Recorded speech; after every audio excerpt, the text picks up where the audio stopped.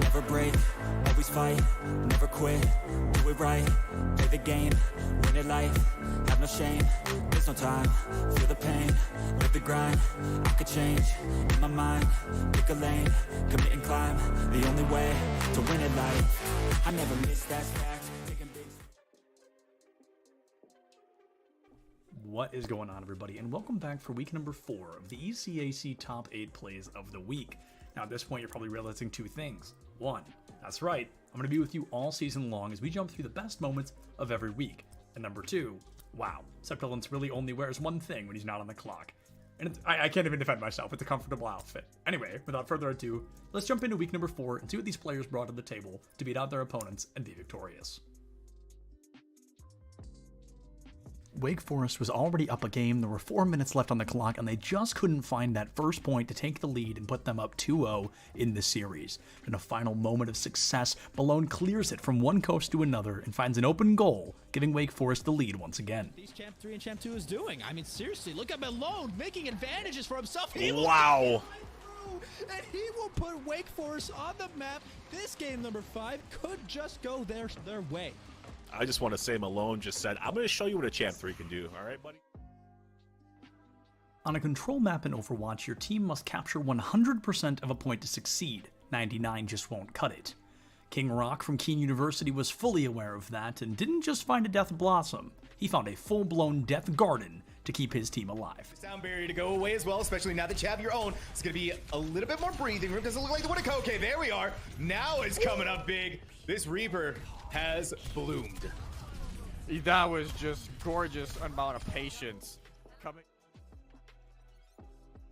GVSU Blue found themselves up by 5 rounds, and it's always better to turn that 5 into a 6. It's incredible, however, that this team doesn't always need all 5. It can come down to just one player and how much they can really GVS do. Coming with them, it's on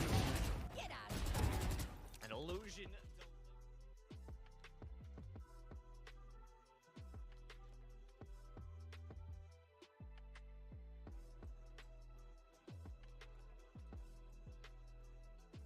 We're at the Collegiate Esports Commissioners Cup. Let's make some noise. Oh, and it's gonna jumped into it. Corner judges good for 1, 2, yeah, he needs more.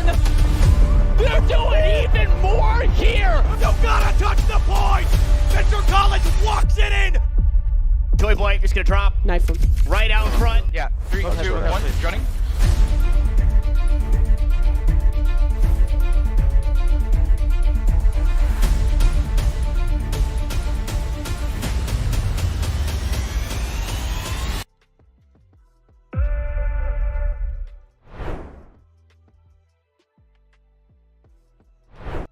Good evening, everyone, and welcome back to another exciting edition of Esports U Live. I'm your host, Paulie Hype, and before we get into tonight's college esports action, let's take a look at what we saw last night right here on the Esports U channel. It started out with the NJCAAE Conference Valorant Week 1, with Hawkeye Community College taking on Bryan and Stratton College, Virginia. It's Valorant Thursday, and first up we had 2 of NJCAAE's premier schools duking it out. BSC started off very strong on Icebox as they kept on getting flawless rounds and only losing 1 member of their team. Hawkeye tried their hardest to gain momentum, but it was not enough as BSC claimed the first map in dominating fashion. Map 2 saw the teams go to Ascent, and things were starting to look a little bit more tense for BSC as Hawkeye started to make them sweat for it with quality plays. None of that was able to derail BSC, however, as they made sure to end the game in pure style, claiming a 2-0 victory in the first week of NJCAAE action. Heading over to the ECC conference was our second match of the night with Valorant, their week 2, with Damon University taking on the College of Staten Island Dolphins. We move things over to the ECC with College of Staten Island taking on Damon. CSI came out to Lotus with a game plan, and they executed it perfectly, as players like Mr. Leet and Sano were able to clutch rounds with phenomenal plays. Damon was able to take out 2 rounds off CSI before the Dolphins took Lotus in a 13-2 sweep. Haven was up next, and this was CSI's map pick, which it showed as they were very comfortable making plays. This time around for CSI, players like Sano and AMG were the ones to step up and make plays against Damon. CSI kept up the momentum not just through the entire map, but through the entire series to give the decisive victory over Damon. College of Staten Island took this one 2-0. And that was all the action last night right here on the Esports 2 channel. Tonight, the college esports action heats up again as we head into the weekend here on Friday. Match number 1 is going to be the NJCAAE Conference Overwatch 2 game, which will be a 5-on-5 best-of-5 coming up next at 5 p.m. EST. It'll be Hocking College taking on North Dakota College of Science. Ooh, geniuses. And it'll be Septilence versus Nerdy Bird to call the action on this one. Coming up next is the ECC Overwatch 2, which will be another 5-on-5 best-of-5 at 6:30 p.m. EST. And it'll be the New York Tech Cybears taking on the College of Staten Island Dolphins. Two of the favorites here, as Clutch Key and Asher Vach will be the callers on that second match of the evening. Following that, we head over to League of Legends in the ECAC conference. That'll be a 5-on-5 best-of-3. We know those matches are long. And that'll be at 8 p.m. EST right here on the Esports 2 channel. It'll be University of Wisconsin Green Bay taking on Muskingum University. And on the call for that one will be the legendary Orbital and RMC. But before we head over to the NJCAAE Overwatch 2 for some action, let's do the 10 seconds of hype. Get this tie off me. I don't even like... Woo! It's Friday night. College Esports is here. Septilence and Nerdy Bird on the first match of the night. Over to both of you. Have a great cast.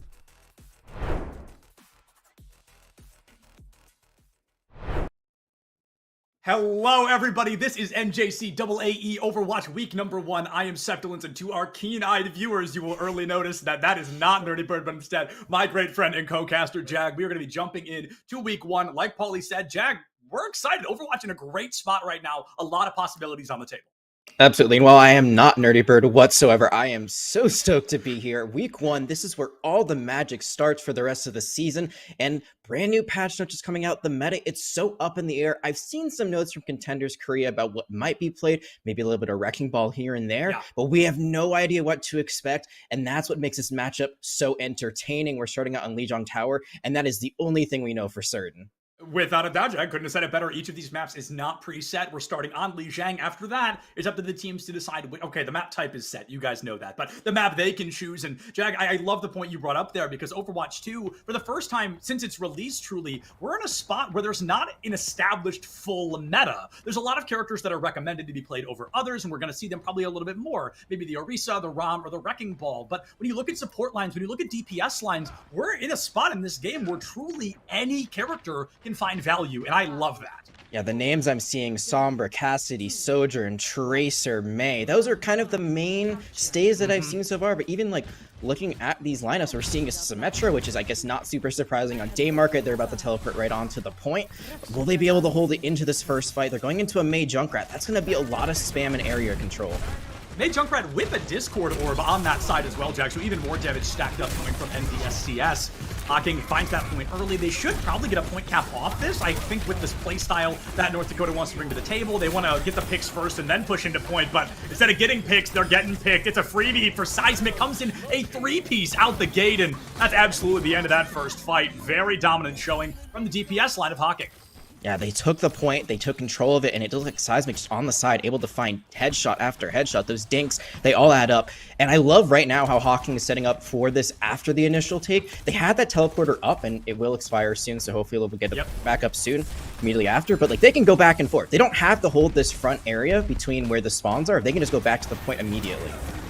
And there's going to be a really interesting note here of seeing Tactical Beetle swap to the Reaper. You can get burst down by both the Cassidy and the Sim, the Orisa Javelin. Immortality Field makes it difficult to play, but really they're falling into a comfort pick early on. 1v1 from Seismic, apparently used all those headshot points earlier, can't land one now. Oh. There it is, the nade to boot in the Wraith form. Keeps Tactical Beetle alive, 60 HP. Make it back to the healers, and there you go. You hate to see it. First blood once again on the side of Hocking. They've got to be feeling strong. Pridem going down. A notably more important elimination is going to be traded out in the blink of an eye. Or even falls Sahara Eagle just barely behind.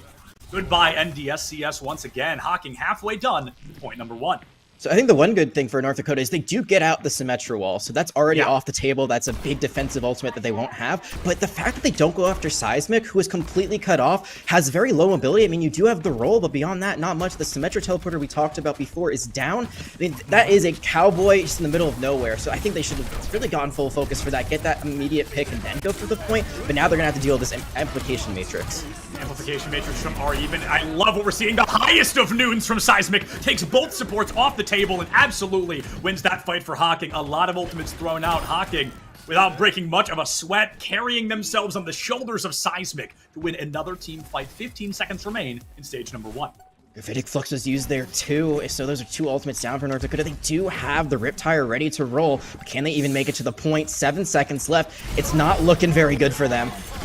Oh, Terra Surge on the edge there, pulls nobody off the map, but makes the space necessary to prevent the touch. There it Genius is. Play. Very well done by Hocking. A lot of post-round eliminations, feeling good about their chances moving into stage number 2. But with each different stage of control, often calls for a different team comp, Jag. So as we see which one comes next, I'd love to hear your thoughts. Well, it's gonna be Control Center, so I would be shocked if we don't see Junkrat once again. I think Junkrat is actually much stronger here than he would be on day market, because there's a lot of close quarters, so there's a lot of just great opportunities for your grenades to kind of spam off the wall and just hit someone. You know, I know I've been told this so many times from that kill randomly coming out of nowhere. I'm also really actually a big fan right now of what Hocking's doing. They're going to an Echo. There is a very large ceiling here. I don't like Farah because, you know, she kind of goes up and down. You know, she has to float for her up, but with Echo, you can just kind of swim in and out, or I guess fly in and out of the sky to the low ground. There's a lot of great opportunities where you can take that high ground away and then immediately drop. And then you can also still spam with her and her sticky grenades. Yeah, I talked a moment ago about, okay, everyone can be played, right? But I don't think we're going to be seeing Farah in a rank this high. If someone's going to be playing one of the winged characters, you're totally on the ball there, and it's going to be Echo making that appearance early. Seismic flanks deep into the back line, 35 HP, probably going to go down, but by golly, are you pulling a ton of focus? No way, even with Wraith's form, Tactical Beetle finds the Elim and gives their Baptiste's life for it. Not a trade you want to see if you're a North Dakota fan, especially as Jarvan Turf falls not soon after Hocking. Taking point presence once again, and as statistics tend to dictate, the team that caps first often finds themselves in the winner's seat. You gotta punish Seismic for this. Sure, you finally get the Without kill, a doubt. but Warfare falls so low they have to rotate back. The point is given up for free, and yes, you do lose the Baptiste. The Bondle is down, so North Dakota actually does have a great window right now to move up, but it looks like they're not taking advantage of that space they could create. They're waiting for this Baptiste to be able to come back, and they do have a Lucio, so there could be, you know, an escort on the way. This is gonna be a 5v5 fight. It could have been a 4v5. 5v5 is an opportunity that Hocking needed. Like you said, North Dakota does not push up fast enough. Seismic takes down Even's first blood once again. Is that Baptiste Tactical Beetle not far behind? And not much left to be said about this fight, folks. That is going to be another dominant win from Hocking. Already halfway done with stage number 2. We're going to need some massive changes here, Jag, if North Dakota has any hope of winning. Or, oh my goodness, we're capping this point. Those are some late staggers with the Baptiste and Junkrat falling very late in that engagement. So this is going to be another 10% for free before North Dakota gets a chance to re-engage. I think part of the issue with their comp is they're running a Baptiste on us. Sure, it's a lot of healing and a lot of utility for saving lives or getting that sleep dart, but it's just... We'll see if this nano boost can do enough, but it's not enough to get onto the point and engage. You can see that they're struggling to actually get into this area, and with this duplicate coming out, the Ramatra now copied, that shield's going to absorb a lot of that damage they wanted to put out. A duplicate annihilation right around the corner as well. Poor Jar can't even make it to the point. Even gone. McMinn doesn't even get the annihilation, but did what needed done in the form of these eliminations. That's exactly what Hocking needed to do. They used only 2 ultimates, or maybe the high noon. I think it was a tactical reload, if anything, and North Dakota backs against the wall. And Ana, I mean, she is a real powerhouse in the healing department, like you said, Jag, but that's all she does compared to a lot of other supports being multi-versatile. Yeah, and if the anti-nade isn't hitting, you're not really getting the necessary utility you really need from that. Sound Barrier is going to be used, actually, so Warfare might have a free tire if they're not cut out, but they are. They're gone, and the Terror Surge once again coming through. I think this is all done in dusted Septilance. I think it's gotta be, Jag. A phenomenal cleanup from Hocking. We see Warfare go for the Junkrat Classic, but Junkrat players, we often forget that those mines are very loud, and it's very predictable when you flank on the side of the map like that. It was a strong showing from Hocking. Unfortunately, not the cleanest from North Dakota, but lucky for them, it's not a best of 1. We've got at least 2 more maps on 2 different game modes, and there's plenty of opportunities for them to strike back. Yeah, one thing I always talk about for control modes is that, you talked about it before, if you cap first, great chance to win that, but also, comparatively to other maps, it's the craziest game mode, I would say. Maybe with push, it's a little bit different now. I feel like we could actually take that, but weaker teams have the best chance of winning control modes, at least from previous Overwatch iterations. Now, maybe a little bit different, but I would not say that Hocking is a weak team. That was a very dominant performance early on. I think they had a really great idea of how they wanted to play these Orisa compositions. The Terror Surge in general, the way they used it was so smart. They didn't use it for these like mid-round fights. They used it at the very end for that area of effect. So even though they get eliminations, the main use of that was they grabbed everyone. It's a mini graviton surge in that way that Pull used to be. Pulls them all in. No one can touch the objective. They don't even get a chance to really get on it near the end, especially that first point. So the way that Hocking is playing, it's not just the mechanical skill, it's their compositions and kind of strategy that's really put them ahead. Yeah, to have the knowledge, like you said, to know that Terror Surge, not really great at getting eliminations, weirdly enough, because yes, it does a lot of damage, but 12 seconds after you pop it, which gives the enemies plenty of time to get away, pulling it in and having that target focus is incredible, a genius play from Hocking, and one that I think can take them a really long way. I think on the side of North Dakota, I said that, oh my goodness, I made the comment earlier that any tank can be played right now. Any character can be played right now. But there are tanks better than others. I liked the Ramatra swap at the very end. I think it came way too late. Sigma was really struggling with Orisa's damage output. Characters that are shield-based, Sigma and Reinhardt in particular, tend to really struggle because their shields get melted like paper, and it's not a situation you wanted to be in. Playing a character that relies on shield a little less, I think could have been beneficial. Going Orisa, going Zarya, bringing out Wrecking Ball, all of those could have had benefits in their own right. But hindsight is 2020 after all, and moving into King's Row, Jag, if we're going to see my man Ryan, this is going to be it.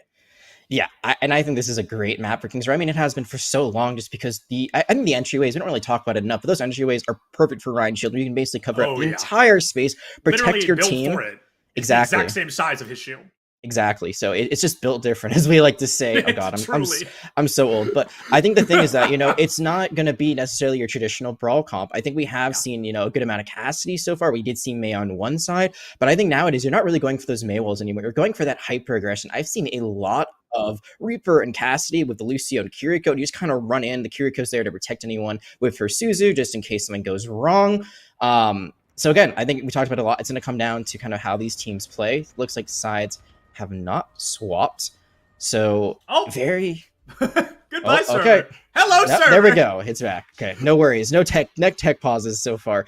We did see the Orisa comp coming out very early on. And we do know that Hocking is very good at Orisa from that first map.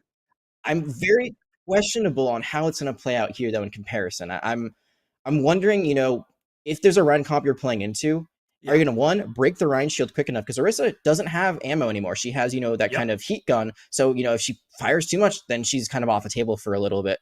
And two, I did see the Hanzo. So the Hanzo will be good at shield break. But if he's not, landing those shots or maybe he's distracted, can you get onto the Rhine? And if you can't do that, I'm a little worried about that comp.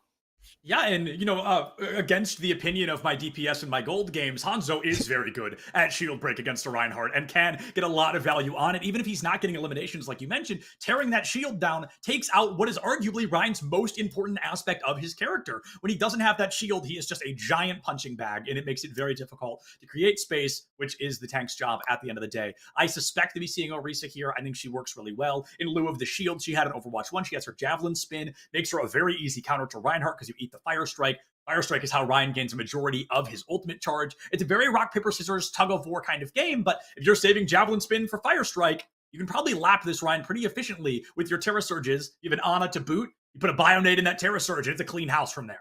Yeah, again, Ryan does have 2 Fire Strikes, so, there could be a chance that maybe you fire the first one, just kind of get it eaten on purpose, then you fire the second one, but still no guarantee you'll actually get any ult charge off of that. And I think we're going to go back to a point you just said about the Hanzo. Hanzo is a great tank buster, in my opinion. I think Reaper is the first one we think of overall because, he gets health steal. Yeah, he's got a lot of great close range, but especially with, Hanzo's rapid fire ability, he can just melt someone down. Not just the shield, but especially against D.Va. Very, very strong. It looks like we're having some lobby issues, so hopefully I'll be able to get that sorted out in just a moment. And until then, I mean, is there anything else that you would like to potentially see from either side here? Again, Wrecking Ball, very strong right now. Got the most net buffs in the most recent patch. We saw a lot of nerfs across the board, and Wrecking Ball received exclusively buffs, including additional shields, which makes him live even longer, being that nuisance. But Jag, playing Wrecking Ball is playing both sides of a coin here, because while you are, okay, yeah, great, I'm in the back line, yeah, they're looking at me sometimes. If you're still not making space, does not matter how deep in the back line you are. So I wouldn't be surprised to see teams stay away from Ball if they're not comfortable with it, instead going for characters that they feel a little more comfortable with. Hocking, yeah, nails all the points we were just talking about. Orisa, Hanzo, Ana. North Dakota bringing out that Reinhardt with the Bap Lucio. Bap Lucio very popular towards the end of Overwatch 1, and then as we shifted into Overwatch 2, Bap fell to the wayside for a while, recently becoming that up-and-coming support once again. We got so used to Suzu that we forgot how annoying Immortality Field can really be. An amplification matrix could be just as strong as, you know, kind of getting your team into a better position as Kitsune rushes. You get the damage boost, you get a large garage door to shoot in front of, and especially if you have that Symmetra spamming her alt fire or something like a tactical visor, there can be a lot you can do, but I'm assuming they're going to teleport right on top of that statue. Yes, they are. Great positioning. They're already halfway home to the point. Jar left shifting in, but I love the Javelin spin away from full throttle to keep them off the point. They've made it in, Javelin back, Reinhardt absorbing a lot of damage, but Warfare absorbing just a little bit more. This Symmetra, she has got to be not long for this world. Boxed out by the Orisa. Oh my god, no way, she wins it! Oh, 7 HP clutch from full throttle. That actually would have been a devastating blow against Hocking on their defense, but not going to happen here. We are in the timeline where they win that first fight in completion. Even if you lose that first fight, you get the Orisa, there's no way to speed them back. They're going to have to use their spin to win to get all the way back to the point. That's a key ability that would be offline. No ability to eat any utility coming out from the other side. But luckily for them, Orisa's still online, still strong. And that teleporter strat didn't work out the first time. They're going to have to go back to the drawing board and see if they can maybe try to teleport directly to the point, maybe take this high ground and go all the way around, or just lose people right off the bat. Seismic is just popping off again. Is Seismic just wearing like an invisibility cloak? Like Homie is in the back line 100% of the time, essentially drops a team kill right there. It just cleans house. Nobody even looked his general direction. Nobody was looking at Seismic in that moment. And this Hanzo cleans house because of it. Jack, you've got to be keeping an eye on these DPS or that is going to happen. And Hanzo, I would say, has a lot more movability, or I guess resources to get out of the way than, you know, the Cassidy we saw last map. You got your jump, you can wall climb. So it just seems like Seismic is, you know, having their way. They are not being stopped. They're not being focused. They are playing very aggressively as they throw the Dragon Strike in, and that they are not falling whatsoever. Seismic diff will not be whiffed on the side of Hocking right now. That. I love the Sonic coming in early, and it's just the sniper duel that Hanzo traditionally loses, but Seismic doesn't even know what lose means. It is a domination right now from this Hanzo deadlifting their team into another comfortable position. It is a full-blown touch the spawn door challenge, Jack. Yeah, I don't want to caster curse this, but this could be a full hold. This could be a spawn hold of how things are going. Ultimate Bank is looking good for Hocking. They still have 4 that are about to be online. Seismic's already more than halfway to the Dragon Strike, which is a very easy ult build already. And all this pressure, they just continue to put on the Reinhardt. They can't get in. They swapped off the Lucio if they ever had one, and now, yeah, the Kitsune Rush is going to be the end of this fight early. And this is a fascinating, Jack. Hocking, all 5 members got their ultimate. Seismic getting 2 ults in the time that North Dakota could not even find 1 ultimate. They finally get Transcendence online way too late, and Hocking feeling confident for sure because that is almost every ult they had. Yeah, I will say this. That's like the one mistake they've made so far, was that was very aggressive. I mean, that was... They had the Transcendence out. I'm not actually sure what that was for, but they used Kitsune Rush. They used the Nano at the very end of the Sojourn ultimate. I was very surprised that they would do that. But look at... Seismic's in the back again! Just bodies that go... Okay, that's a 360! That's a 360 Dragon Strike! I never say this, chat. Can we clip that? Can we just get a good look on that? Because my goodness, Seismic is forming a highlight reel right now. Cleaning house through and through, dominating anything North Dakota wants to bring to the table. The Sonic gives up any swaps or comps they've made, and okay, they're finally looking at Seismic, but they all literally just forget about him and leave him in the back line all over again. This is not what needs done, Jack. Even going Winston right now could be more viable than what we're seeing. Just getting a swap could be the break this team needs. The only way they get up there is the Kiriko tries to go for it. I said they had the Earth Shatter, they have Tactical Visor, but they aren't being able to do anything with it. Shatter goes into nothing. On the team again, just hanging out with North Dakota in the back line. It's baffling. It really feels like Seismic has an invisibility cloak on, the way they are in the team of Hocking, or in the team of North Dakota every single fight. finally falls, though. This is last fight territory. Can anyone touch again? I don't think so. And that is going to be the end of what was a full hold. I thought there might be an opportunity at the very end because the Earthshatter was online. However, I mean, Orisa still can go golden. That's one of the abilities she did keep, so she absorbs any of that CC. The crowd control won't really affect her.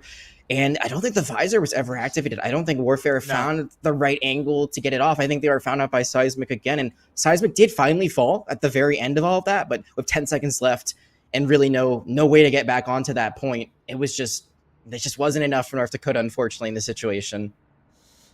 It's going to be a tough hole to dig themselves out of, Jag. Best case scenario, we will be looking at a draw on Kings Row, and we would need North Dakota to play out of their absolute minds in this circumstance, because right now it is the Hocking show. Scratch that. It is the Seismic show, just dominating, farming that highlight reel like I mentioned earlier, and I wouldn't be surprised to see the exact roles we're seeing right now. I think we're seeing a little bit of desperation out of North Dakota. They want to have that backline coverage. They want to have the Torbjorn on the line. And in Karq's most recent video, he said something that really resonated with me. If you lose the first half, go Torbjorn.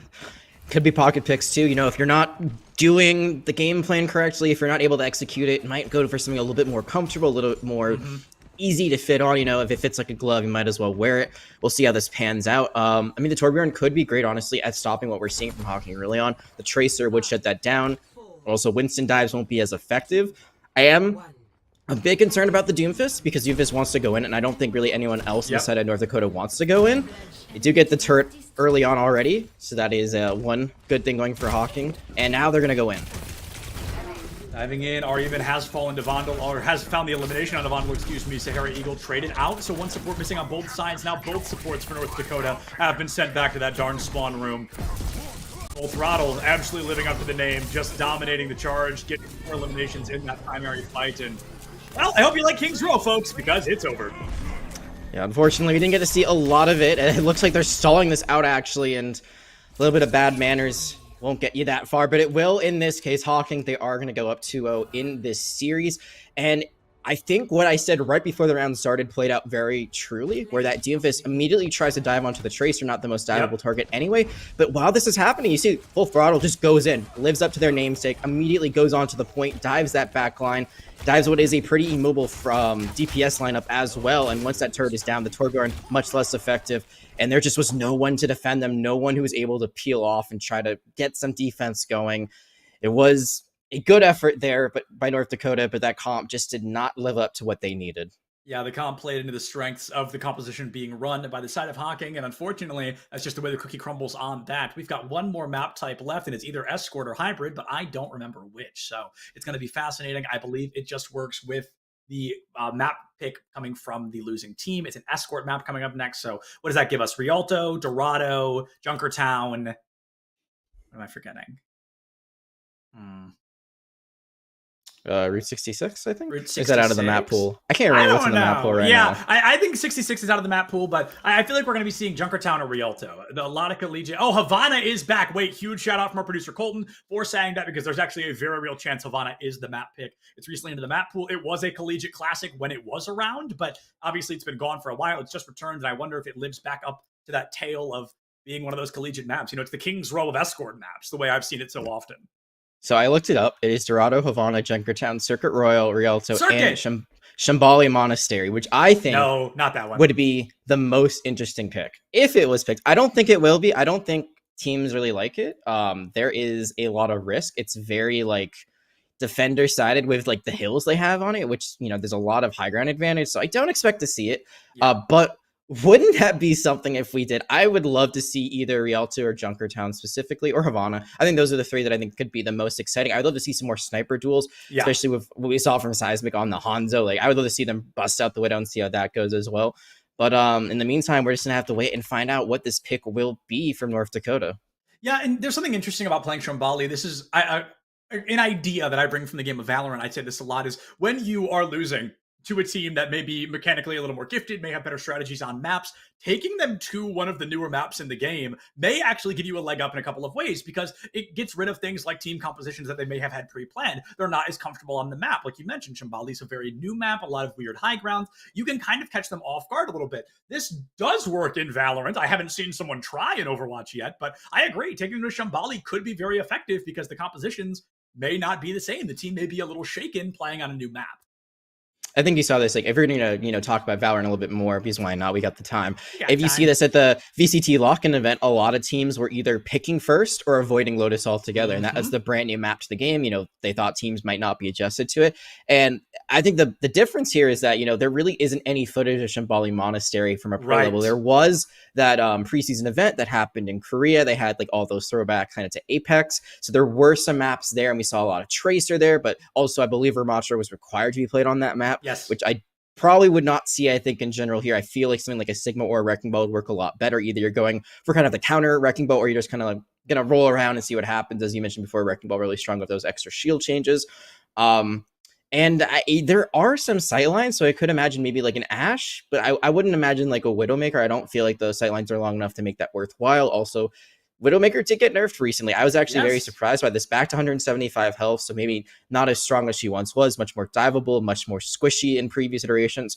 And this is completely off topic, but how does Cassidy still have 225 health? How does this guy still have so much health? How does this guy have a free 150 damage ability that he does not have to aim with? How does he have 225 HP? There's a lot with that character that I am not particularly fond of, if we're being honest. The voice actor, though, love that man to death, but that's a whole different Cephalon story. I know that Cassidy has a high probability of being played on this map, Jag. You highlighted a lot of great things that I agree with. Widowmaker, maybe like all the way on third point if we get that far, but first and second, Ashe can get a lot more value. Hanzo, as well, as we saw from Seismic, can do wonderful, amazing things, and Wrecking Ball or Winston, I'd like to see here from the side of North Dakota, because the snipers have been consistent, and if you're just diving them, pulling focus a little bit, that does create space in the front line for your team. You don't even have to get the elimination. You just have to make that sniper look away from your squad. No oh my God. way! It is Shambhali. No way! It is. Well, I'm glad we talked about it for so long, then, because now we've actually set this up pretty well. I mean, maybe they're listening. Maybe we just read their minds. They're like, hey, this series, it's not going so hot so far. This is our last chance to try to, turn this around. We don't want to get swept. You want to start the reverse sweep. Let's go where maybe we have a lot of practice. Who knows how much our opponents have on it? And we're going to find out how much our analysis is going to be true, what these picks are going to be. I'm super excited too. And, another thing to be excited about is that we do know there are going to be some swaps from both teams and substitutions coming in. Full Throttle, notably coming out for Jacob. I'm assuming another tank player. And then it looks like we're going to have Ervian out for Sir Bob Joe. So both teams going to swap things up going into this last map. And, that could lead to some major changes in compositions. Yeah, the composition's going to be changing. Maybe even a role swap, but okay, no, Jacob is also going to be on that tank role, so... Yeah, okay. All Reinhardt. Going into the respective Interesting. Roles. A defense Reinhardt, which means it's true. you can't change in the spawn room before it starts off. And bringing out a Rein here on first point, I do think makes a lot of sense, because the cart is continuously pushed into a choke, and Reinhardt gets a lot of values in chokes. But with Tactical Beetle being on the Mei, we're going to have to go back to kind of an Overwatch 1 play style. Gotta wall out that Rein when he overextends and have the team focus down onto him afterwards. I wonder if this is going to be Seismic going up to the dish. No, okay, instead, just playing this low ground Widow. An early pick here would be so devastating to morale against North Dakota. Oh, they go out the other side. And one thing I want to note really quickly, though, is Hocking are not playing with Lucio. So, like you said, if Jacob goes too far, they're gone. But Seismic just gets those shots. Okay. Seismic living up to the phrase, we hit those. Sir Bob Joe removed from the coil and playing a Zen into Widow. I had to do it earlier today. It's tough. It's not a thing you like to see, because you have no mobility. Even the characters with mobility have nothing to do other than die at the hands of Seismic. No way they drop the 3-piece. Get the bod shot cleaned up by McMinn's Helix rockets, and already halfway to those tactical sites, the infrared sites. This is, I mean, insane. We're watching a frontline Widowmaker right now. And I think it works because, the Reinhardt, the way they're playing this, they're not going in for that aggressive Reinhardt. Right. Like, push. They're just using it as a shield. Literally just stand still, let our DPS kind of just hit shots behind you, and that's all they need to do. They don't need to be aggressive with it. They don't have to run in. They don't need a Lucio in this case, because they're not running with the hammer. They're letting the DPS do the heavy lifting. And I mean, look at Seismic. Again, like, more and more and more. They're going to bring out the Widow duel, but nothing can be done here. Seismic just unstoppable right now. 175 HP does not matter if nobody's alive to do damage to you. Looks for the shot on the Kiriko, just can't line it up in time and rotates back an arrow for their troubles. Infrared online, that's almost a guaranteed elim for somebody as accurate as Seismic has continued to be, but I love the pressure we're seeing from North Dakota. They're boxing out this high ground, they're making it much more difficult for Seismic to have that free reign, but the second you let up on the pressure, Seismic swings back in for a two-piece, looking for the third and dominating North Dakota. Whoa! Over again! What is going on? Looking for the fourth, but it's stolen away by Jacob. They said, give me a bit of that spotlight. Half the time bank gone, and we haven't even seen the first corner of Shambhali Monastery. How many times have you seen a Widowmaker just go past the tank? I mean, that's usually a defensive ability. You're trying to get out of the way. That time, they're going right into the fire, right into a Hanzo. It's just, it's absolutely bananas what we're seeing here. No fear whatsoever. And Hocking as a whole, they are just absolutely dominating right now. Backer Seismic, I can't stress it enough. This is just leadership at its finest. As Seismic has finally fallen, can North Dakota put some magic on the board? This is a big moment. They've got a 5v4. Shatter. Oh, two people jump into the Shatter. It was almost a solo, and it becomes a three-piece on the way in. You only found one elimination, but you've equalized. Okay. The Fire Strike! What? Never mind. 100 damage Fire Strike takes out 3 squishies. 4 Sigma, last one left standing, and golly gee, Jack, I'm running out of superlatives to talk about how good this team can really be. The good news, again, if you're North Dakota, is like a little bit of an overcommitment. They do use the Kitsune Rush at the very end as well, so one more ultimate that is not going to be online going forward. But if you're North Dakota, you gotta know when these advantages happen. You have to run it, you have to be more aggressive. We've seen it a few times now. It's been overcommitment by Hocking. They've gotten a little bit too confident, a little bit too comfortable, but they never give up the space. North Dakota, they have to take that space. They have to use the Gravitic Flux. I'd love to see the Flux into a Dragon Strike, just land them right as the Dragon Strike comes down, get the Suzu out, and then follow up. Here it goes. Oh, McMinn Visor on the high ground, a huge moment. I mean, Nano Visor is insane. Personally, possible hot take here, I do think Kitsune Visor is better because Soldier fires absurdly fast, but Nano Visor, a classic combo, one that got the job done at the end of the day, and with only 30 seconds left, Jag, I'm not even sure what I'm looking for from North Dakota anymore. This is just such a tough spot to be in. Yeah, it's quality over quantity with the Kitsune Rush Visor, but like you said, I'm not sure either. I wanted that Gravitic Flux with the Dragon Strike. Dragon Strike never came out. They do still have it. They still have a Transcendence. Dragon Strike not going to probably find that much value, though. They just need to zone out, but as you see coming around the corner, like, they have complete vision of where this team is, so they can go for those flanks, and there it is. And another Transcendence for absolutely nothing. I mean, nothing was happening. A one Sleep Dart came out, Sir Bob Joe drops Shrank, and Hocking, they read it like a book. They hold on to Shatter. Only 2 of them, 3 of them maybe die that entire half, and the card moving a whopping 30 meters maximum, Jag. This is one of the most dominant Overwatch series I've seen in ages. Yeah, and you know, you hate to see it. You love those competitive series, but some teams just, they're operating at another level. And North Dakota, well, this might not be their best showing. You know, there's a lot you can learn from this, a lot you can kind of take away from maybe the compositions that are being played, maybe what you can try to mirror in the future, maybe how you can adjust your play style. But again, it's not over until it's over. It's going to be one heck of a challenge to try to defend here, considering the cart never got around that first bend like you had mentioned earlier. But if there's a will, there's a way. You know, I'd love to see them maybe go for a close hold, go for some more cheese strats, like, you know, I think about like Dorado, you know, you hide in the room and then it stops the cart from moving. There is an opportunity actually to do that here early on. I'm not sure if the card actually got to that point. It might have not, but you know, you try to find those little opportunities. You catch them off guard. You play tempo Overwatch. You know, they talk about Ramatra being a tempo tank. I would say Junker Queen actually might be kind of in a similar kind of stance where she uses her shout.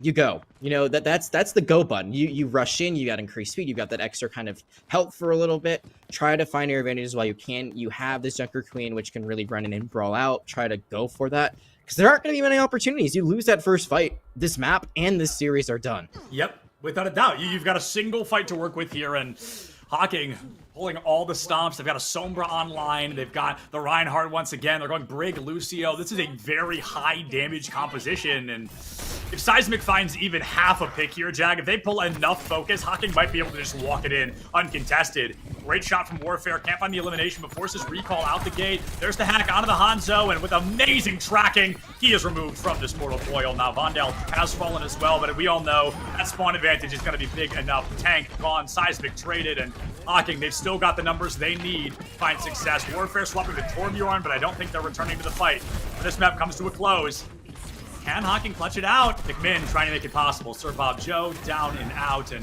only that poor Junk, the last one standing. That should bring this fight and this series to a close. Sahara Eagle goes down. The recontest null and void. Any percent speed run completed by Hocking College. Jack, there was a wise man that once said, it really do be like that sometimes. And unfortunately, for North Dakota, it really do be like that today.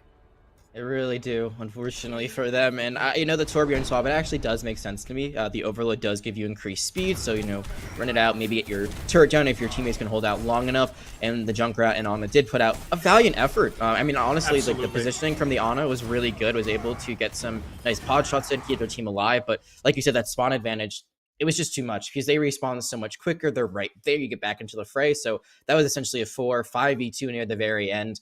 And like we said, that first fight had to go so cleanly. And I think we saw a bit of a disconnect. We saw the Junker Queen go in. We didn't really see much backup for them. They got charged. They were out of position. And I think once that tank falls, like Overwatch 2, even with one less tank, really has become a tank-focused game. Absolutely. So when those sort of things happen, I think we saw a lot of great tank play from Hocking today. We saw how they knew how to play their tanks, knew how to play around it. It didn't seem like it was the same for North Dakota. Just a little bit of struggles there trying to get that synergy going. And at the end of the day, they too get the worst end of an 0-3, but it is only week one, but will be a very long season before a spring champion is crowned. So plenty of time to get back to it, try to clutch up in the future. Bright side is you got it out of the way early. Week one, it's a one and done. You've got opponents down the line, but at least you don't have to go up against this team for quite a while. We're going to go ahead and throw it to a quick break here, folks. We've got an interview with somebody from Hocking College in just a couple of minutes.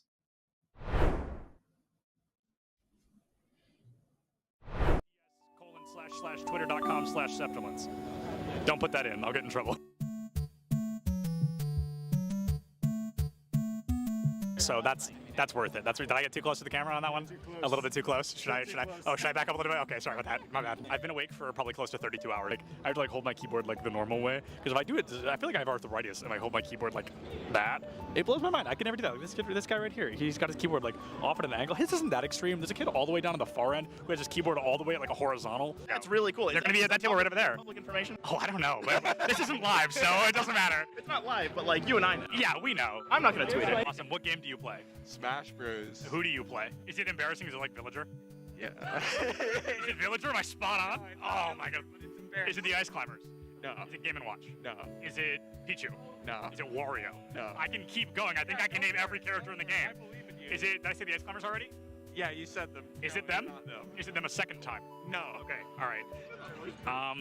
Oh, is it one of the links? Yes, it is. Is it Toon Link? It is. Oh, that is pretty embarrassing. That is rough. Who do you play? I'll give you $20 if you guess correctly right now. First try? First try. Give me a single hint. It's an obscure character. Obscure character. Not played very often. Is it Wii Fit Trainer? Oh my god! Oh my. I'm the interviewer for a reason, baby. I do what I do. I don't need the money. I appreciate it, though. I appreciate it. So Bowser Jr., Wii Fit, and I forgot already. Are you all lying to me? Am I being gaslit? No. Bowser Jr., Wii Fit, and you told me already. Oh, Toon Link. Yep. Where's my main support at? Who are we playing this weekend? A lot of Brig. A lot of Brig, really? Brig Lucio, probably. Brig Lucio, really? I shouldn't say that too loud. I don't want to give all your strategies. It's over-under? What do you mean over-under? Like, do we think we're going to podium? Do we think we're going to come in last place? Not last place. Not last place. Certainly not last. What about 5th place? That's doable. That's doable? That's winnable? 3rd place? Third That's where things get dicey? That's very doable. Okay. First place? That's very doable. First place, very doable. Love it. That's the mindset. That's what he loves to hear. Yeah. Oh my god. Hold on. Cut the cameras. Well, who are you? Hello. Oh my god. I saw you earlier. I saw the back of your shirt. And I was like, I know that name. I know him. It's a quick play game. They Q-sniped each other at land. I thought it was a scrim. It's just unlucky. Are you actually a Villager player? Yeah. How do you feel about Villager being notably worse in Smash Ultimate than they were in Smash 4? I wouldn't know. You wouldn't know? You never played Smash 4? No. Oh, that's all right. Nobody's gonna hold that against you. Who do you play? I play Robin. Okay, wow. Did you know Robin has the lowest pick rate in the game? Yeah. Isn't that crazy? Come on, the LEDs, it looks just like Samus. Huh? Do you disagree? I guess I can see the Samus vibe. Show the controller to the camera. We're interviewing. This is recording, by the way. Surprise. Not my controller. Who do you play? I play Peach. Oh, wow, I like that. Who do you play? I play the Shotos, mostly Kazi. No, you lose against Kirby. That's just like a statistics thing. Yeah. It's maybe. This is a death match. I think they're all in the same one. They're all on Icebox. Are they all in the same death match? Maybe. Who knows? I feel like none of them can hear me. I want to like approach somebody, but no one can hear. They all have both their headphones on. What's up? How do we think we're doing? I think we're doing pretty good. Yeah. What's your KD? We're looking at 10 and 6 right now. Oh, hey, that's third, dude. That's better than I expected. Who's bottom frag right now? I want to go talk to them. Ian? Hey, how do you think we're doing so far? You know, it could be better. Could be better? You're one of those rough days? Well, you know. Let's go find more people to harass. Yeah. Where's Boise State? Who's your favorite to play? Oh, right now it's got to be either Chamber or Breach. What country is Cypher from? Oh, dude. It's Moroccan, right? It is Morocco. Oh my God, I don't think anyone is gonna get that. Oh, you're good. You're good. All right, see you later. Let's go harass Boise State more. Who is this? What school is this? Boise? This is Boise. Oh man, that's okay. Boise's still got really good odds. A Large Bagel, one of their tank players, Nerdy Bird, they're off tank. Both of them not here. A little bit scary, if we're being honest. Getting warmed up, getting ready to cast some players. No, okay, not cast, interview. Change your mindset, change your mindset. Words. No, but last words until we come back. Oh, okay. Because we're leaving. Enjoy. Oh, that was good, that was good. Anything from you? How are we doing, Polly? Awesome, thank you so much for your time.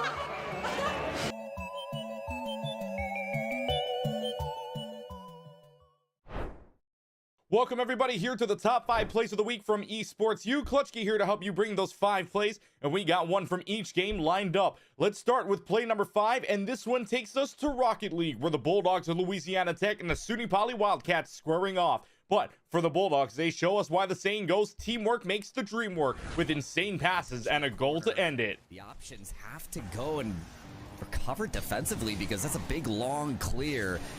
And, well, the long clear can either catalyze an offense or bring into situations like this. Jazz leaps up for the shot, knocks it home. Now, the Wildcats were able to take a game off the Bulldogs, but in the end, Louisiana Tech would go on to win the series 4-1. Coming in at number 4 is from League of Legends, and it's the Army West Point Black Knights and the Lethbridge College Kodiaks playing in a USA versus Canada game on the Rift. But down 2 people mid-game, it was looking kind of like the Black Knights had a challenging fight coming up in top lane. But then again, the Army isn't called tough for nothing.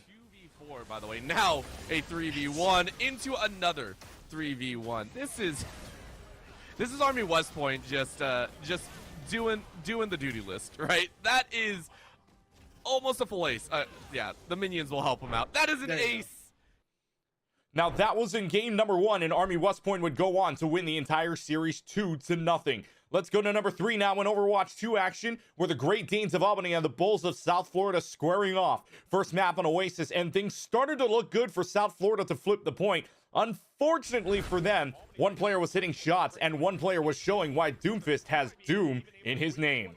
Getting 2 picks, although that comes out right back. Bob is out of the 4. Ski gets 2. Ski gets 2. This is just an annihilating fracture here from Ski. It's unbelievable. The fight continues on, and it looks like it's going to be a fight win here for Albany. Albany would go ahead and take that game and take on the sweep as they would defeat South Florida 3-0.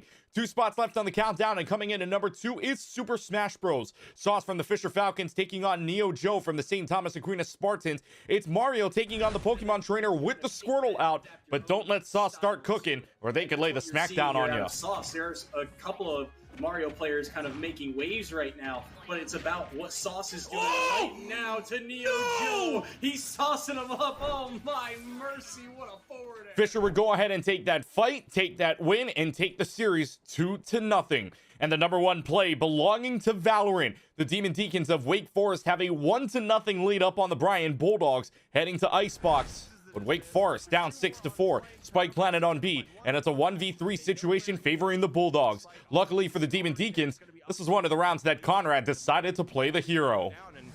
Are they just going to lead this? Are they playing for Hunter's Fury potentially? They are. And there's the shot from Aimbot, though. This is going to be extremely dangerous. He's going to be able to find him. Does he have time? Now that match would go on to map number 3, and Conrad would also get an ace on that last map, but it wasn't enough as Brian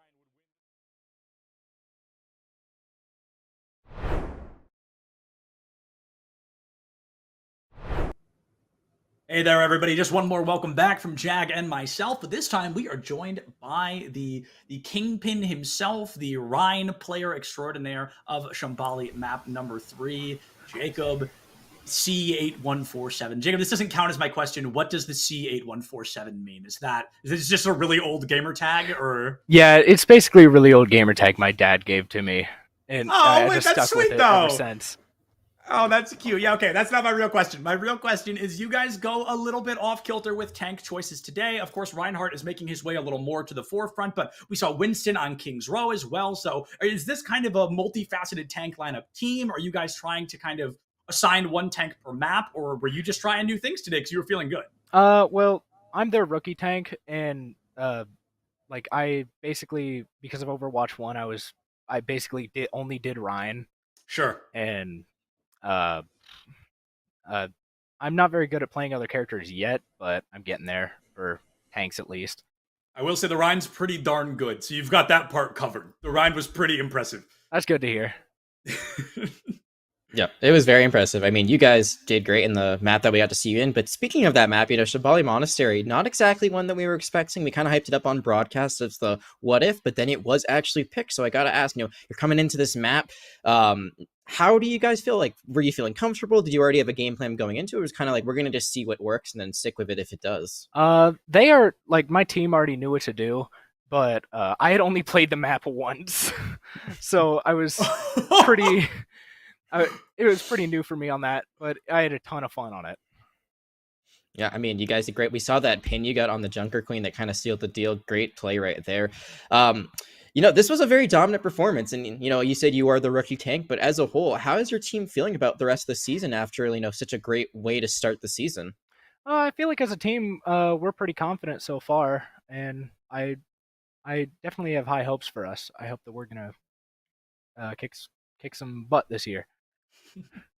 Yeah, y'all look good. Y'all look very dominant. And as soon as you learn a couple more tanks, I'm sure you'll look even stronger. But hey, man, as long as you get to play that Ryan, I think y'all have some great chances of success. One question for you, Jacob. We'll let you hit the road. Anybody you'd like to give a thank you or a shout out just while you're here with us?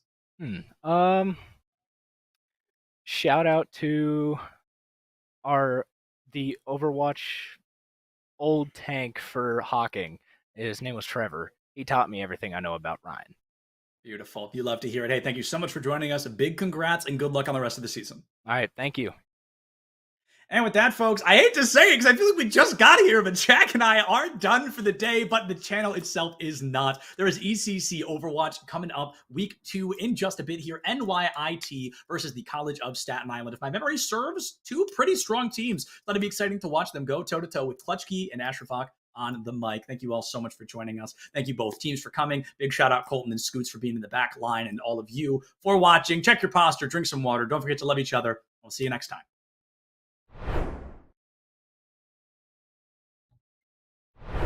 See you back out there for even more games. And until next time, this is Clutchkey from Esports Youth signing off.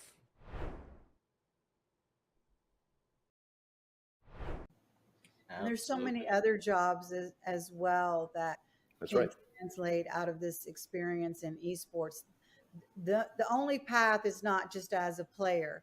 I think all of us are representative of jobs in esports, but it mirrors traditional sports in pretty much the same way. You've got, broadcasters, you've got production people, you've got marketing and sales, and now NIL and things like that. But really, esports is kind of a great accelerator for a lot of new businesses that are coming up in the metaverse and Web3, and there's a lot of new technology that is going to be needed. And so these STEM students that are also esports athletes are really the future workforce and leaders of tomorrow. And us, as well as all of our brand partners that we work with, really recognize this.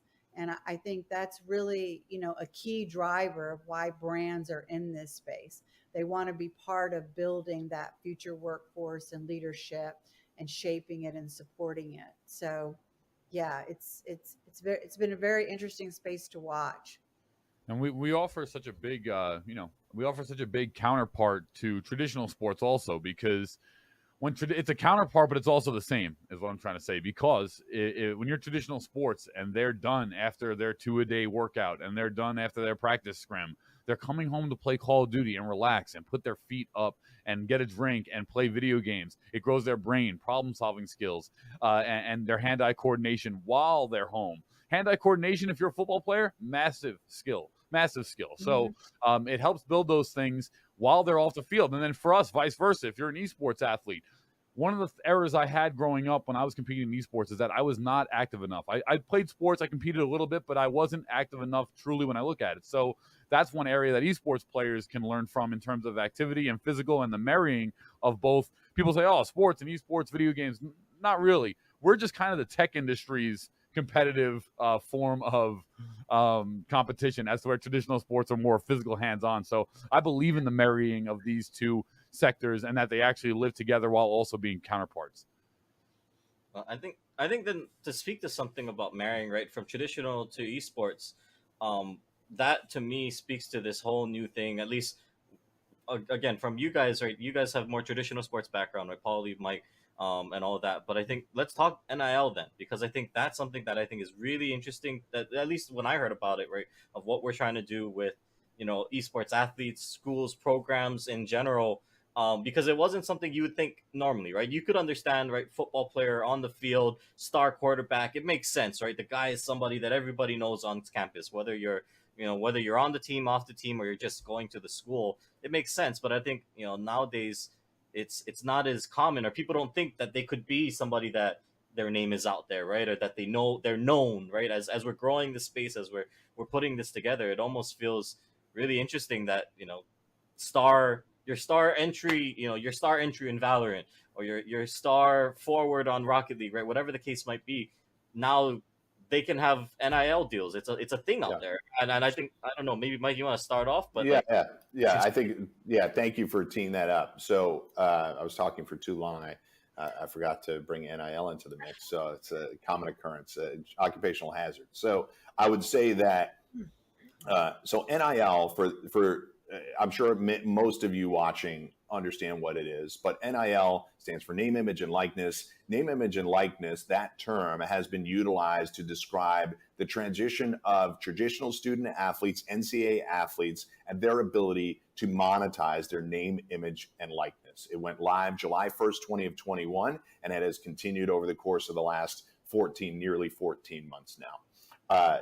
It's an interesting term because it's been co-opted to describe the NCAA's approach to student athletes being able to make endorsement money or be able to monetize any part of their name, image, and likeness. But it's been around forever, right? We've had athletes endorsing brands for over 100 years. Babe Ruth of the New York Yankees was endorsing brands 100 years ago, and it has continued onward from baseball cards all the way through now, where we have lots of different integrations of how influencers can monetize their followings. So what I would say on the traditional side is it's still a very young space. There are a lot of stories out there regarding NIL that tend to focus on the negative, or how out of control, I put in air quotes, it has gotten. But there is still a burgeoning marketplace for many more student athletes that are involved. About 17% of NCAA athletes are currently involved in NIL, but 65% more than that want to get involved and are curious how to get started. On the flip side, brands are challenged with a few different things in the space. There are 10,000 professional athletes in the United States. Once July 1st, 2021 hit, and you dump every NCAA athlete into that space, that's another 500,000. So brands that maybe didn't have a dedicated athlete strategy when there were 10,000 now have 500,000 plus that 10,000 to figure out how to activate who they are. That's a lot. I understand brands' hesitancy in some instances, but I can tell you that companies like us are on a daily basis educating brands and student athletes as to the software you can use, the types of activations you can get involved in, and how to utilize your followings, or if you don't have to or want to be a social media star, are there ways in which you can monetize it? Now, I know I described that under the umbrella of the NCAA, but I see it as being no different in esports. I think there are massive opportunities for people with followings to be able to use that and connect with brands. I think a company like us can help you to do that. And then beyond that, We can make sure that those transactions are safe for you. I think there are opportunities, not just at the individual competitor level, but at the program level to have a sponsorship go to that. I'm sure some of you out there listening and watching already have deals like that in place, but I think we can continue to enhance, augment those deals and make them more comprehensive and make them, first of all, I think product deals are perfectly fine, but I think we can get beyond that and grow some of these deals to a greater extent. Paulie, thoughts on that?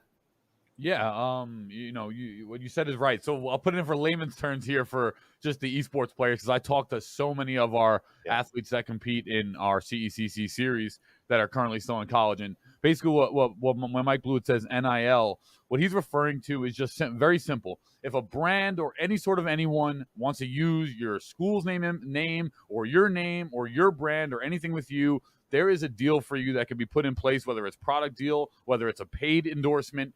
You can, whether you're a macro influencer or whether you're a micro influencer, you can be paid for your services. So most of the people, when I talk to them, most of the, I won't say people, college athletes, they are, intimidated by the word. They don't really know what it means. They've never done anything with it before. And that's what it means. Any single time a brand or anyone at all wants to use your name or do a deal with you or do some sort of activation with you or your school, that's basically what the layman's terms, the NIL meaning comes from. And it's evolving in this space. There are so many brands that want to associate with micro and macro influencers and just get people involved with their products or their services. So all of you, collegiate athletes out there that are competing in esports,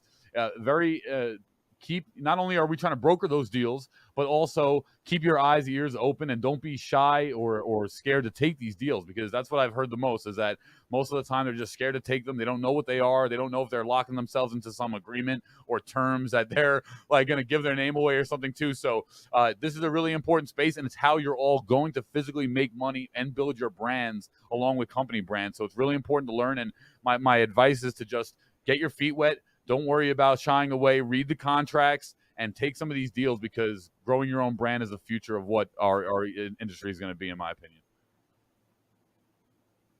Exactly. And if you follow in the pro space, you'll see that the pro teams are not only focusing on competitive play, but a lot of them are focusing on their brand and their cultural importance in the space. And so, one of the things that we do also is help athletes build their brand, build their following. And that's part of what Paulie and Kyler are doing on their side when we do this behind the scenes training.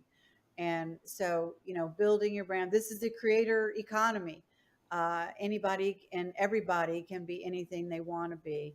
And so we just really want to be the conduit that supports that across the board. Absolutely.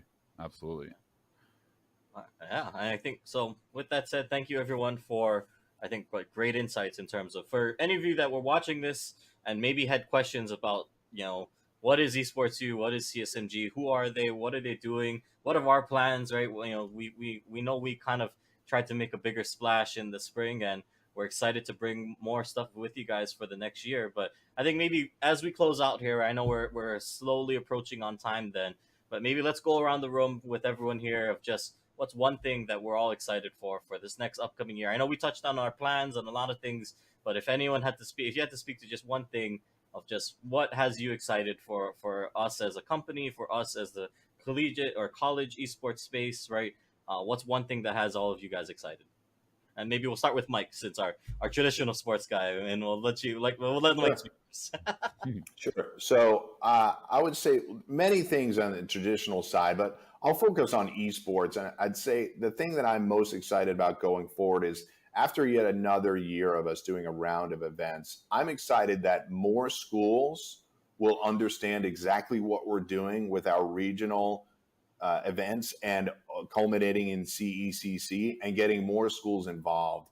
I think schools will be more excited to compete in our events because we've established it over the course of a year, and I welcome any and all conversations with getting people involved. I think for me, I'm most excited about the schools and conferences. Mike, that's amazing. That's so exciting. I'm also excited about the brands that we're starting to be able to get involved in this. in our Commissioner's Cup in last May, we had over 14 brands, blue chip brands, participating in our event. Barbasol, Microsoft, CDW, Morgan Stanley, New Street, Air Force. And so I think brands are really starting to get excited about being involved in college esports, and we're offering them a platform that not only gives them, a big event, a big yearly event, but also regular daily programming where they can have exposure in front of this audience that they want to build affinity for with their brand. So I'm super excited about seeing the brands get on board and help grow the space along with us. A rising tide lifts all boats. And I think that's probably one of our mottos here at CSMG and Esports U. We're growing our brand, but at the same time, we're also really growing the college esports space as a whole. And that's our goal, for it to be a healthy ecosystem for all parties involved.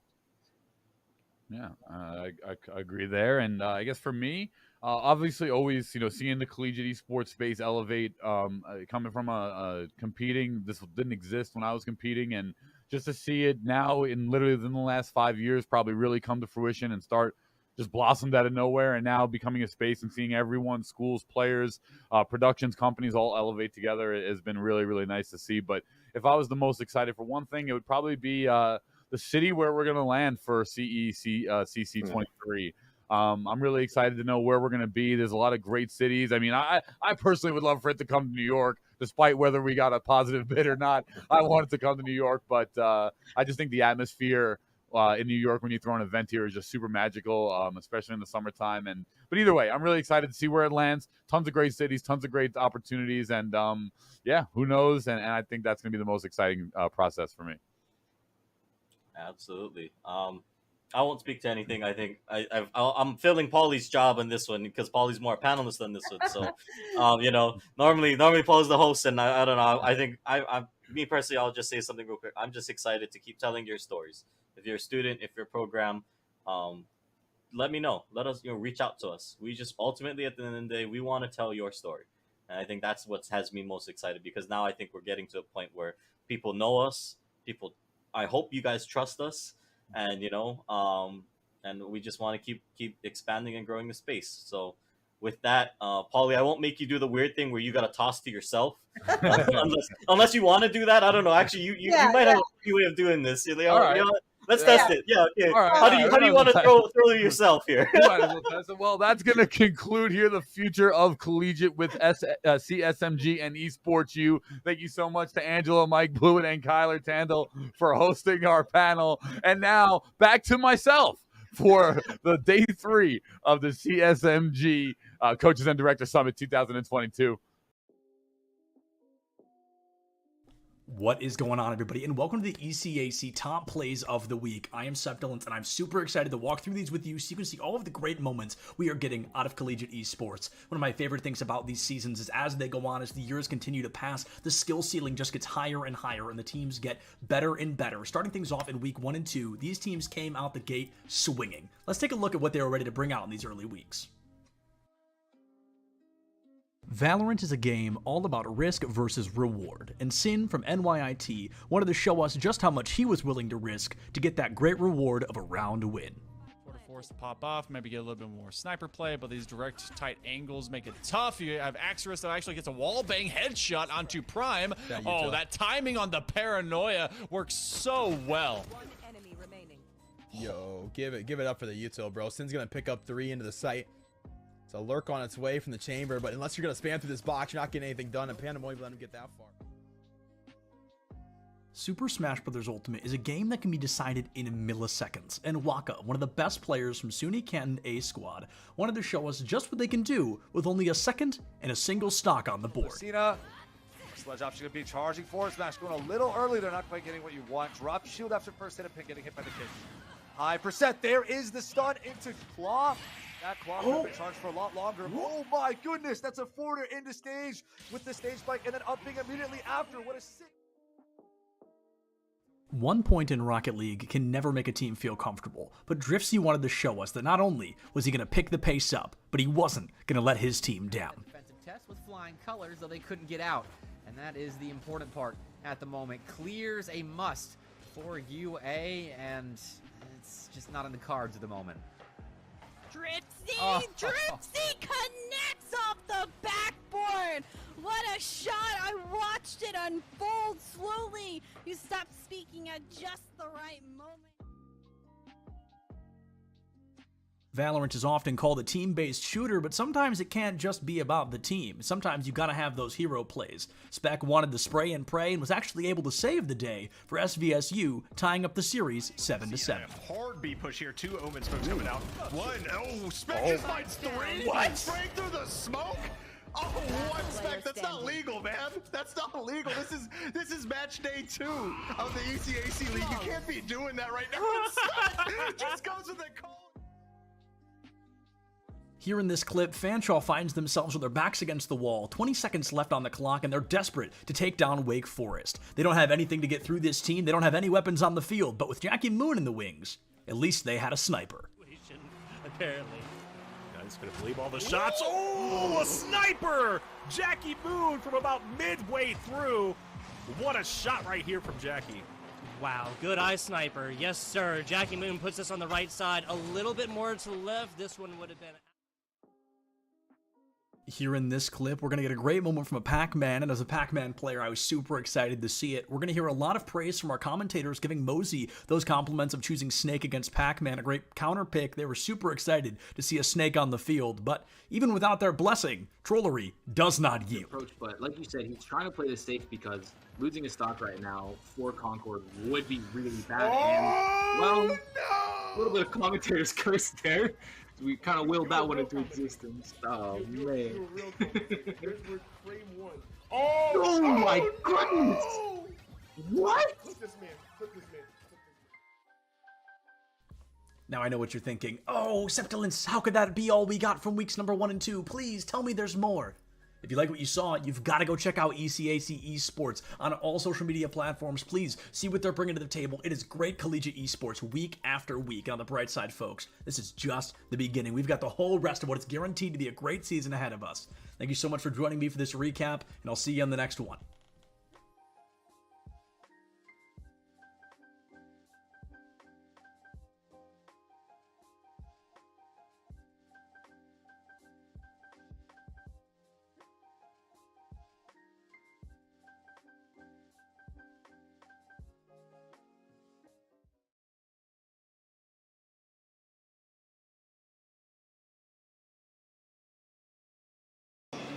Hello, everybody, and welcome back to the Collegiate Esport Commissioners Cup. I am Septilence, and I get a really neat opportunity here. We get to interview Burns from E United. Burns, how you doing? I'm doing well. How about yourself? I'm doing great. We're on day 2 of the event. It's been a fantastic one. I ran into you yesterday, but we were running around like chickens with our heads off, and it has been, I mean, how has your time been here? What has this event kind of been like? Yeah, it's great. I just love being in the passion pit, seeing all the college kids go at it. Reminds me of like an old school MLG event almost, but being like in an epicenter of the passion pit, seeing Rocket League, Valorant, Overwatch, and Smash, just it's amazing to see all of these schools compete against each other and get a shot to play on this main stage. Yeah, no doubt about it. And tell us a little bit about kind of what is E United, right? Because we know that you're here, we know you're here to represent them, but for the people that don't know, what is E United? Yeah, E United was founded in 2016. We're a professional esports organization. We've been in League of Legends, Overwatch, all the way to Battle Right, I think it was called back in the day. Right now in 2022, we are in Gears of War, Halo, Rocket League, PUBG, and announcing a new title tomorrow. I know, get the small intel here. So it's a lot of fun. I went pro in Call of Duty when I was younger. I ended up playing my last event under E United, switched in 2016, and I've been the GM ever since. So it's a true blessing to be able to stay with an organization for as long as I have, and we love giving back to the collegiate community. I actually graduated from Full Sail in 2013. I was a little confused about the jersey. Yeah, so the Full Sail boys are out of the tournament, unfortunately, but I decided I would rep them today in their honor. Yeah, it's just great. I love working with younger individuals who are trying to find their path in esports, and these college kids are really showing what they're all about. Yeah, so to be kind of an ex-pro player, where a collegiate scene at the time didn't exist, especially not to the scale right now. What is it like to see such high levels of success, such high levels of support for something that you weren't able to kind of get as much support in at the time, something that was looked down on a lot more? Yeah, I'm extremely jealous. That's all I can say. Full Sail started their program in 2017. When I was there in 2011 and 12, it was just a bunch of nerds running around, just creating their own clubs. I was still striving to go pro, but now you have these opportunities to play on main stage, play in front of thousands of people. We just had locals back in the day. You would show up and play for like $200, $100. It was like lunch money. Right. Now these kids are playing for scholarships. They're playing for fame. They could pop off here and end up getting a sponsor for $10,000 or $20,000 from somebody. Right. So the opportunities are just endless at the moment, and I think it's just great that you know, you basically can prove yourself and make anything happen right now. It's instead of kind of what you had gone through, being in college and also trying to go pro, these kids can try to go pro while being in college. It's hand in hand instead of those two kind of battling kind of matchups. So if somebody's trying to go pro, right, they're like, Burns, I want to be you one day. I want to be the GM of United one day. What is that first step to really take it from a hobby to a passion, to a job? Yeah, I think I've told this story a lot, but it's really, I thought about going pro every night before I went to bed. Right. Like, I lived and breathed Call of Duty for years. It was my life. I had to skip dinner sometimes. I had to skip family functions, and my family didn't really understand, but it was what I wanted to do, and it all worked out. But at the end of the day, you always need to kind of be organized. You have to have the ability to not put all of your eggs in one basket. So even though it worked out for me, there are so many opportunities in esports. There's being a caster or interviewing people. There's working in production. There's helping people get waters. Like, literally, there are so many opportunities. So, oh, this crowd's awesome. They're going crazy, dude. They stayed on their last life right now. Off subject, Smash, regardless if it's middle school, high school, college, it pops off all the time. I love it. Well, Burns, thank you so much, man. I really appreciate it. Yeah, no worries. Thank you, guys.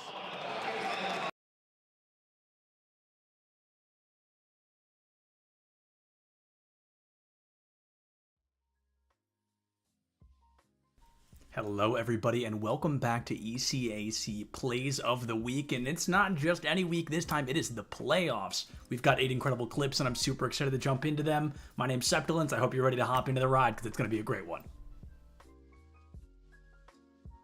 When I found out this was clip number 8 of the playoffs highlight reel, I was flabbergasted because this is an incredible moment from Swift on the side of RPI. It's not just 1 or 2 elims to win the round and put RPI in a better position. It's all 5 coming from a single player. Take a look. They hit him with the judge, operator in hand. Swift is trying to be able to find some value to it. The headhunter does a number on him. They're going to get a 4K. They're going to be able to get this plan down. Dakota's going to try and find him. Do they go into the tank? Yes, they do. Oh, they come out. That's the ace for Swift. They're able to make it happen all themselves, and they will get this one for free for RPI.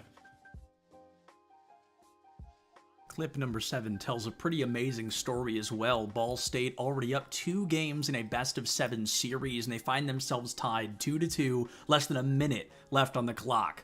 Perhaps a little bit more pressure than they'd want there in game number 3, but it's Daffy from Ball State that takes all the pressure and immediately relieves it from the team. Find it back, pass to Daffy, bar down and in. Ball State will not be denied a game. Crossbar has been doing a heck of a job here for Hartford, keeping the ball out of the net, but it only lasts for so long as Daffy's able to get... Playoffs call for one thing: unconventional plays and crazy moments. And I knew this was going to be a crazy moment when the clip started with me looking at the casters. This stock comes through so fast from Northwood that we couldn't even get just the gameplay in the clip. It wouldn't be long enough. It is an incredible moment from SGP, and it just goes to show how good Northwood continues to be. See, seconds into the match, and SGP's got a spike, a 0 to death at that. Brother, that was literally 1 down here. After Fireball, bro, please. Oh, now we're playing this dangerous game at the ledge. For clip number 5, we're jumping into one of my favorite games, and we get the chance to see one of my favorite ultimate combinations in the game right now. The Roadhog ultimate and the Kitsune Rush from Kiriko, so unbelievably strong, and it really helps Newberry kind of snap back in a moment where they were struggling to gain their footing once again. To deal with that Nano Blade, you really just have to get around the protection Suzu and the Sleep Dart. Well, there's the whole hog, there's the Kitsune Rush, and there goes the lives of Alfred State. Depressus is going to find a third. That's going to be a team kill. Kitsune Rush plus whole hog, overpowered, I swear. Clip number 4, not quite on the podium, but still very, very impressive. Emery and Henry versus St. Lawrence going head-to-head. Both teams, 2 players left, but Hispanard wants to clean up their opponents as quick as humanly possible, and quick they certainly were. Yeah, little in fact, PhD actually stands for pretty heavy dude, because Dr. Mario might as well be a heavy.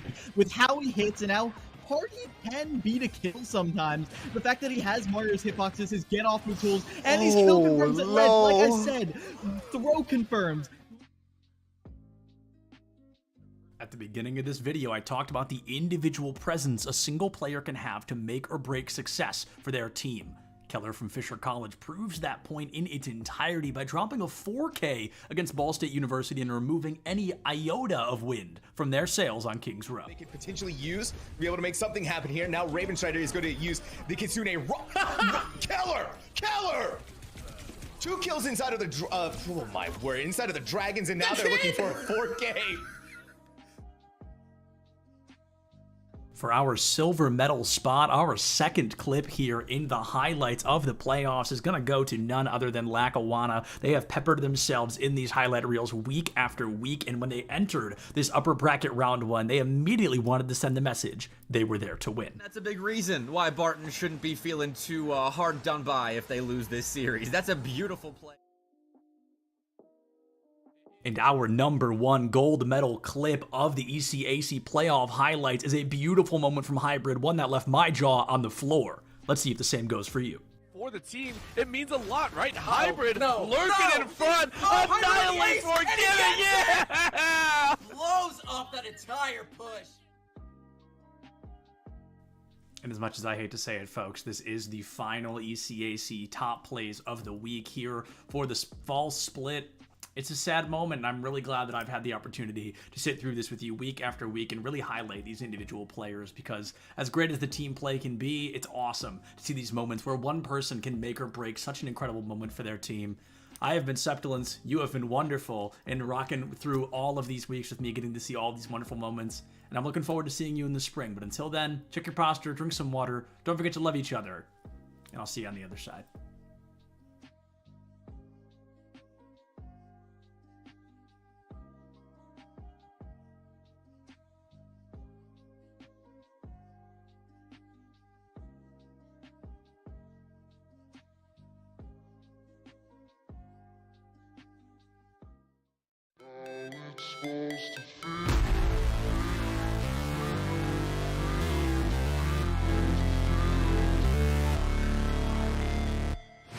Never break, always fight, never quit, do it right, play the game, win it life, have no shame, there's no time, feel the pain, live the grind, I could change, in my mind, pick a lane, commit and climb, the only way to win it life, I never miss that fact.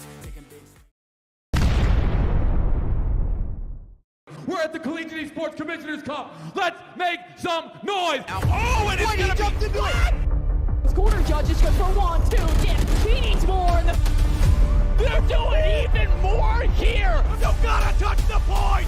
Mr. College walks it in. Toy Boy just gonna drop. Knife him. Right out in front. Yeah, 3, 2, 1, running.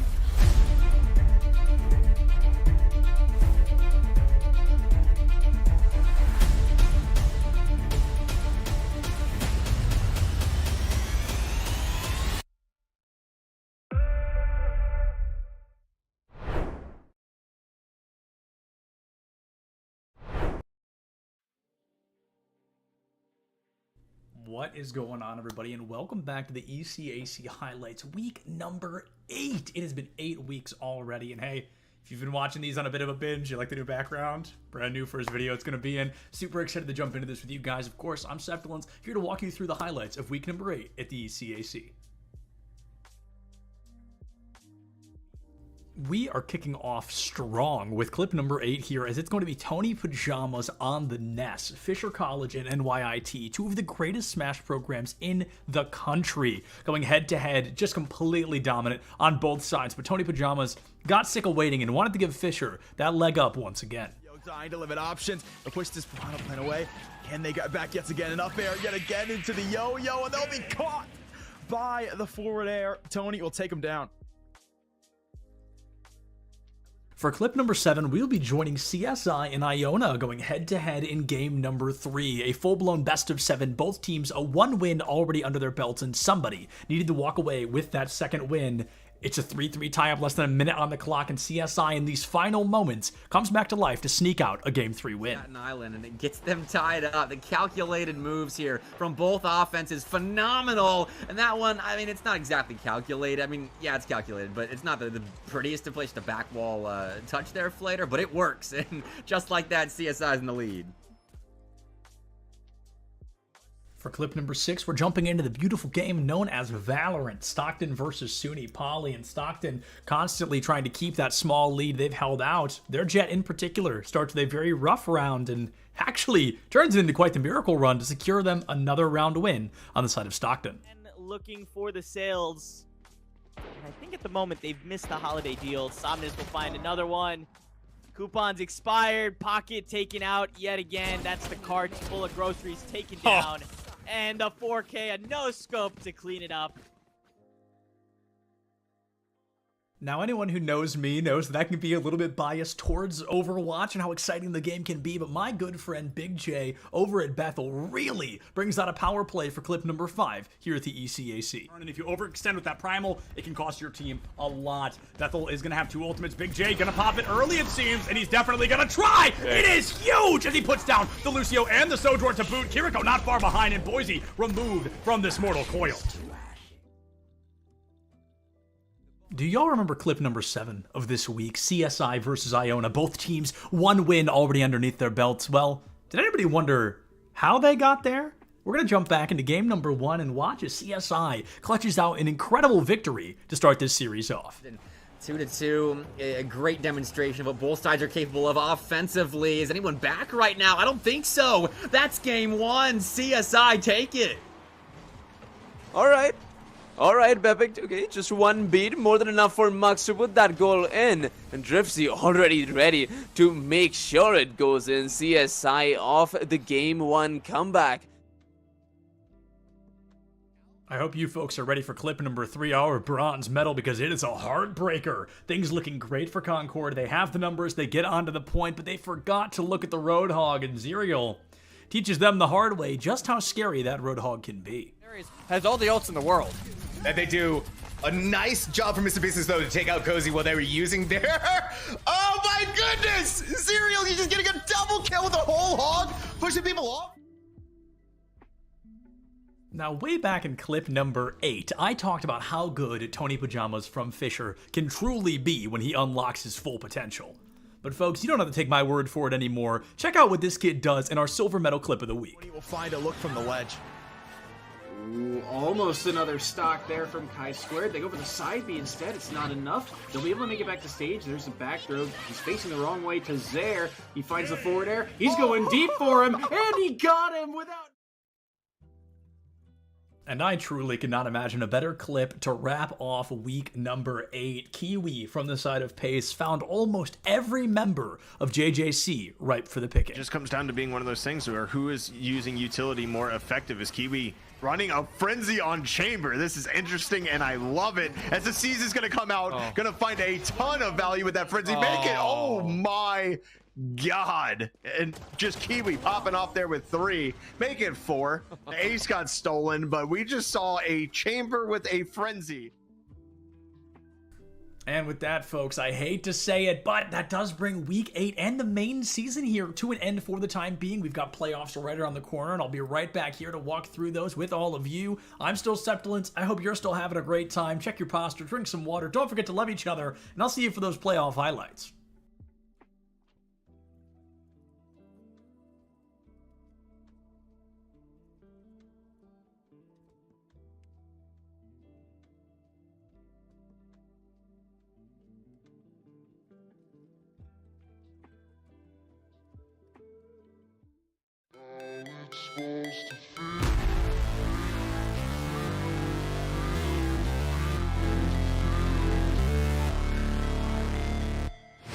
Never break, always fight, never quit, do it right, play the game, win it life, have no shame, there's no time, feel the pain, live the grind, I could change, in my mind, pick a lane, commit and climb, the only way to win it life, I never miss, that's fact, taking big.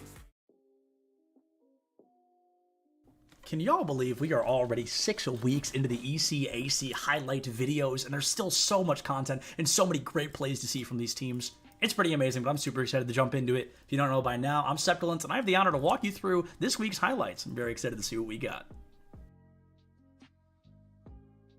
Catholic U starts the series up. Toddy, 2 stocks on the board, needs to take 1 more off of Cherry. When Cherry answers back strong, Toddy finds themselves in a bit of a panic, but they play it cool, they find the stock, and they win out the set for their team. And again, this is Min. If anyone has the potential to rob someone, especially off stage, it can definitely be Min. Ooh, that was sexy. Oh no! Suni Poly was feeling great. 2 games already won, 2 games to go, and Wake Forest already 1 point in the lead, but with 16 seconds left on the clock, Toucan strikes a goal to tie things up and gives Suni Poly their chance at the 3rd win in a row. Field pass to Toucan with the shot. There goes the tie. 16 seconds left here in game number 3. Looking at potential overtime now. And the only reason why that was not saved because of the amazing speed on the ball there. Thankless in the right position. The pistol round in Valorant is one that many consider to be possibly the hardest in the game because you have no utility. You've just got your pistol and a dream to win the round. Space from UA, however, had his opponent seeing stars when he takes down all 5 of them in less than a minute with only a pistol. That to cut off vision and go for a defusal. Pond is also available, so I'll be selling for some information. The crossfire, it's going to be something of a nightmare to deal with. One enemy. He's gonna back up. Oh, a nice dink. That's a 4K. Looking for the ace is Shadow, as they want to be able to get another one, and they're gonna open up this game. For clip number 5 here, our keen-eyed viewers might notice that clip number 7 does in fact spoil the result of this one, but does not make it any less interesting. Suni Poly, things are close, but in the final half of this game, they close it out aggressively against Wake Forest. Go ahead and push it through. Of course you are. Had plenty of boost as well. Why not? Wes has just been a mechanical nuisance for the defense here of Wake Forest. If not extending the play, getting some of these individual. With a great EMP Death Blossom combo, Southern Arkansas was feeling fantastic. 1 member of the opposing team already down, 4 to go, and they could cap that first point. But they're about to learn the hard way that nothing shines brighter than the suns. Out onto the field. This might be good enough for Bellarmine to be able to hold on, but no. Oh, both the healers! Suns! No way! You just went right up into the back line and hit the fatty shatty from behind. We were trying to do the same thing, but Suns... Yoru in Valorant is considered to be one of the worst agents in the entire game, but Rusty, clearly a big fan of Yoru just like myself, comes out quick, gets a 3v1 victory, and secures the penultimate round for UA. Hurry. Does OC him first, able to turn 1 from boxes, will be able to counter strike. No, where are you looking? What? Oh my goodness, Rusty's able to do it all himself. Where in the world was that second man looking? This upcoming clip absolutely deserves this 2nd place slot because, as you know, these clips are usually about 30 seconds to a minute, but Percival did so much more than we'd ever be able to fit in 1 minute, taking all 9 stocks off of the opposing team before losing 3 of his own. Timing on the up special from Little Mac. A potential KO punch is going to whiff here. 4-1 and 2. Little Mac is off stage. There's the Nikita. Air dodge is going to get caught. He has no jump. He's catching it with the drop, Nikita, and the down smash. But he's still alive. He is living. One read there from Little Mac is going to take that's the neutral air. Our number 1 clip for week number 6 is easily my favorite. We're about to watch Priz get a 5K, a complete ace with the Odin. The clip itself is great, but the camera work makes it so much better. Enjoy this clip. And there you go. Okay, so they're systematically clearing. You love to see this, but they're running into 2 Odins. This definitely isn't a fun time for anybody that's involved. Priz gonna find 1 here in Boathouse. The ping's coming out. Priz gets the collapse. Priz finds it. Priz finds 4. Can he get the 5th? The ace for Priz coming out with the Odin. Just camping out in Boathouse. He has a campfire. He's got some marshmallows and some graham crackers, and he's making s'mores out of Stonehill.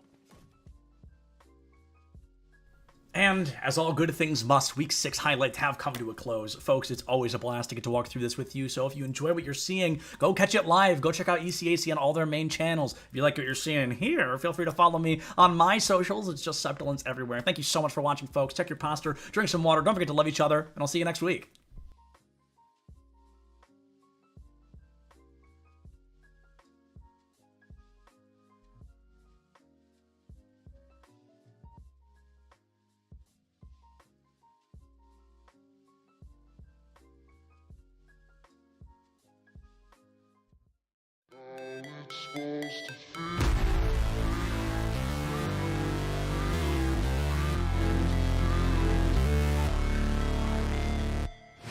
Never break, always fight, never quit, do it right, play the game, win it life, have no shame, there's no time, feel the pain, live the grind, I could change, in my mind, pick a lane, commit and climb, the only way to win it life, I never miss that fact, taking big.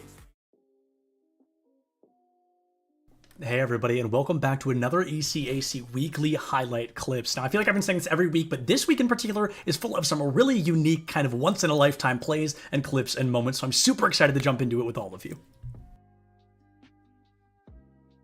We're kicking things off with one of my favorites, Overwatch 2. University of Albany finds themselves back against the wall, 1/3 of the point already capped, but with a lot of great communication and a little bit of teamwork, they're able to snipe this fight back quickly. Controlling these fights, and now are able just to go with the blade. It's gonna get one, gonna be able to get a few with the cleanup as well. It's just near team kill gonna come out. There it is, Loose Milk getting taken down. Clip number 7 almost takes us back in time to Super Smash Bros. Brawl, where we would see Diddy Kong versus Meta Knight all the time. But unfortunately, EJJ from St. John's is about to find out that Benedictine was not kidding around. Great catches dealing with the guy. Oh, almost gets the near up shield. Oh, 5. Yo. Oh my God. Ooh, and not enough height. Yep, that was really well done by Kid there. Number 6 here in week 5 is going to be an amazing play from Wayne State. Amatsugachi finds a huge needle thread and guarantees the first point goal for Wayne State against their opponents. I think I've seen this play before. Amatsugachi just waiting for the ball to plummet down in the zone, the scoring zone that is massive dunk to get Wayne State on the right foot. I'm super excited about clip number 5 because it feels like the first Valorant clip we've had in a while. It's coming out from our friend Doodle V on the side of SFU. Uses every single knife in a Blitzstorm. It just can't find that elimination, but luckily enough, still had 1 knife in the chamber. Swinging in from the backside, they're going to be able to swing on this one. They do have a sage that's behind them as well. EK is going to be able to give big value. They are able to maybe get the defusal. It's still beeping. They're still dropping. They have the right click. Trying to knife him. Oh, they jumped him like a ninja in the night. Oath is put on their back, and it's just that.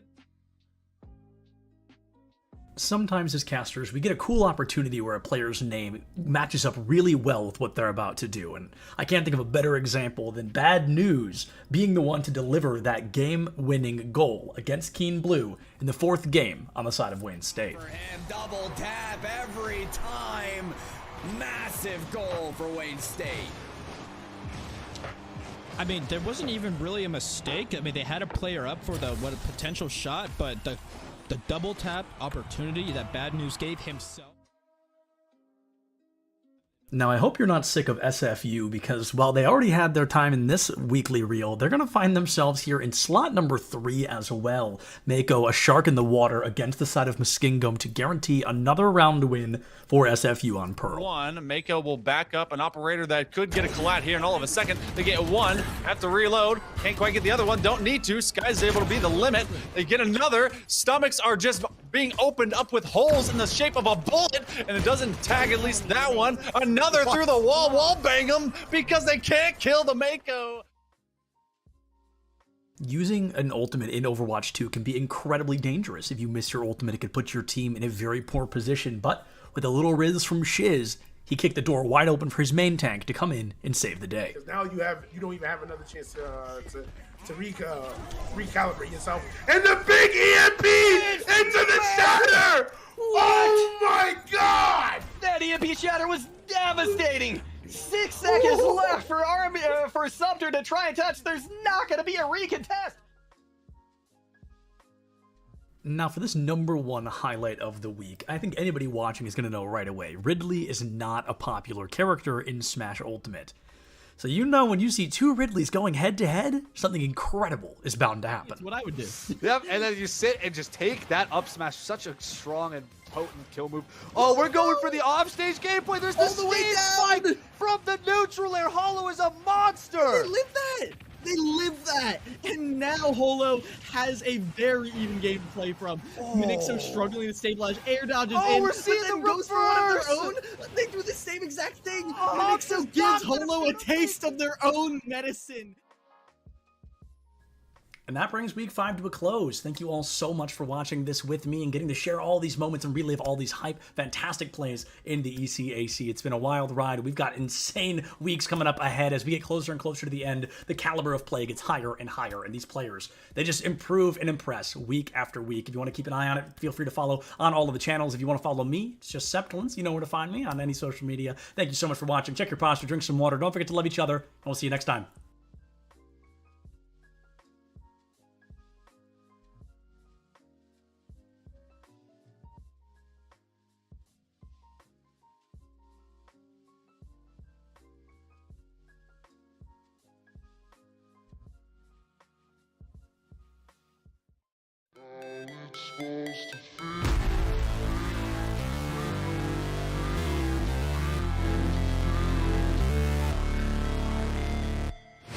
Never break, always fight, never quit, do it right, play the game, win it life, have no shame, there's no time, feel the pain, live the grind, I could change, in my mind, pick a lane, commit and climb, the only way to win it life, I never miss that fact, taking big.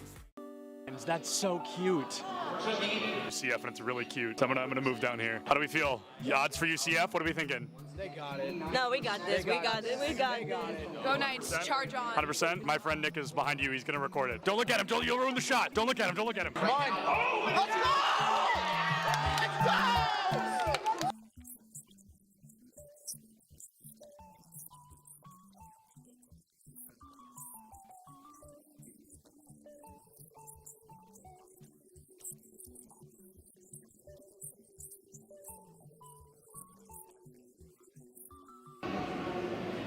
My smile's probably really creepy. I was just being weird. Oh, I love being in the shadows, though. Big shout out to the shadows. We could interview Dilly just because I think he's handsome. You weren't supposed to hear it. Here's the thing about the event. I'm the greatest that's ever lived. Literally true. I know him. I think everyone knows that. I think everyone's aware of that. Hey, do you have a VIP access badge on? I actually have an all access. Oh, an all access. I thought it said VIP access. And that's only available for the best. That's true. He's right. That's a main stage TO right there. If this goes live, I'm suing everybody.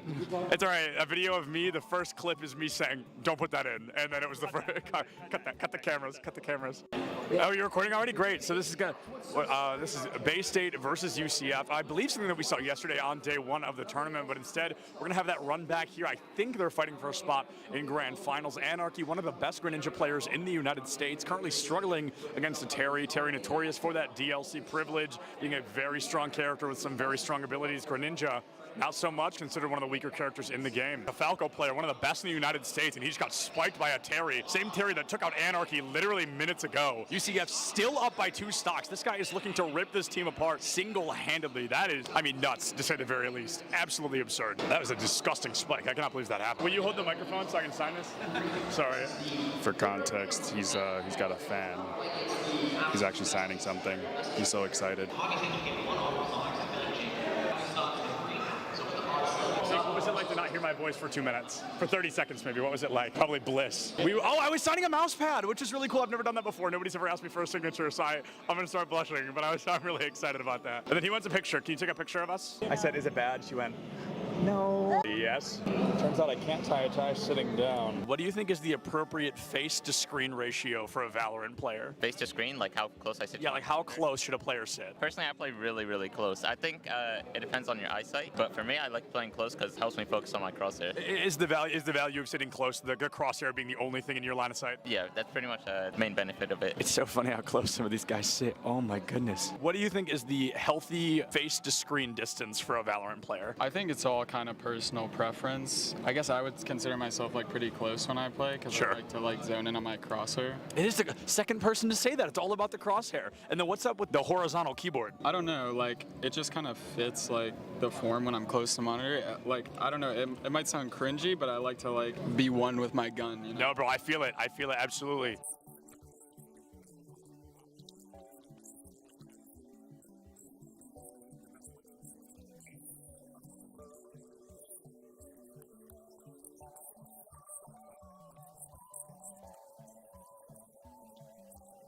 What is going on, everybody? I am here with some UCF fans. How are we feeling about UCF?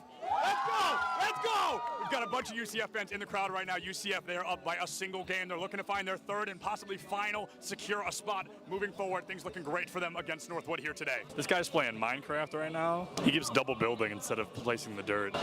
Pressure's on, man. Everybody's watching. Just kidding. Just me. Cameraman's not over here. Just kidding. He's behind you. There's actually always cameras on you if I'm around. Do you double build all of those? No excuses, bro. Your college esports Minecraft team absolutely rolled. L after L here. Let's hope UCF has a little better luck on stage, huh? What is going on, everybody? I am Septilence. I have the honor of welcoming you to the Collegiate Esport Commissioners Cup here in Atlanta, Georgia. All right, that was good. That was good. Good content, good content.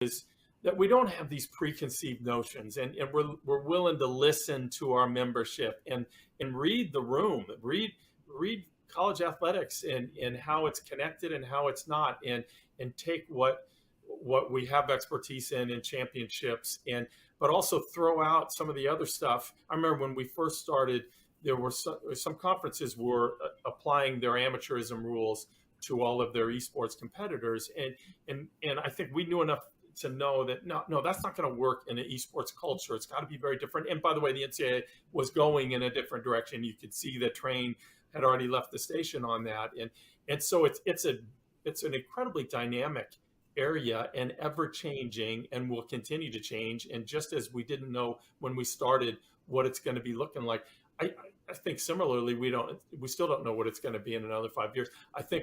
I know enough to know that all of us are still going to have a thriving esports program that's doing a real good service for our members and for our competitors.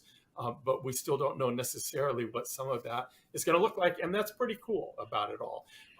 Let me ask you this, because you all are used to dealing with your athletic directors, and each of them are dealing with what's in front of them in their athletic departments. My guess is at least some of your schools are that this is not necessarily operating within the athletic department. And can you talk about how you navigate that in a conference office, and maybe the best way to handle that, or do you have preferences? Do you try to steer them one way or the other? And just talk a little bit about that if you don't mind. Sure. The majority of our schools are not under the athletics umbrella. We have one institution that perhaps by next year will be under the auspices of athletics, but most of them are in other departments across campus. One of the things that has helped us is that we have support from the president's office. And so in order to participate in Mountain West events, you have to have an adult non-student administrator that oversees that, you know, the eSport program. And that's where we get assistance with, you know, eligibility checks and, you know, please complete your roster, things like that. I don't know in the future, and it depends on, you know, who's sitting in the athletics director's chairs, whether or not more esport teams will go under the umbrella of athletics. And I'm kind of indifferent in terms of whether it should, because I don't want esports to go down the road that some conventional sports have gone down with the NCAA. So we have a unique opportunity to kind of craft esports in a way that fits what esports is, as opposed to trying to fit it into a conventional athletics box, so to speak. Right. You know, I think the success of our program and getting participation is exactly that. The fact that we're not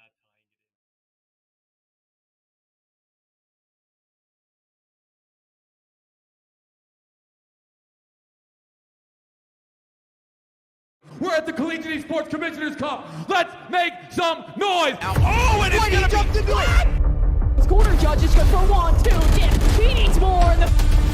They're doing even more here. You gotta touch the point. Mr. College walks it in. Joy Blight is going to drop. Knife him. Right out in front. Yeah, 3, 2, 1, running.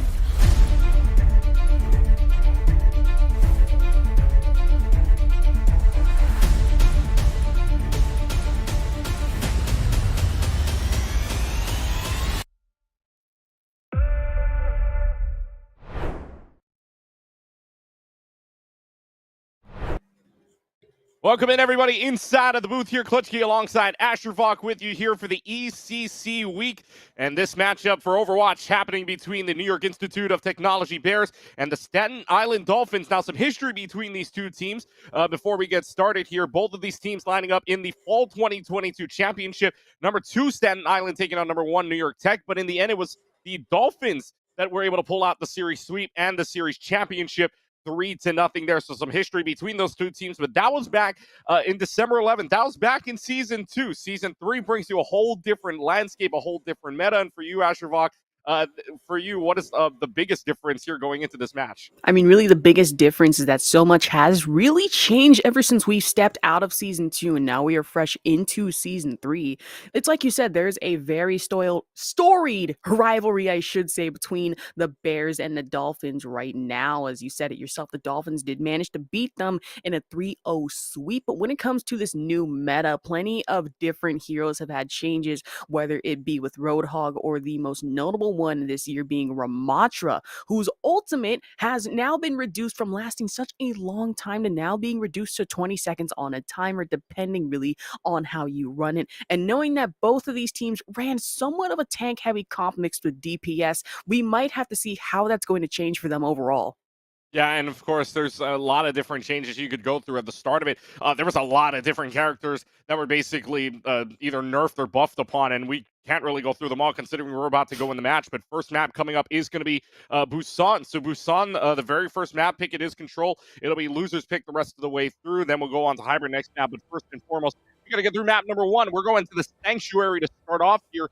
And, I mean, looking at the team comms here, earlier on we saw Hocking versus North Dakota in the East for NJCAAE, and they picked everything except for the Wrecking Ball of the Diva. So there's not really telling who's going to, what's going to pop up here. But for either side, not looking very similar. I mean, true, but no surprise whatsoever. J-Russ with the Ramatra. Not even a few seconds in, we get a pause. I mean, oh boy, it's just the technical pause from the looks of it for right now. But I mean, we could, we'll go back into the game in a little while as well. But you saw it, right? I mean, how different this thing is, right? How different the meta can be, especially with so many characters basically being changed in terms of damage, in terms of ult cost. Look, Ramatra went up from ultimate cost increased 12%, and then the ultimate only lasting up to 20 seconds. People still liking him, especially on a brawl style map like Control, like close range maps. like control, like, I mean, in closed spaces such as hybrid, or, I mean, it really differentiates. But you saw the Ramatra there. I mean, you saw an Ana Lucio, which, again, Ana Lucio we haven't seen in a long time as well. I mean, that goes all the way back to Overwatch 1, mind you. I mean, maybe even before Kiriko even appears. I mean, honestly, hearing that just makes me feel so old. It's like you said, Ana Lucio, me personally, I haven't seen that comp since 2020. It has been that long. Yeah. But hey, if it ain't broke, don't fix it. And when it comes to Ana and Lucio, it's honestly not a bad pairing in terms of support, in terms of being able to get those heals, because with Ana, you have that ultimate ability of nano boosting pretty much anybody in your sight. And that could be very much utilized with your tanks or DPS. And with Lucio, you have your speed boost, your heals, and then with your ultimate, give that extra bit of armor and health to your teammates as well. So with that, it might be the best thing we could see here for support as well. Yeah, I mean, it could very well be it, but again, at the same time, even though, I mean, Kiriko got nerfed a little bit, right? The Ofudas get changed from 0.85 to the 1 second, taking its time for the effect. Lucio's ultimate cost reduced to 7%, so no surprise, every team's going to run a Lucio here, considering you're going to get that sound barrier a little bit faster. Ana, though, I feel like is a little bit of a surprise pick, considering, I mean, the only thing that really got changed was her biotic grenade, gets nerfed a little bit, but I believe half a second.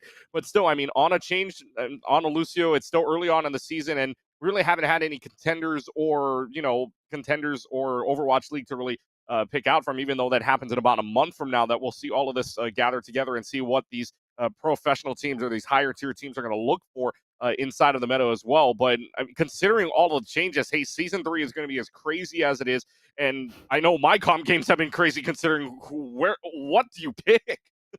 I mean, it's absolutely right. I've seen a lot of Lucio, I've seen a lot of Ana, but the one thing that I have seen out of absolutely nowhere is the terrifying rise, and I don't even know how this is, battle mercies everywhere in my lobby, in pubs, or even in ranked. I'm thinking, okay, I'm probably gonna get some support, some health, and then I see something fly in the corner of my eye. I'm like, wait, is that a Mercy that just flew into the enemy team? Yeah. And 9 times out of 10, it doesn't work. Until one game, I see one drop an absolute 30 bomb out of nowhere, and I'm thinking, do not tell me we're about to see the rise of this in comp. I don't want to see it. However, not a bad choice either, but still comes with a bit of high risk. But then again, where there's high risk in Overwatch, there is high reward as well, too. Yeah, if you get a good Mercy, I mean, obviously a lot of nerfs, right? One of the biggest ones that everybody saw on Mercy, Regeneration Passive got removed, and instead it's Sympathetic Recovery. So Mercy then would heal herself for 25% of the healing done with the Caduceus Staff. So basically, I mean, Mercy changed almost entirely, if you will, based on that alone. And then, of course, nerfs on the Staff. Guardian Angel gets nerfed as well. So, I mean, still a lot of nerfs being handed to Mercy, and yet there are still people that are going to play her indefinitely, whether it's on a pharmacy combination is still overpowered. Mercy Echo still a thing as well. I mean, Mercy anything in the air is going to be overpowered as well. But you look at everything, even the DPS side, right? Far is probably a lot more pickable because now the ultimate cost reduced by 5%. Reaper's ultimate cost reduced 8%. I mean, again, there are just so many changes here in Overwatch 2 to talk about that. For Season 3, it looks really good. As of right now, the hot fixes might come in a little bit later as well, so there's still plenty to go around in terms of the hot fixes. Again, if you're just joining us, we have a little bit of a technical problem going on right now, so we are going to take a short break, and when we come back, we're going to see if we can get this match going one more time. It will be CSI taking on NYIT on the other side of the break. We'll see you then.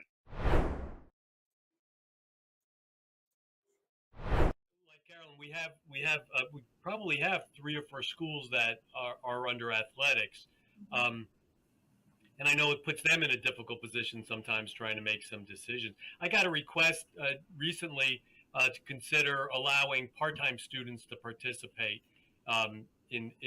during this year, because some schools struggle sometimes to fill out all the games that they want to play with us, and we held off on that for now. We defer to the institution and say, what's your policy for those that are under student development or activities? What's your policy for allowing students to participate? And if you certify that they're eligible under your current policies, then that's good for us. I also think, and I was part of some of the conversations early on with the NCAA years ago about the NCAA getting involved as a Division II representative, and I was crossing my fingers that wouldn't happen, just because I think this needs time to grow, and expand. Can I ask a question, because you mentioned part-time enrollment, and one of the things that we've done here is that as a conference we've just set eligibility standards, full-time enrollment, making progress towards your degree as the institution defines it. Are you guys doing something like that as well?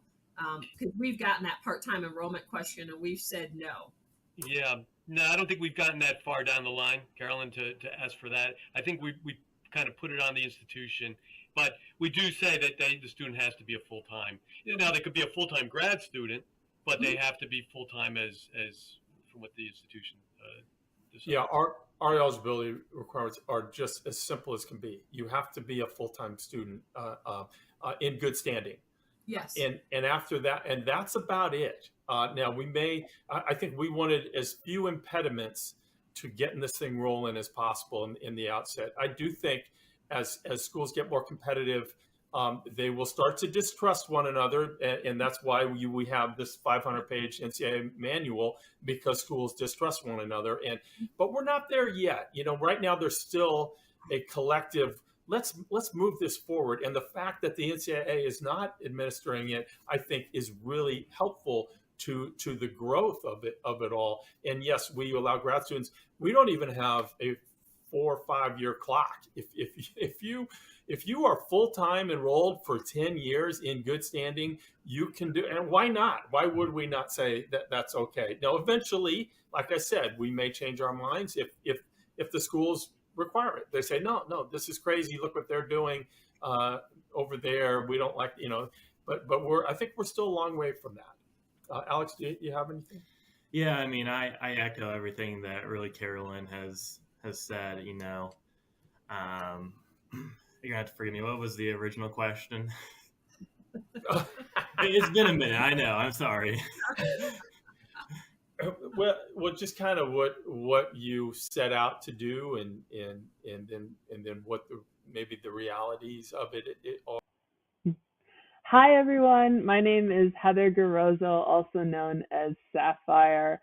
I'm so excited to join you here today. This is an initiative that means a lot to me. I've been involved in esports now for a little more than I want to admit, but about 20 years in many different facets. And when I started, I was often the only woman in the room. There were no women competitions. There were no other women on co-ed teams or women's teams.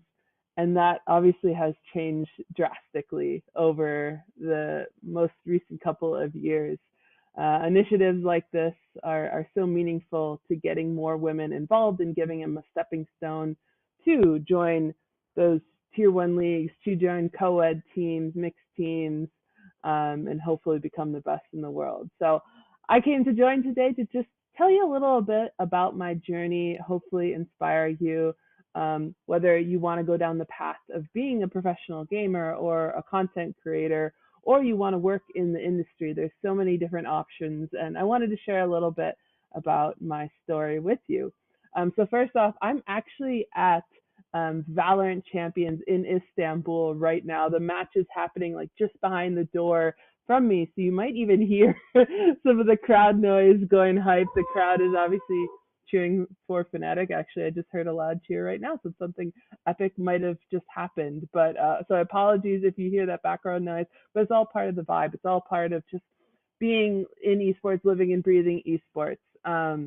My journey actually started just as a player. I was a multi-sport varsity athlete in high school.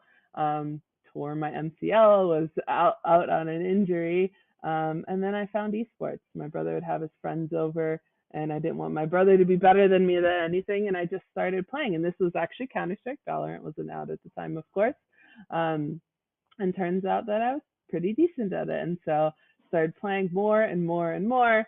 Found some teammates, traveled down to the CPL, which is like the top tournament at the time. thought after winning a bunch of tournaments in the Milwaukee area that we would come in and do really well. Turns out we were terrible, and we finished dead last, lost to a Finnish team that was one of the best in the world. But it only motivated me to be a better player. So I kept competing.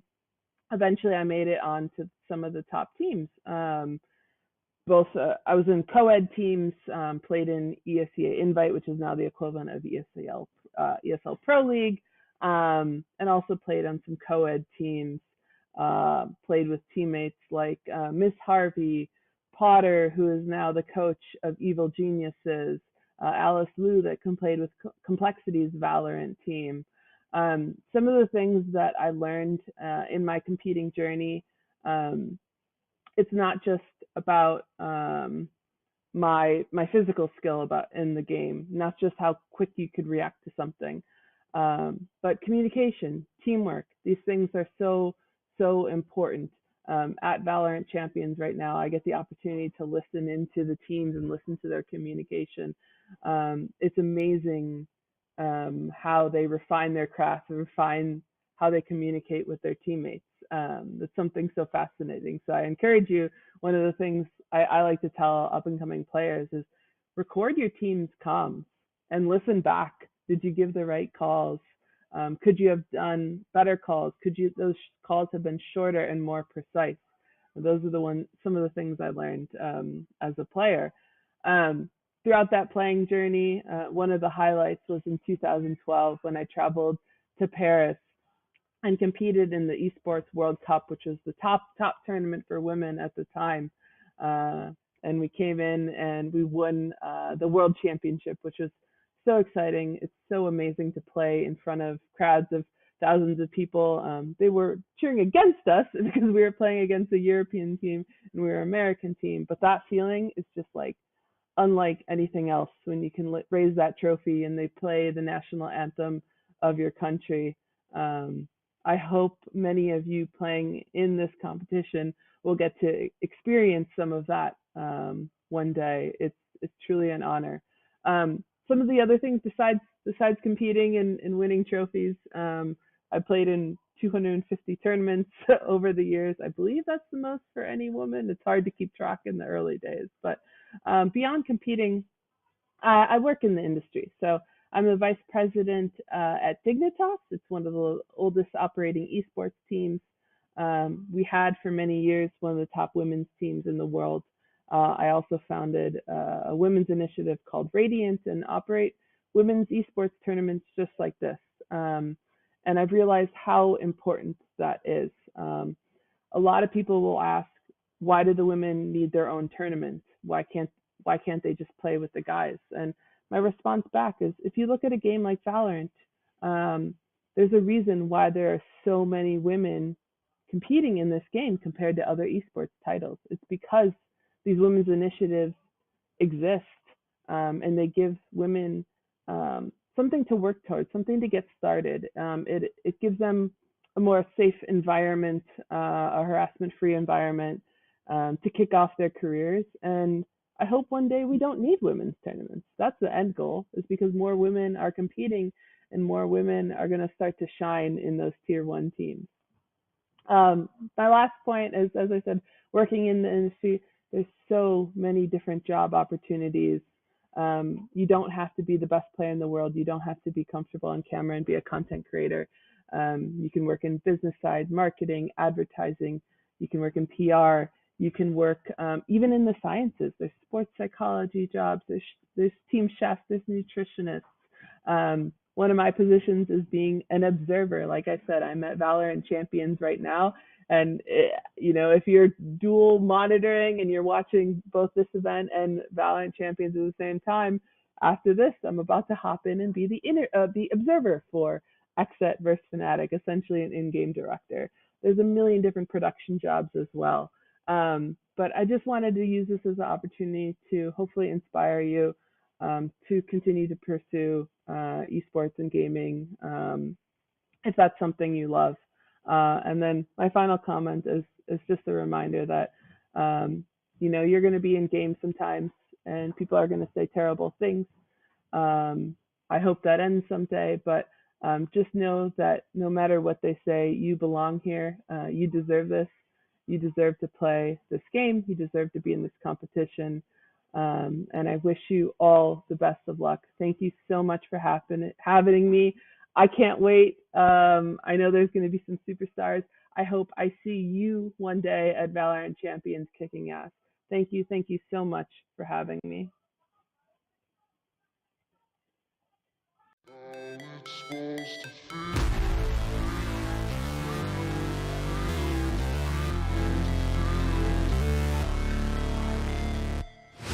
Never break, always fight, never quit, do it right, play the game, win it life, have no shame, there's no time, feel the pain, live the grind, I could change, in my mind, pick a lane, commit and climb, the only way to win it life, I never miss that fact. What is going on, everybody, and welcome back to ECAC Top Plays of the Week. I am Septilence, and let me tell you what, right away, if you thought last week's clips were great from weeks 1 and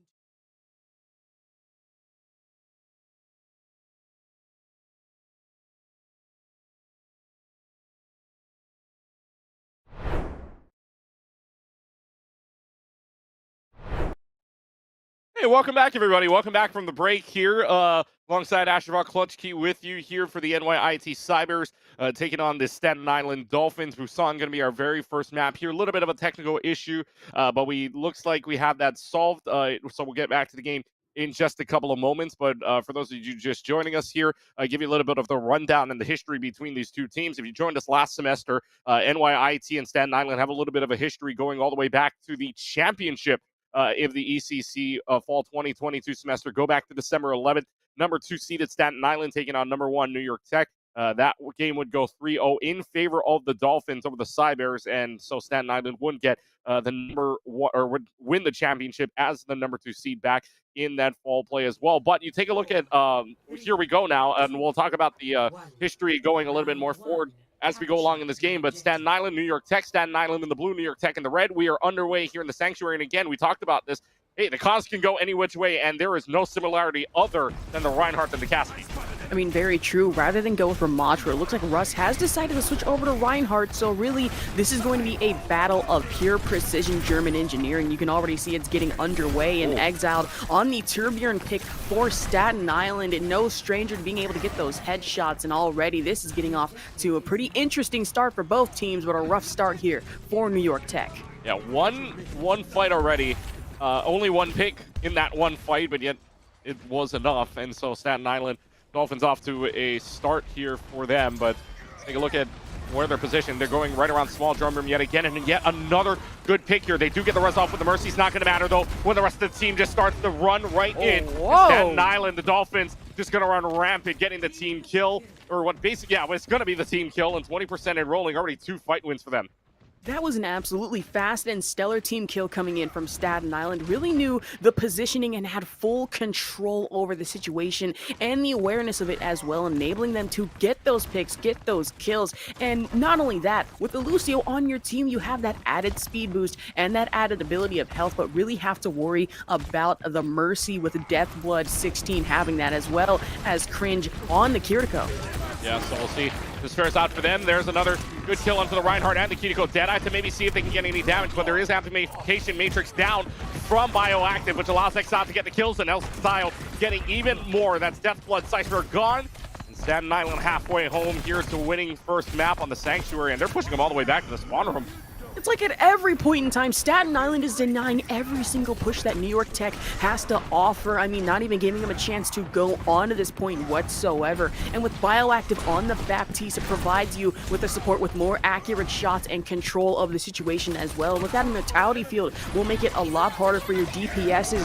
Being Excise to be able to get this, but the stun coming in from full force from J-Russ. It's Reinhardt versus Reinhardt, but the Earth Shadow goes off. That's a pin coming in from New York Tech. Pepino, unfortunately, will get taken out, and J-Russ surviving that, with the majority of Staten Island getting the picks, especially coming in from Exiled and Normal for a full and clean team kill.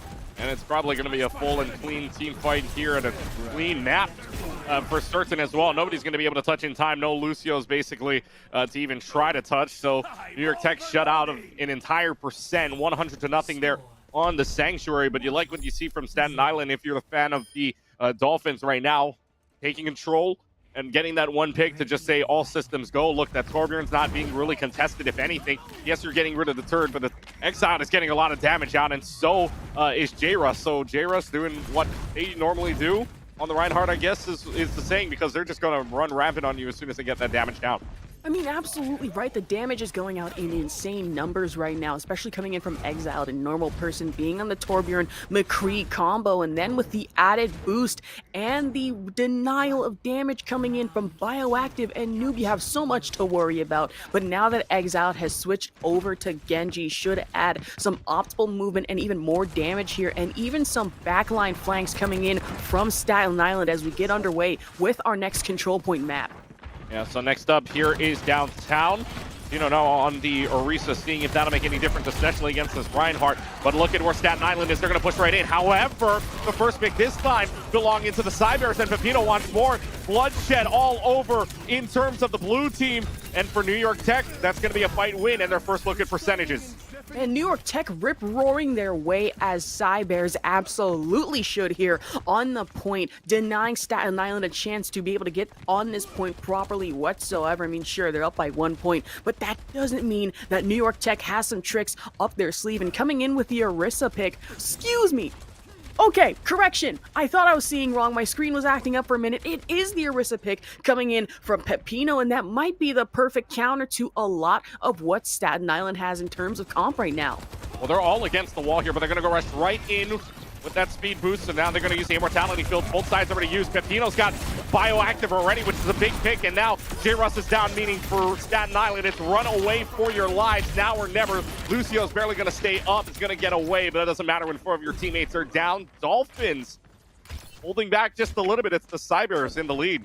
Man, the Dolphins aren't even given any room to breathe right now as New York Tech, the Cybears, like you said, they are in the lead and coming in with the picks, whether it be Pepino on the Orisa or even with a Hanzo and a Soldier. This is going to be huge, and with your ults ready on both sides, this should be gearing up to be another team fight yet again coming in from New York Tech and Staten Island. J-Russ has been taken out, having switched over to Ramatra, trying to get some crowd control in, but already for New York Tech, the damage is going out from both sides. Zeiss has been taken out. Bioactive and Exile getting kills. The same coming in from Normal Person. This is getting tricky. As you can tell, Bioactive trying his damnedest to get some kills, to get some heals. Staten Island putting themselves back on top and denying New York Tech, putting them at 81% and being able to take this control point for themselves. What a swap there from Normal Person to get into the Reaper. Now the Reaper's at 71%. Uh-oh. Idea wants to go ahead and make this not even have them 30%. Dragon Strike's going to go down the middle. Maybe split up the team a little bit. Tac Visor's also going to get pulled out as well. Zeiser's got 2. 1 on the Tac Visor, 1 normally here. But now it's 82%, and they want to stagger out this Kiriko, and they want to maybe even stagger out the Reaper here, but with 85%, question is, can they stagger them out in time? Not a lot of ultimates, though, for New York Tech coming up. They did use both of their DPS ults. They used the Application Matrix from the looks of it as well. Dragon Strike goes down the middle. He's going to find anything and probably split up the team at that. But Idea hits another shot, and that's on the Lucio. Sound Mary available, but it's not going to happen. J-Russ on the Nemesis form. He want to take down Deathblood. The both of the Lucio's gone. Kitane Rush is out for Bioactive. Is it enough is the question. 3-for-2 trade thus far for the Dolphins, or rather for the Cybears, and have control at this point. Clock starts to bleed. Bioactive down. Exile down. Only person left is the Lucio. And the Lucio just has to run for right now, trying to stay alive on this point. It's not going to happen. We are tied at 1 apiece. We are headed to the Mecha base. Man, tying at 1-1 apiece. New York Tech looking not to go out of here without a fight. I guarantee you the last thing they want is a repeat performance of what happened to them in last year's Fall 2022 championship. And they want to guarantee themselves a win rather than a guaranteed, or what could be the possible guarantee of a sweep from Staten Island. Yeah, I mean, you really don't want to repeat history, but then again, history kind of repeat itself when you're on a different patch. Season 2, right? Obviously, Season 2, you had a little bit more easier time trying to figure it out because, I mean, there was contenders, there was different metas, but now with really no idea of what the meta could be or is going to be here, Both teams are just running rapid what they know what best to do here. So for New York Tech, the Orisa worked out for them exceptionally well to flip it right back around. And look, they only give up 21% after giving up 100 themselves. And we'll see what happens here. First fight going on right now. This is going to happen upstairs, as it normally does. Happen upstairs in the mecha base for right now. JRuss is going to go right into the background here. Speed boost coming in from the Noob 393, and that's going to work out for them. Immortality Field's down on both sides, but Deathblood no longer can provide any healing for the Cybears, as the Dolphins just going to run right in for right now. The fight's not won on either side just yet. I mean, it is a 5v4 situation. Exiled back on the Torbjorn, but it's going to be Staten Island that wins the first fight here. Man, this was such a strong push coming in from both teams, but Staten Island really capitalized on those kills, especially from Noob 393 on the Lucio, being able to get in here, distract New York Tech enough to be able to push on to this point, but at the same time, you really need to worry because JRuss looking a little low on health, but Noob 393 doing his damnedest to try and bring this back. Unfortunately for them, Sice will be able to get that kill on JRuss and another on Noob 393 with the Soldier, make that a 3-for-3 combo coming in on Normal Person, and New York Tech looking in a healthy state right now as they are getting kill after kill after kill, a 5-player kill streak coming in as well for Sice. Well, they've got the Soldier now, taking care of the turret and making sure that Exile is kept in check a little bit, but you take a look at the ultimates now. JRuss up to an Earth Shatter already. Pepino's 15% away from the Terra Surge, and no DPS ults, but New York Tech's got 2, so if you're New York Tech, this is your fight to lose right here, and no sound barrier going to be available when you use those either for Staten Island. So again, New York Tech's all to lose right now. Dragon Strike is going to go down the middle here in between the two, but the Immortality Field being used doesn't matter. Inactive, Bioactive is inactive. Pepino does go down with a process. Idea still got 2 though, making a 3rd here for this team, and it's only the Reaper as well as the Lucio left to play, but the Reaper of Normal Person taking care of Deathblood. Can they turn this all around? The Reaper does, and they're going to cap the point. Cap the point already. Pepino saying, Pepino, you are not coming here on my point in this situation. But Staten Island at the same point coming in with such a strong push, not even giving New York Tech a chance to bounce back on this control point whatsoever here downstairs. This is getting very tricky, very fast, and New York Tech only has a limited amount of time to be able to get this cap, as Staten Island, almost every single one of them have their ultimates ready, which could prove to be dangerous. We have Death Blossom to worry about, but Pepino gearing up, doesn't exactly get a kill, but it's a fight in between him and JRuss right now, who has Earth Shatter ready to go, but the Immortality Field comes in, but that's a massive Death Blossom coming in from Normal Person to secure a team kill for Staten Island. Wow, what a combo. Earth Shatter, I mean, it costed you 4 ults, but in the end, it got you a fight win, and now you're 1 fight away from winning it. And look, New York Tech's got nothing on the board. They used Terra Surge with nothing coming out of it except for a Reinhardt shield damage, maybe a little bit. But, I mean, for right now, Staten Island, no ultimates to play with, but they do have lead, especially with a 40+% lead. Here comes the fight right now. No ultimates. It's completely dry here on this point. Immortality Field gone from Cringe, so New York Tech on the back foot at the very least for right now. 1 healer down on each side, but the bigger one is Bioactive. No more main healer, so this is New York Tech system to go. They trade out, but Idea's got 3, I believe, thus far in this fight, and Zeissmer is going to help themselves out. It's only the Reaper. It's the DPS 2-on-1. Facing off each other, but the Reaper can only run away for right now. Normal Person does go down, and New York Tech stays alive. New York Tech stays alive for now, but for how long can they keep this up? Staten Island, they love getting aggressive. They love coming in with these team pushes, and most of the time are able to capitalize on that as well. So New York Tech, they really need to get in here and keep up the defense as best as possible. And it's comp versus comp, team versus team right now, already in yet another engagement, and the Baptiste ult coming out, so that's going to deal extra damage. And this is getting tricky very fast as the radar coming in from Hanzo as well, able to get with the Dragon Strike. Doesn't exactly hit anybody just yet, but this is getting tricky. Zeiss only able to get a kill on the Bioactive Immortality Field and Exiled, and another one coming in full force. It's going into overtime. This is getting very rough, very fast. New York Tech at 99%. It's overtime yet again. I don't know what's going on, and your Normal Person getting a kill on Pepino, but both teams going in with the damage, the melee coming in from Cringe, and at the same time, New York Tech, it looks like, able to stave off what could have been a Staten Island upset here. What a great map for both teams. Really, Staten Island showing that they've got something to prove here, 100-0 at the start, but then New York Tech is like, well, we lost you in the first one, and basically back in the championship, and we didn't get a point there. We're going to get one this time around.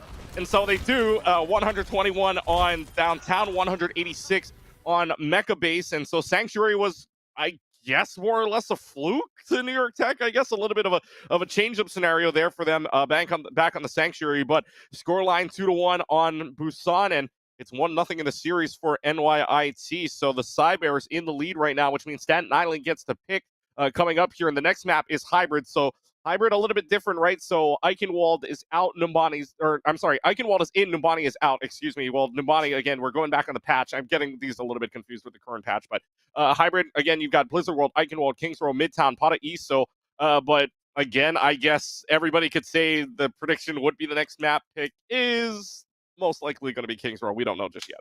I mean, listen, I love Kings Row, but prediction for me, I gotta go with Baraiso. That might be your best bet. Plenty of close range and close sightlines to properly be able to get New York Tech. Maybe get them a little switched up here. Maybe get some distraction. And let's be honest, that is 100% and 1,000% a Lucio map to the day that I die personally. And for anybody else, and knowing that CSI loves to run Lucio in a lot of situations, that might be the perfect map for them. But it's like you said, Kings Row, or as we know it here, Scrims Row as well. Might be another choice for them on this map situation. But with New York Tech right now looking very powerful with their first map, it's like you said, could have been a little bit of a fluke. They were able to come back, but at certain situations did look a little weak. So that might be their main point to try and work on. But it looks like this might be the one game where they could get revenge here on Staten Island.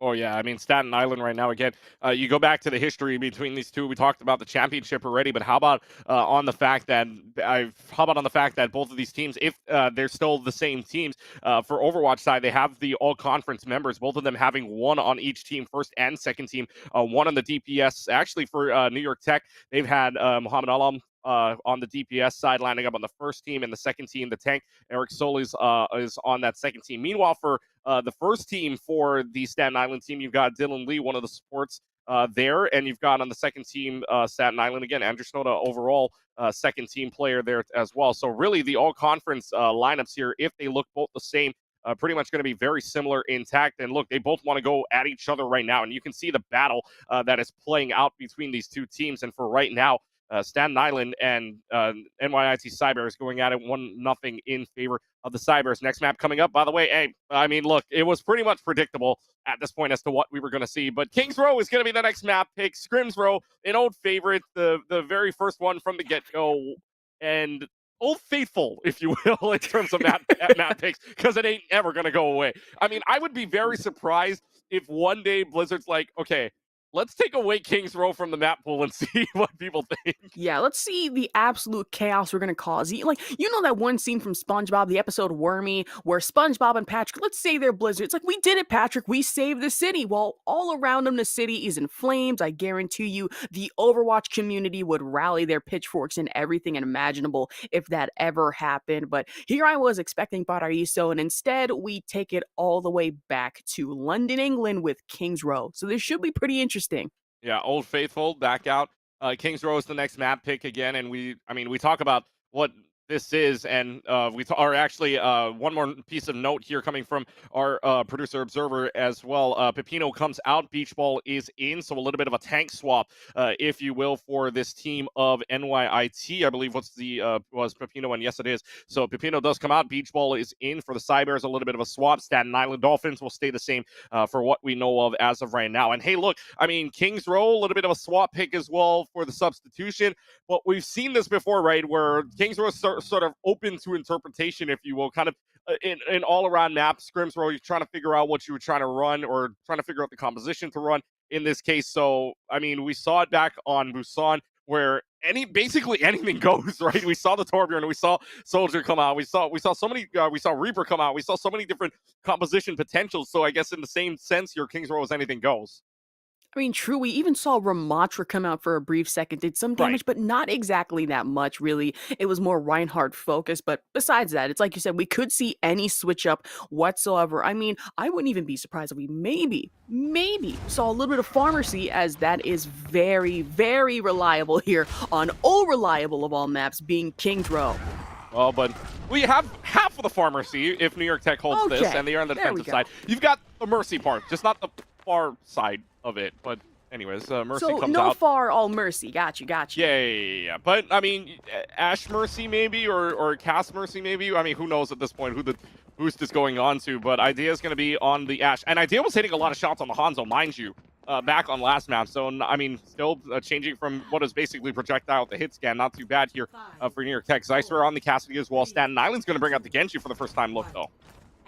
I mean, that is very true here on King's Row. Already the objective opening up, so this should be pretty tricky for either team. But one thing to really worry about here on King's Row, it's the double Reinhardt yet again coming in from both Staten Island and New York Tech. And with Beach Ball being the swap in, I mean, really we're going to have to see how this plays out. And not only that, you have to worry about Exiled being on the Genji here. That's a lot of flank you really need to watch out for, as it looks like Staten Island doing exactly just that, trying to wrap around and maybe see if they can push in. Already the contest coming out, Reinhardt versus Reinhardt, Hammer versus Hammer, but a Kiriko boost coming in for both right now. J-Russ and Normal Person getting these kills, and the same going for Exiled, with Normal Person on the Reaper DPS getting in a double and able to capitalize for a team kill and take the objective here.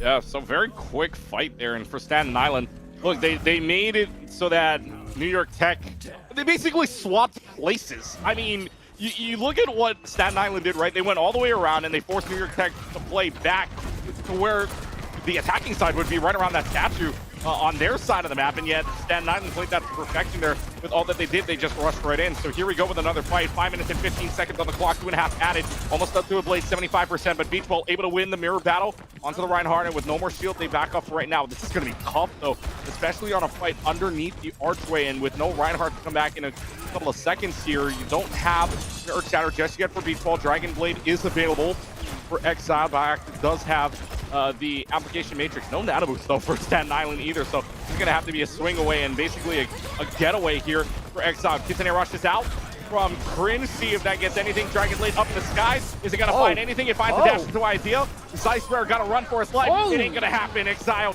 will not let you escape. Dragon Blade finds 2. The rest will start to fall as well. It's only a Kiriko, it's only a Reinhardt left to go. And for Staten Island, it's a push. And Staten Island on a warpath, especially coming in from Exiled, who himself managing to get a bulk of these kills, coming in with the Dragon Blade. Such a smart play. And you saw in those last couple of seconds, Soldier really tried his best to get out of there. Zeiss had no chance to even fight back against that. It was so smart and calculated coming from Staten Island. As this payload nears its next checkpoint, New York Tech will only have a bit of amount of time and so little room to try and really fight back against this. The Reaper flank coming in as well, doing a little bit of damage, enabling J-Russ to get a kill here on Beach Ball. But right now, the Lucio ult coming out in full force. Staten Island looking very healthy, but it fades away so fast as J-Rush with the headshot being taken out and sent out of here by a DJ. Oh, the Death Blossom finds 2. Normal Person finds both Cringe and Idea, and that's pretty much going to end this here. No chance that the more can make a difference at this point, but 5 minutes and 4 seconds left to go on the clock. Plenty of time for them to win this one, to basically cap this point, and it's been impressive so far. It's all been fight wins here for New York Tech, and now that for Staten Island, but Zeisler finds Exile. That's such a huge pick for you, because now you don't have frontline damage anymore for Staten Island, except for a Reaper, but Reaper with no more Death Blossom, and really no chance to go at it here, and gotta put a shield for a slept person. You also have Cringe now on, I mean, Cringe was on the Ana for a little while here, but I mean, the swaps here for New York Tech, it's going to be a question of whether it happens. Behind the payload finds 3 on the Shatter. It's just going to be a massacre unless the App Matrix saves them for right now. Here comes Idea's going to come in the back line for right now. The Shatter goes basically for nothing.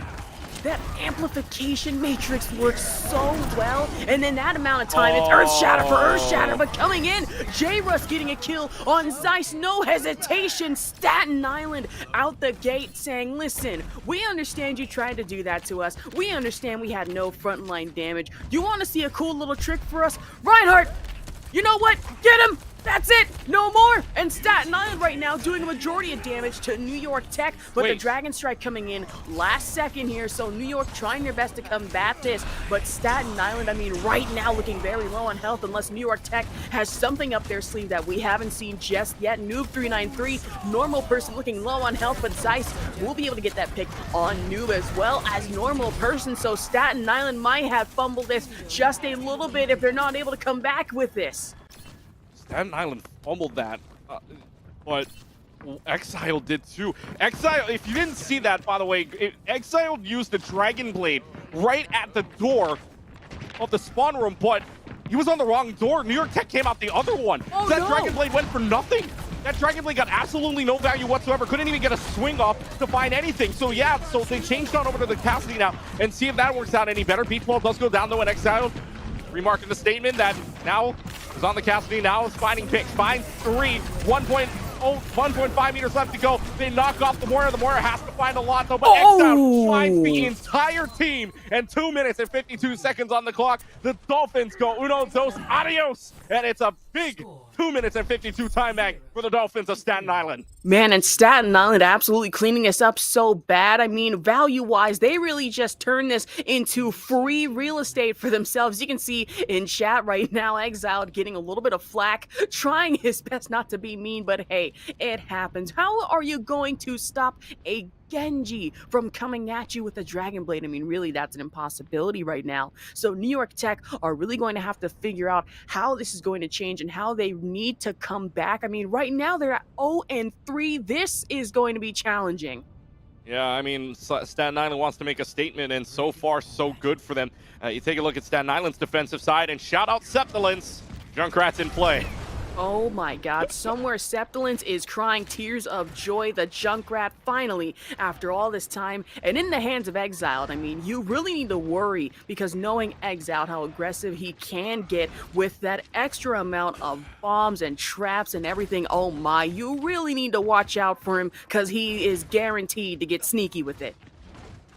Well, let's see here. 13 seconds left before on the prepare to attack, prepare your defenses phase for right now, and we've got the Junkrat just hanging out here. Yeah, just hanging out by the door. Just hanging out. Just wants saying to a little say bit of a hi. hello. She's just a little guy. Oh, look at this setup, though. Trapped behind the bus. I mean, oh boy. If this hits no. anybody, find out. Wait, keep your eyes on it. Keep your eyes on it. Keep your eyes on it. Finds the Lucio. But is the Lucio going to die is the question. No, Lucio stays alive somehow, some way. The shield was up. It was enough. And the immortality field already happened to be used by Cringe. So New York Tech looking a little bit on the back foot there. But J. Russ is going to go ahead and make sure that that advantage is being taken care of. Staten Island's putting up a fence right now. 2 kills compared to 1. Both of the Reinhardts are down, but doesn't really matter. Spawn room's in favor of New York Tech, but Staten Island able to win the fight. And Staten Island able to win that fight indeed. Exile coming in with the Junkrat in full force, and there goes a trap and a bomb, and maybe see if it does work. Does not find its target. That trap, it's still open. So I would be very careful, and oh my good god, here we go. Riptire straight from Australia coming in, Exiled on a Cringe immortality field, but that does do some damage as Deathblood taken out almost off the rip. The same goes for Idija in that battle against Normal Person, who is able to get a double on Beach Ball, and right now Staten Island with a full-on team kill. This is putting the entirety of New York to shame. I'm about to say here, but Exiled had a Riptire. Is already at 25% to another one. New York Tech has yet to have a DPS ult, or has yet to have an ult in general, I think. Interesting. And now it's up to 30% already. I mean, look, Exile's putting on a show right now, already halfway up to another ult. J-Russ still with the fire strike, does take care of Cypher, and now the rest of the team starts to follow up. It's a game of touch the spawn doors at this point, and yes, they will say hello to the spawn doors right away with 2 minutes and a half left to go on the clock. I mean, for Staten Island, they picked this map, and right now it's showing why. Man, absolutely. And Staten Island, they're capitalizing at every other point. Their awareness for certain situations and certain spots and points here on King's Row. It's really showing why this definitely is their number one choice right now. New York Tech, they're trying everything they can to combat this, but the Earth Shatter comes out. It doesn't hit. It's a full whiff, but the Riptire, we're going to have to see if it does hit, and it will on Idija coming in from Exiled. So right now the kill's coming in full force for Exiled on this absolutely crack shot Junkrat pick, working full favor. New York Tech trying their best to run away. That's another bomb kill on Deathblood right now. I don't know what kind of juice or water Exiled is on right now, but somewhere Septilence is watching, tears in his eyes, absolutely proud of these plays. This is textbook right here, how to play the Junkrat. Look, Exiled, again, we talk about the ult differential. Try 2 to 1. Exiled has already had a second rep tire let go, and Zeisler is just about to let this Tac Visor go for the first time. Idea hasn't even built up to a Death Blossom just yet. It could be a difference though. Tac Visor finds 2. Normal Person goes right back for 3. It's a big pickup on trades, but Normal Person finds a third. Death Blossom will not happen for Idea. Normal Person saves the day. 60 on the clock for the Tech. Man, you might as well call this spring cleaning, because that is exactly what Normal Person did, taking out the trash and taking out all the bad flowers, replacing it with only one. That is your Death Blossom. I mean, Staten Island, the majority of the ults that they've had have popped up in a couple of seconds, and right now Noob393 has another one up and ready, and here we go. This might be it in just a few seconds here, getting the assist with Exiled coming in. That is one big boost for Staten Island and one big giant backfire for New York Tech. This is nuts. Exiled has another rip tire. New York Tech has had 2 ultimates. New York Tech has had 2 DPS ultimates this entire round. Exile's had 3 by himself. This is unbelievable. This is unreal. We'll talk about that stat later on. 10 seconds left on the clock. Here, good bio name. Oh my God. Here comes the third rip tire. Is this going to find anything is the question. No immortality field means no chance at life.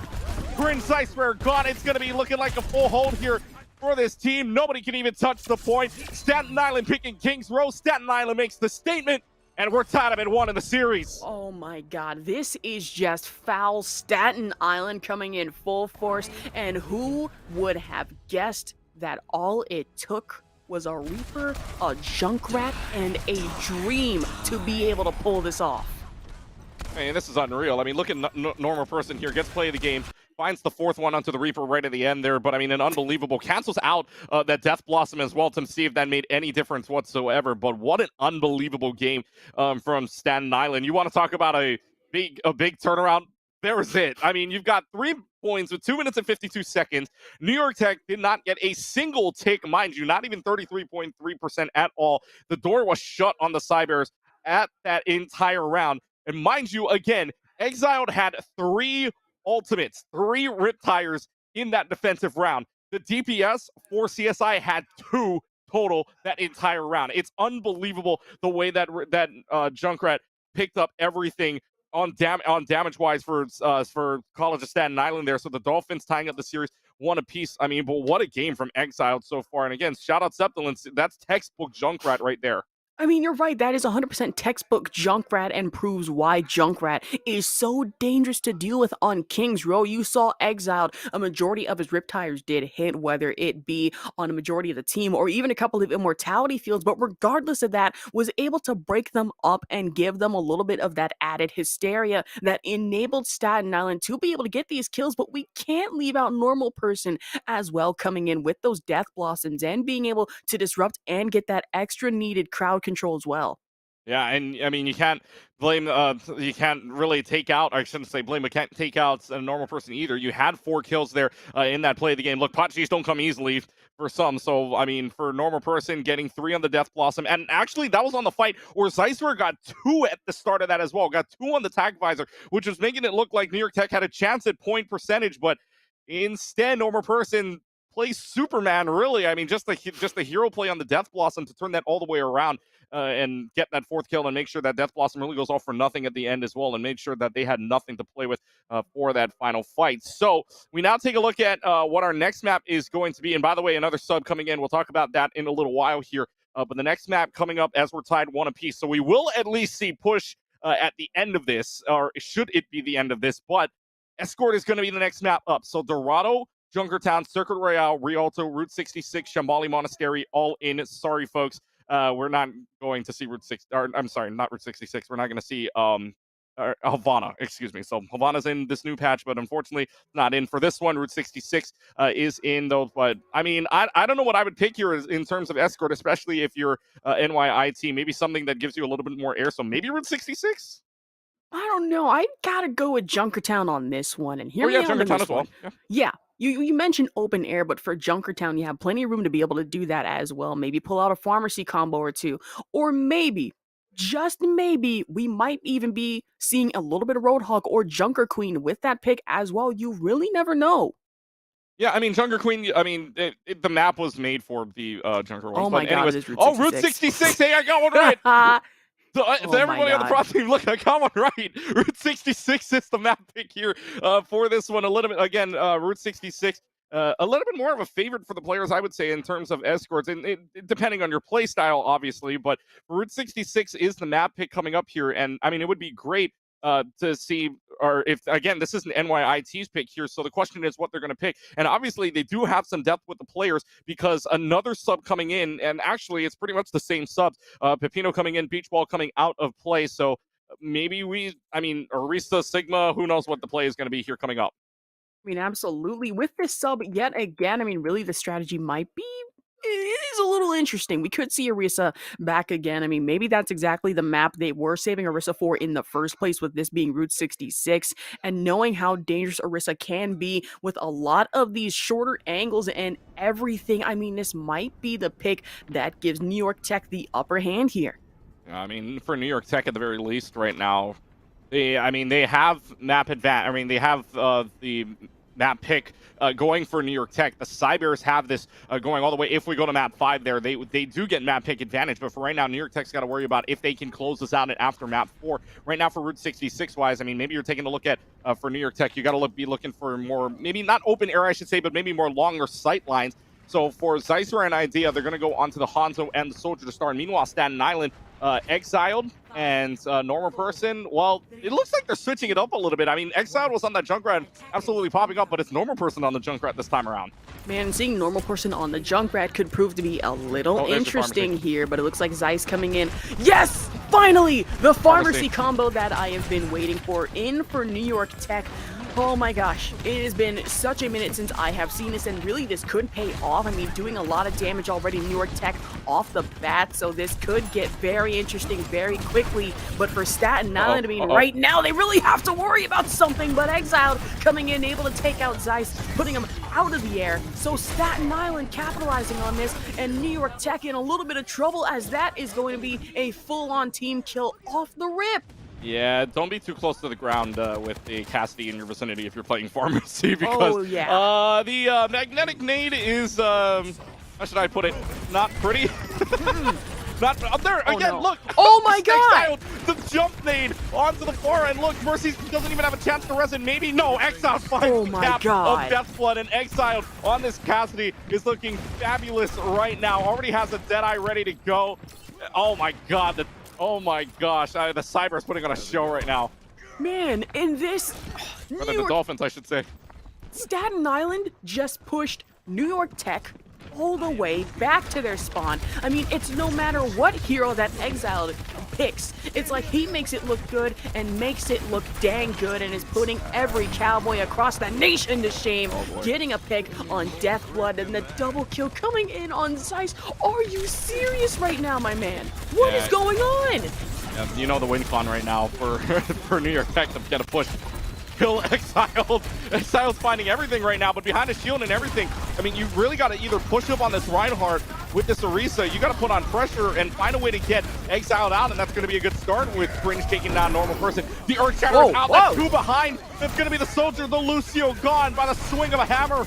And it's going to look like Staten Island holds the fence yet again. Terror Surge for nothing with 1:50 on the clock. And it's like I say, pressure makes diamonds, but in this case, pressure on New York Tech is turning them into quashed beef right now. There's not much they can do, and anything they do try, I mean, it's like you said, the objective on their map right now, they really need to get rid of Exiled, because let's be honest here, Exiled and JRS, even Normal Person, are causing a majority of the issues. They're having a bad day, and they're about to make it New York Tech's problem 1000%. But this ultimate coming out from Bioactive, this is getting very tricky very fast. I mean, Staten Island, they have most of their ults up, and a field as well for another clean team kill. Or should I say dirty, because that is exactly how Staten Island is treating New York Tech right now. Ideo popped Attack Visor, but that's a good play from both Staten Island support lines. But now, I mean, there's only a minute on the clock. If New York Tech can build up their support line very fast, look, Kiriko,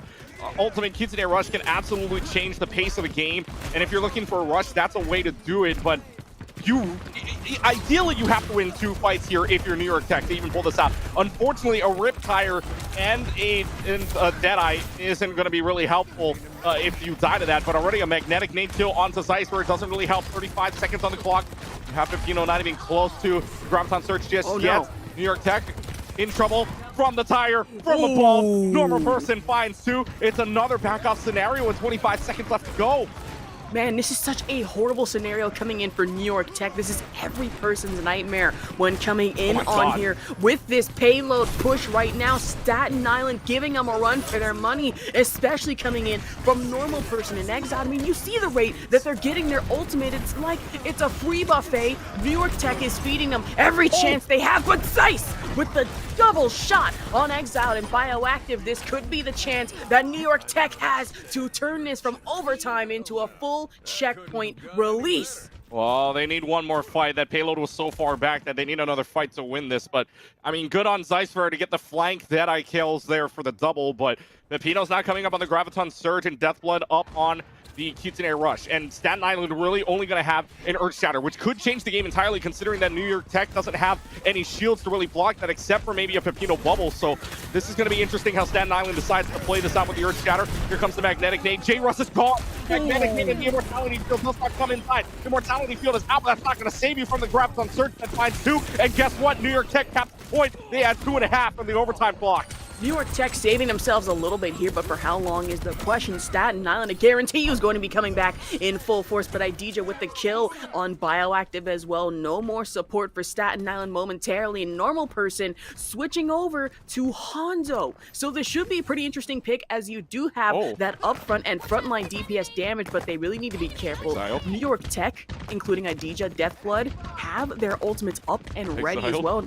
Oh my god, Exiled coming in with a possible sneaky sneak here, but the shots coming in, will he be able to capitalize on that? The rewind coming in off the Tracer, I don't even know if he's able to pull that off or not. It was looking a little sneaky though. Well, here comes the fight in. J-Russ already down to half health, has an Earth Shatter still available. Already used the protection Suzu, but it's going to be enough here. Really no chance for J-Russ to even use that. Exile does have a pulse bomb if they want to play hero, but it's not going to happen right around the first turn. They might even have the point here considering how far it takes, but for New York Tech, looks like they've actually found an answer.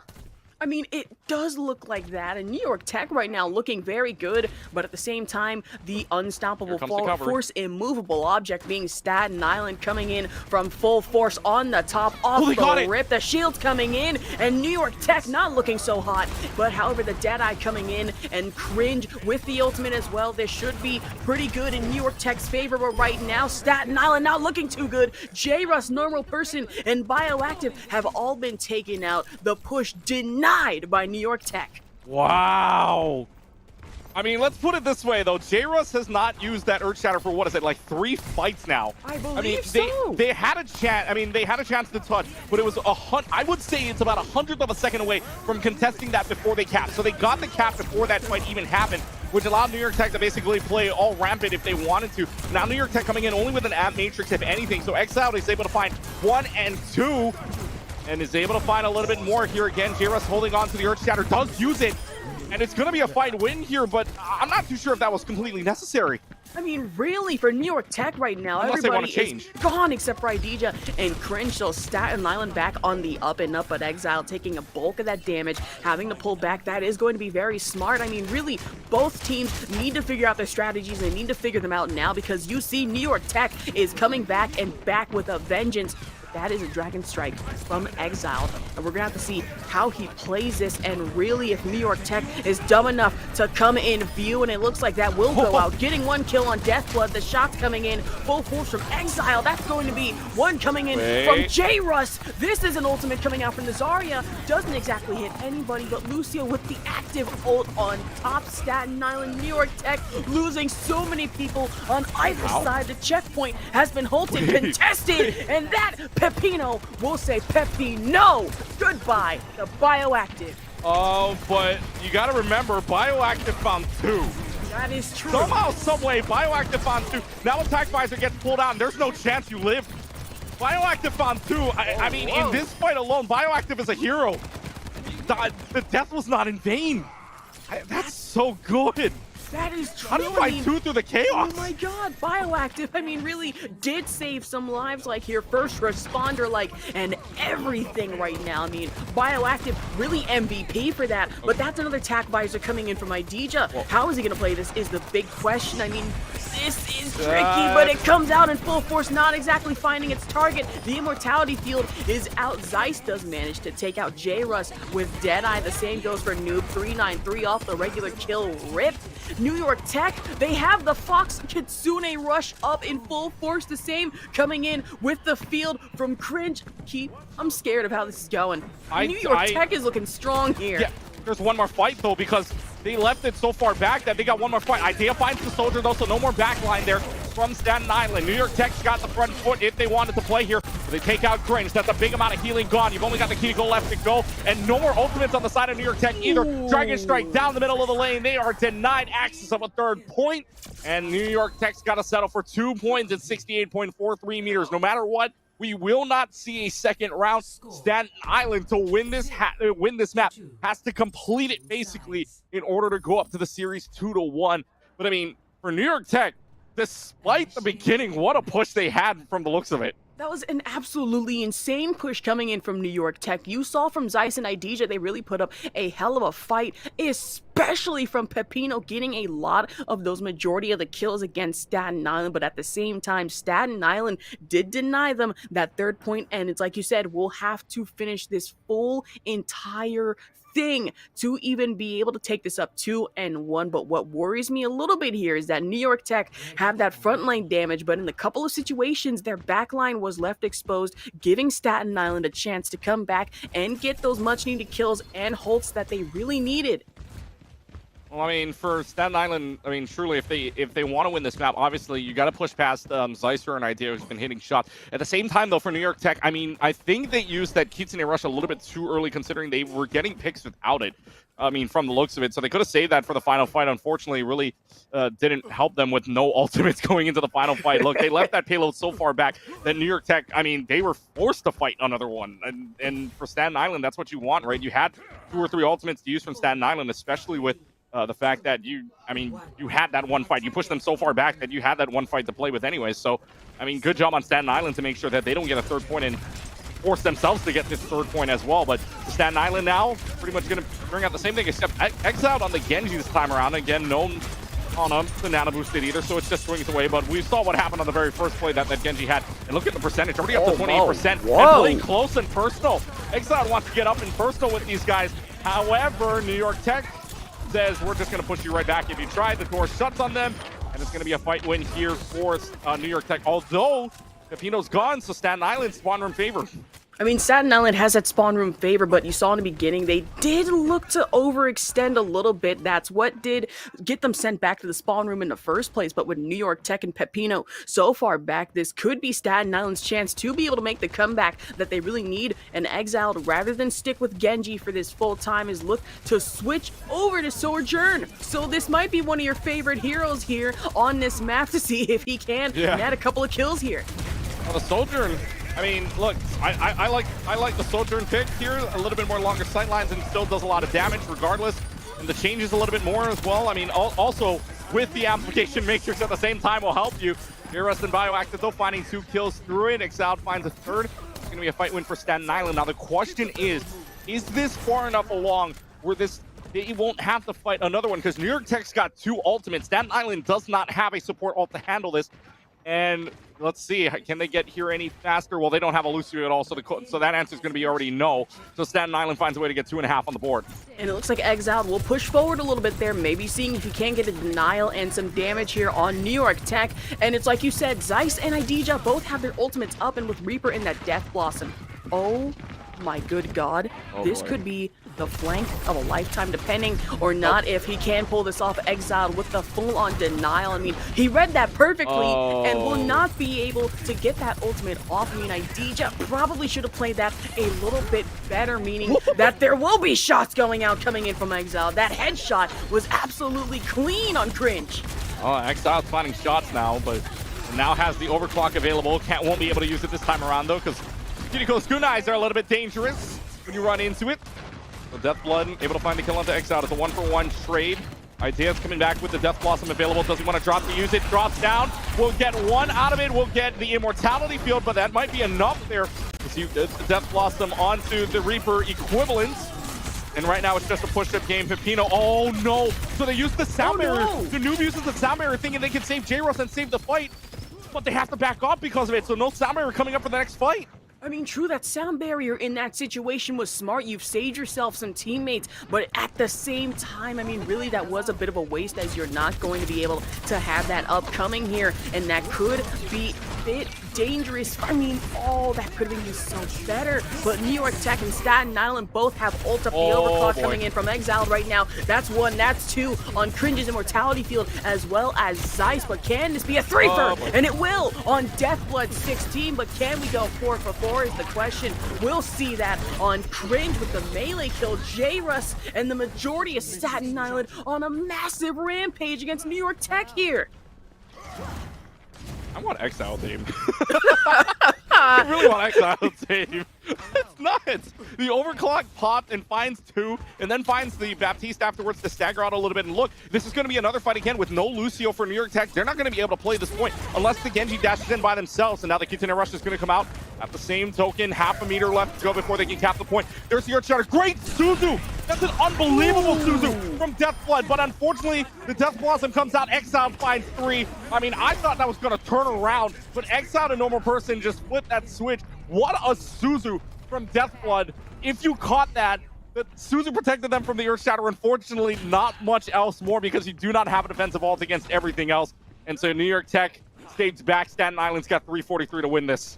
Man, it's not. Oh my god, that was a massive Suzu coming in. It saved everyone, but only for a moment as Staten Island still were able to get those kills. But New York Tech coming out for possibly one more engagement, maybe one of 2, depending on how they play this. They really need to push and push forward. Right now, Zeiss on the Hanzo getting these shots in, and New York Tech looking to try and get this, but Cringe has been lost and sent out to the flames. But Zeiss with the double on Bioactive as well as Bioactive's Immortality Field. Exile looking to chow this out, but can he win it is the question, and it looks like he will against both Idija and Zeiss, with normal person coming in with the assist on Deathblood.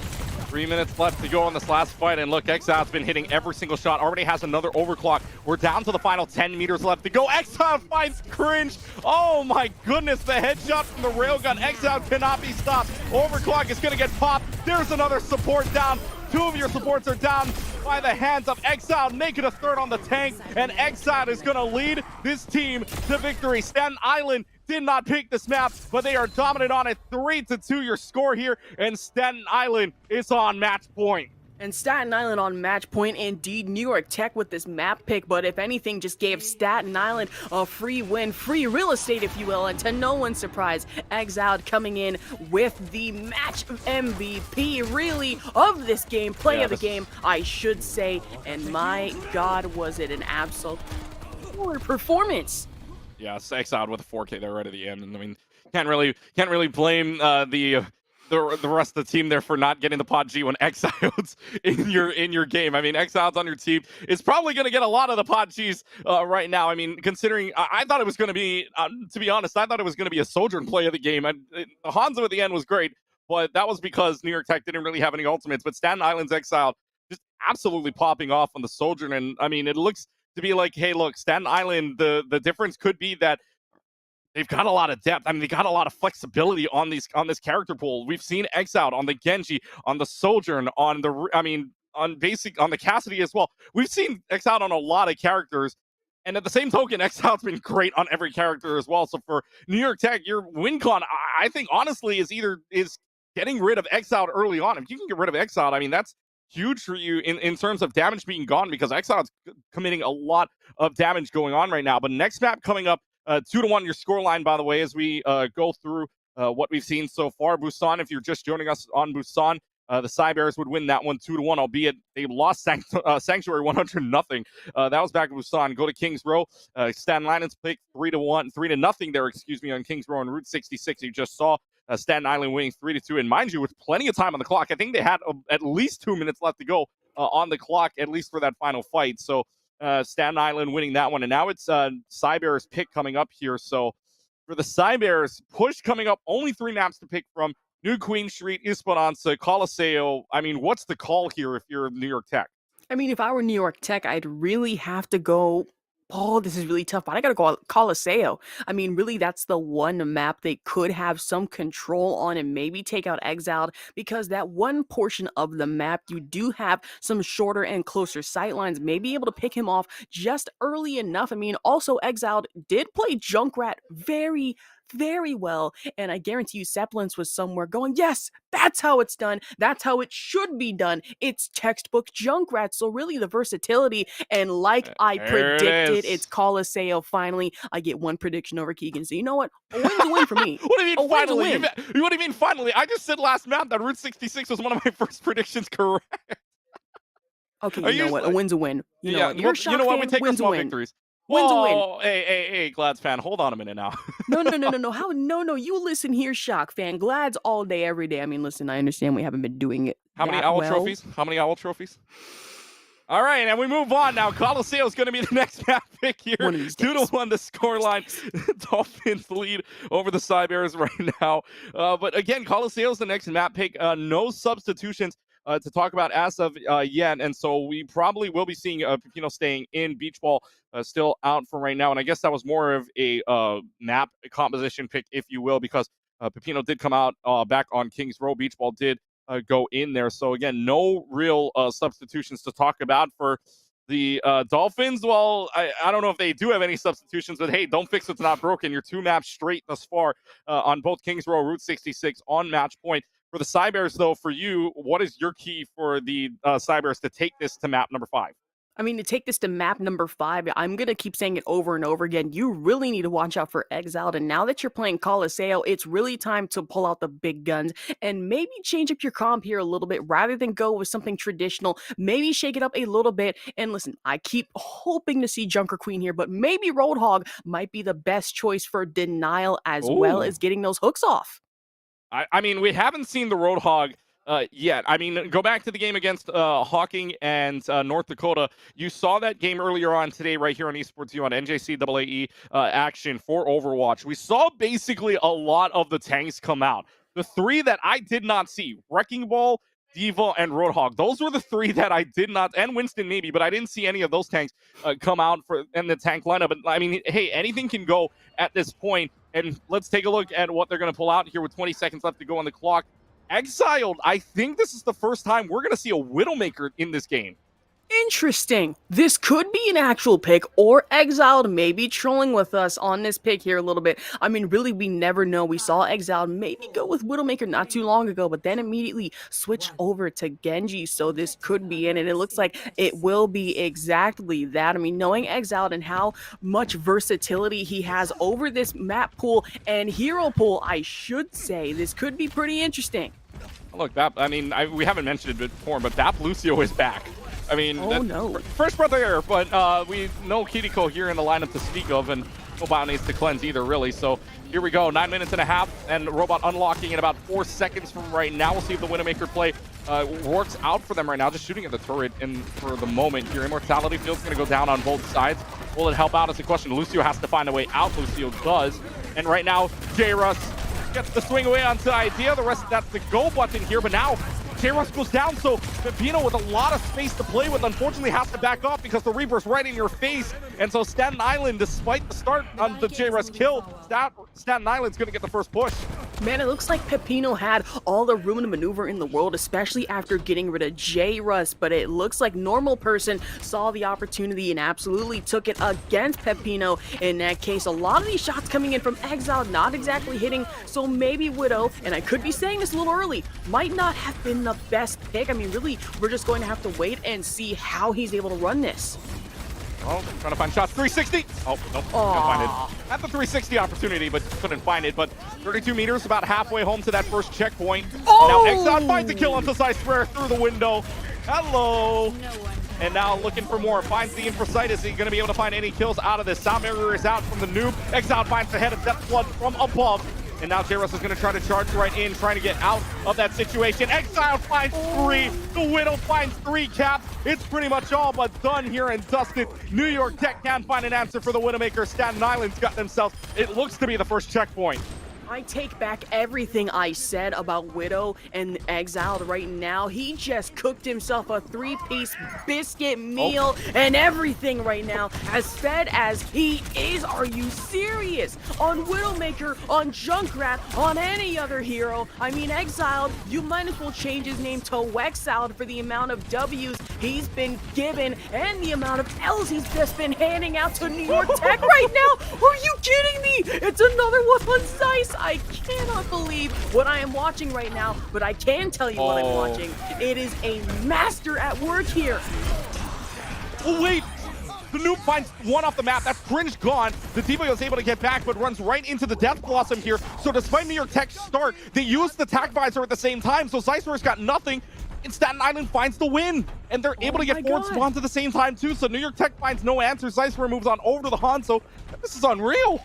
This is absolutely unreal. I mean, Staten Island, it's further and further them looking like the unstoppable object. I mean, New York Tech, what else can you do? You can only do so much. As Staten Island, a majority of the ults have come out in seconds for them. And this looks like to be the biggest earth shatter of J-Russ's life here on this bridge, but will be denied almost out the gate by Pepino. But that's a sound barrier ult coming in from Deathblood, not exactly lasting too long, but Pepino coming out with these kills. That's 1, that is 2 on Normal Person and Bioactive. But in the corner, Exiled, waiting, just watching like a Black Widow spider living up to the name, able to take out Zeiss. And another one? Nope. Finds the jump shot. Can you find another head is the question, though. It's going to be tough with a Diva going right in your face. And Exile's just going to say hello. Just give him a little wave. Although the fight going on right now, and we'll talk about this in a second, but the self-destruct going to come out. Self-destruct is out, finds nothing because of the shield.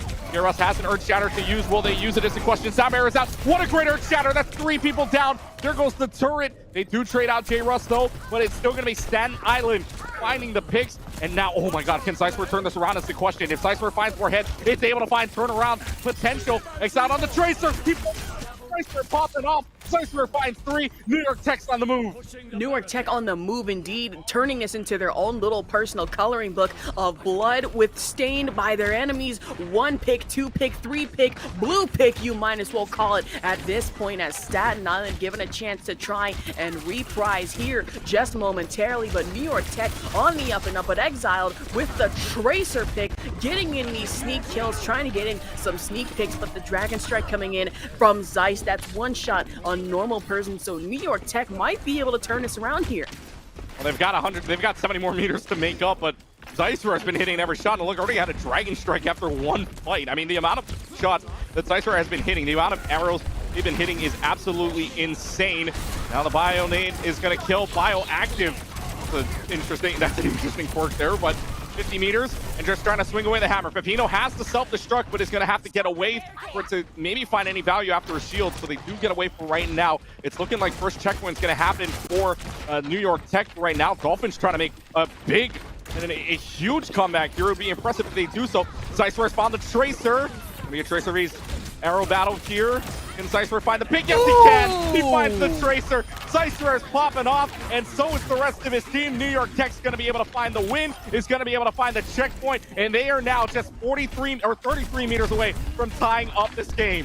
And can they tie it up is the question. I mean, New York Tech still have plenty of fights to go against here against Staten Island, but Exiled coming out with the Ash pick. So really, he's just flipping through his own personal catalog of other heroes, maybe saying, should I play this or should I play that? Really, I need to find this out. So you know what? We're going to go with this. The Dragon Strike coming out in full force. Zeiss will get another kill on Normal Person, putting every average Hanzo main to shame. The Sound Barrier out in full force from Deathblood. But will it be enough? I mean, the Kitsune Rush coming out as well from Staten Island. But it looks like J-Russ is getting taken out and Exile getting these picks. That's a double. Can he go for the 3? And he absolutely will on Pepino's mech. Okay, let's go through what just happened. Yes, please. Okay, so let's point out at the very start of that, Normal Person was trying to attempt to use the Death Blossom. Does not happen, dies before that. Then goes into the Sound Barrier from the noob, trying to save J-Russ. J-Russ, however, dies, but then tries to use the Earth Shatter, but dies right before the Earth Shatter lands. So nothing happens for Staten Island. They do find the fight. They can find the fight win. So it's New York Tech back in command here. And so let's see if this works out for them. It's Bionated at the same time. So Isaiah finds the turret kill. 3 minutes left to go. Cypher is still finding picks left and right. Finds the head of Bioactive. New York Tech is 9 meters away from taking the lead in one of the most insane push games I've ever seen right now. This is absolutely cracked. I haven't seen anything this wild since Dallas Fuel versus San Francisco Shock. I'll admit, one of my favorite games, and this is coming from a Glads fan, believe it or not. Oh my god. I know, 7 meters left to go. This is insane. God. This is one fight here. Bob is going to come out, takes down Pepino, but now the Molten Core is out. There's one on each side, but the tank and the healer are down at the same token. 5 meters makes the difference. Cypher finds 2, but normal person able to take down Cypher, but not before the Dragon Strike comes down the middle. 2 meters left to go to take the lead. 1.3, there's the Death Blossom. It's Suzu. Normal person finds 2 on the Death Blossom. What a clutch Suzu from Bioactive, and Staten Island takes the robot back with a meter in difference. Somebody give Bioactive his flowers. That Suzu came in such the right amount of time. Normal person with the Death Blossom, meaning that New York Tech really need to find an answer to this and find an answer now. I mean, that's a Nano Boost coming in from the Ana, the Kitsune Rush as well. New York Tech has something to answer with. Exiled and Normal person making up a bulk of the damage. That's another kill coming in from Exiled. And right now, Staten Island are looking to fight this. And oh my good holy god, Exiled on the Turbulent pick. He's making every hero possible look good, and I don't know how he does it. Well, but also in the fact too, New York Tech found 2 out of that, including a Cypher pick. So Staten Island really going to have to play here with basically what is a 3v5 situation. And now the Lucio has to back off. If the Lucio dies here, it's not good for you. So they are able to turn this around. And you can see the differential, 1.38 meters, but they have to fight here now or never. Jairus is in a lot of trouble though, and have to use the protection Suzu very early on. No support off just yet. They find Jairus early. And that's huge for you. You get rid of Jairus, you get rid of Exile, and now it's only the Kiriko left. Yes, you lose the mech here, but you can use the self-destruct to re-mech, although I'm not too sure there. I mean, Pepino could have gotten the mech back, but I mean, still 1 minute left to go on the clock. You're not going to have a self-destruct. You're not going to have a sound barrier here. Staten Island looking good to win this one out. Oh my god, this is close. This is very close. New York Tech really need to get in here and get in here now if they have any chance of staying alive. I mean, really, Staten Island, they need to get this in for themselves, but Dragon Strike coming in. But the stun, the Earth Shatter, everything in the books right now. Exiled and J-Russ making up a majority bulk of the damage right now. He's getting in kills. This is exactly why you need to get rid of Exiled now and in every situation, because look at that. Staten Island coming in with yet another team kill. Well, but look, they're okay. So the strategy right now is right. They have to take time to get back. So they are backing off the robot right now, which is smart. They only have 10 seconds left to get back here, which means this Lucio needs to go there now or never. It's only 1 fight left. They do have that turret to watch out for. 3 seconds left. No, the robot pushes up to them, and I think it was the noob that pushes it up to it as well, but it wouldn't matter. They still have 2 seconds left to go. Here's your match right here. 1 meter to difference is the question. The Nano Boost is out onto the Diva. Finds the Reaper in the backline for right now. Normal person has the Death Blossom available. The Death Blossom is there. And the Death Blossom finds 3. It's looking good for Staten Island. Dolphins want to end it right here. They trade out J-Russ in the meantime. But Normal person is going to be superhero in this situation. Staten Island finds the map. Staten Island finds the 3-1 series victory. 3-1 series victory. It was Normal person, Death Blossom, and a Dream throughout this match, as well as Exiled coming in with an absolute menagerie of picks. Regardless, it was Ash, it was Turbjorn, it was Widowmaker, and he makes every single one of them look dang good. Jeez. I mean, what else do you want to say about that map? I mean, let's point it out again, folks. 1.38 meters, the difference in that game. Staten Island had their very own first push, then New York Tech decides to play the turnaround. Unfortunately, it was 1.38 meters short. I mean, what in heck just happened in that map? That's unbelievable how the difference can only be 1.38 meters. I can't even describe what happened in that last match. It was like I was transported back to Overwatch League finals all over again. Coliseum, which proved to be absolutely nutty. But New York Tech, they had every chance in the book, but then there were two people by the name of Exiled and Normal Person who trounced every opportunity imaginable to get themselves a win. However, Zeiss on the other side did manage to get those key picks with the Hanzo as well.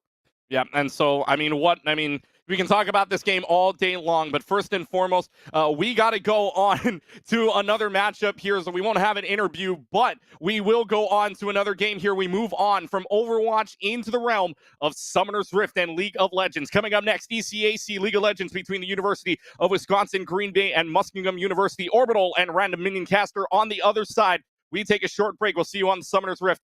We'll be right back here on Esports U. Take care, everybody.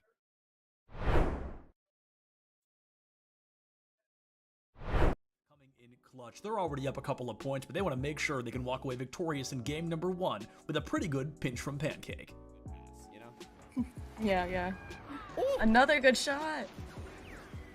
Pancake with that shot. Oh, get your syrup and your chocolate chips out, because this pancake is looking tasty.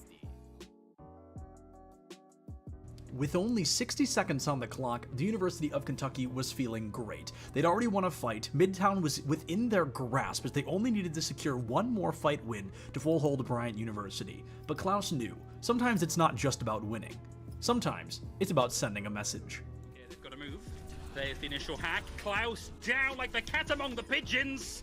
And there's not a lot of coming back from that one. The Fawn, it's... RPI found themselves with their backs against the wall on Bind. They were 2-round losses away from losing the map and the series being tied up 1-1, going all the way to map number 3. They needed a hero. They needed somebody to guide them to the promised land, and it was Moses with a 3-piece that secured the deal and won them their 9th round. The team, Southern Arkansas, will make a free and clear take on the site unless Moses able to lock it down with a 3K. It's all up to the singular Briani, who's nowhere to be found. That must have been, he just walked through.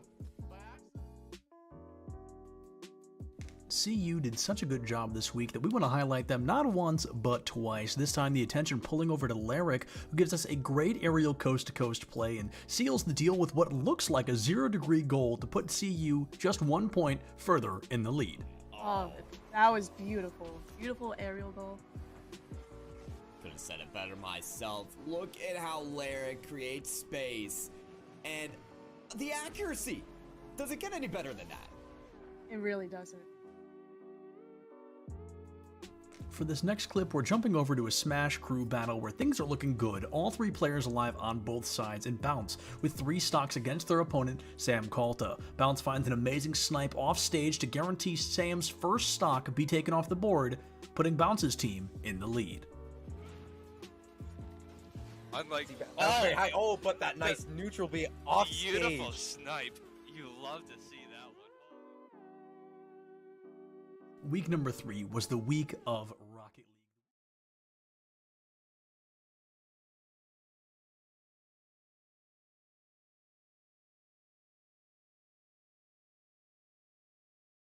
League. We're at the Collegiate Esports Commissioners Cup. Let's make some noise. Oh, and it's gonna jumped into it. Corner judges go for 1, 2, yeah, he needs more. They're doing even more here. You gotta touch the point. Mr. College walks it in. Toy Boy, just gonna drop. Knife him. Right out in front. Yeah, 3, 2, 1, running.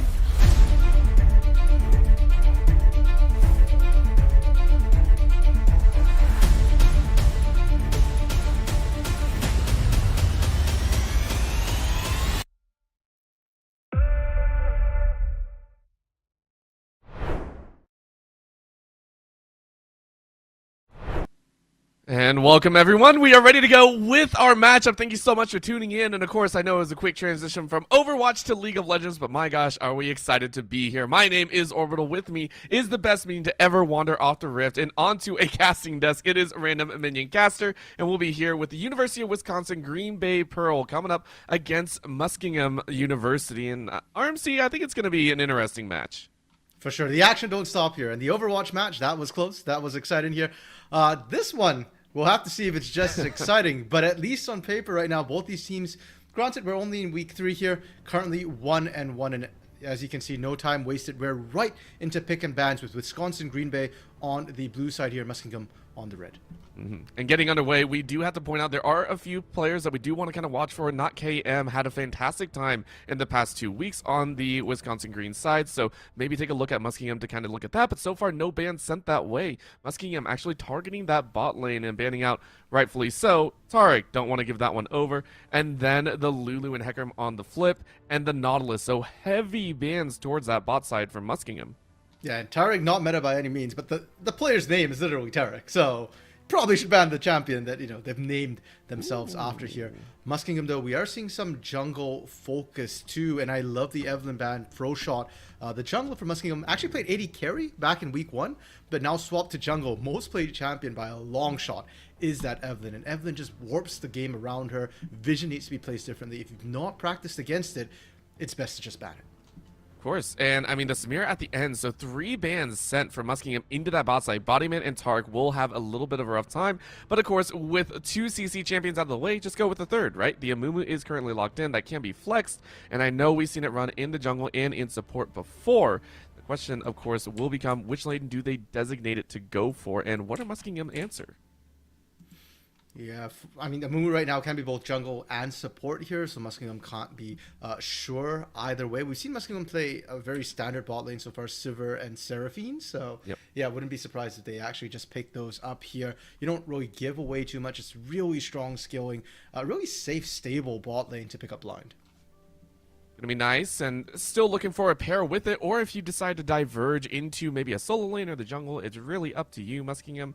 There's so many options, but again, as you said, I do prefer also the support pickup, round out your bot lane, just go ahead, lock in whatever you want, and if you are gonna focus that bot side in 3 bans, might as well go for it. But it is not. Razor saying, I want to go safe. Let's get that Ornn coming in here. And that's actually going to be the second time, or actually, I believe third, that Razor is going to be locking that Ornn. Really safe pick in the top side. Yeah, I think Muskingum, they have a really solid game plan. They just kind of stick to it. Like we mentioned, Sivir, Seraphine, Ornn or Malphite in the top side, right? That's sort of all the elements of the team fight. And then Froshot and Defines in the mid-jungle role. That's usually where they introduce their variability here. So again, I expect to see that Seraphine potentially picked up here, but the Urgot that you're owing about, Orbital, we're seeing that come through. That is Doctor's most played champion in the top lane. Now it feels like University of Wisconsin, they've got a lot of people who are playing off roles. To a certain extent, Doctor feels like that. Plays a lot of bot lane champions as well. Plays all sorts of champions. So getting a comfort pick, something that you've played a ton of here, is going to be massive for this University of Wisconsin team.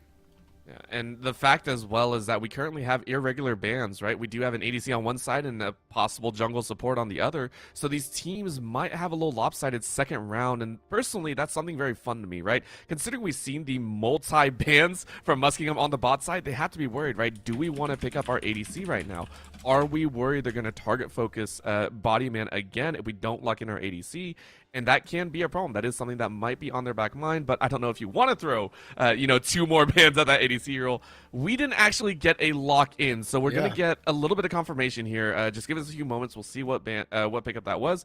But the Sivir Braum, this is going to be locked in as once again, this feels like a very stock standard bot side. Deny a lot of that engage. The problem, of course, you don't want to get in front of those chains. Hopefully Baller knows about that unfortunate trick. So we did get confirmation. The missed pick here is actually a Blitzcrank pickup here for Tarek in that bot lane for University of Wisconsin. And I think that's why we're seeing the Braum come out here, Orbital. I really like the adaptation. I think Braum is perfect into almost any sort of tank engage style support here, especially something like Blitz that can pull you away. A Seraphine would get wrecked by that. So we see the Braum. Bans coming in, Orbital. I can see your look. The 80 carry targets that you're kind of talking about there, right? The fact that we have a difference in what got picked. No 80 carry for Green Bay. Well, we're going to double down on that. Good luck, Bodyman. It doesn't happen very often, right? Because normally you match picks across the board. It's very easy to match, right? You just don't want to give anything away. You don't want to go too crazy. The fact that they did that now means Green Bay are in a difficult situation, now you have to drop down to what I'm seeing here, possibly a 5th round ADC if that was a Sivir inside of Bodyman's, wheelhouse. We'll see what they decide to do. Meanwhile, the mid lane is currently being locked in and not KM. This is very high priority, right? We have to see what's going to be locked in and how you want to play it.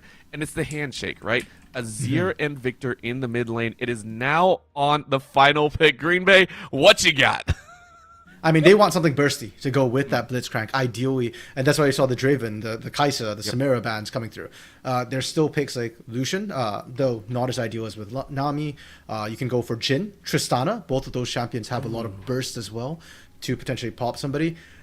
This, the Orbital, that is not for lane whatsoever. I mean, Zeri Blitzcrank is not a great combination, let's be honest here.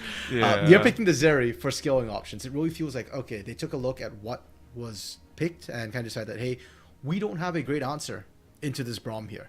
So rather than trying to pick something that can burst it down, let's try and go instead out of lane for a team fight. Problem is, look at what Muskingum have, right? Sivir, Ornn, Braum, Victor, all massive team fight champions. And now their jungler here, if they go for something like a Wukong or, okay, not quite a Wukong, but still, Shyvana can do a lot of team fight damage here. I don't know if that Zeri at the end of the day is going to quite be able to match the damage that Muskingum is bringing to the table. I think a lot of it's going to come down to whether Bodyman can kite out the rest of the fight. And for that reason, I'm not a super huge fan of the Shyvana last pick here. I think things like a Vi or a Wukong with much easier, safer lockdown would make this easier for Muskingum. I got to agree with that, right? Muskingum had a phenomenal draft up to this point, and then the Zeri, I don't want to say it threw for a loop, but it just, none of it really ties. The last 2 picks here were just kind of like, we got to go for something. We got to go something. We got to go for it.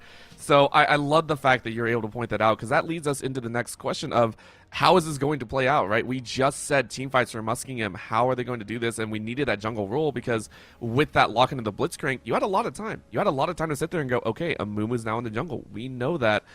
How does this play out? Especially, let's start with just the bottom lane, right? Let's start with the bottom lane. Let's start there, because that is the most, I don't want to say awkward, but the most skill matchup that we're probably going to have, because the Zeri and Blitzcrank just do not work together. There's got to be a lot of skill and a lot of communication between the two, right? No, you can call it awkward. I think for University of Wisconsin Green Bay Pearl here, they improvised, they adapted, they overcame. Right? They've yet to overcome. We'll see if they can overcome here. With that Blitzcrank into Braum, right? You're either just going to hard come into something that can burst, which is risky. Braum is so tanky, especially with that Unbreakable there, that they just had to pivot, and they went for something that scales up in the team fights. I like the idea, though it is going to cause a bit of awkwardness in lane. And what you can always do with that sort of bot lane is just say, hey, Bodyman, you farm up a storm. As long as you're safe, we're good. Tariq, roam. Go to that mid lane instead. Look to try and punish that Victor a little bit here. So for Muskingum, it's very clear. It's very simple. It's their game plan from week 2. Just scale up and get to team fights. You don't have to win lane. Pressure's not on you. And for Green Bay, they're the ones with sort of the pressure to make things happen. And I'm looking at the support. I'm looking at Tarek, and I'm looking at him to roam, to mid, to jungle. Hey, why not go top, right? Like, even up there, especially if we do see Doctor start winning that lane in the 1v1. And that's actually really good to take a look at, because, again, we talked about it. Doctor, on this Urgot, we had said it in pregame, and we did not have time to really touch on it. This is a champion you do have to watch out for. Of all the champions you decide to leave up, and Razor decides to blind pick an Ornn knowing it's up, there is some confidence on the side of Muskingum, and there is something to show for Green Bay. Well, we already said, Muskingum, they're just playing for team fights, right? Yeah. They have a very simple game plan. We don't care what happens into lane. Get us to 40 minutes, even if we lose lane, we got this. Nice and easy. That said, the Razor is no slouch, and Ornn can be a bit of a bully in the lane. If Doctor misplays, I expect to see Razor punish, but the fact that you are in an Urgot, one of the biggest lane bullies in the top lane here, you combine all the advantages, of range and a bit of being a bruiser, being able to make missteps here.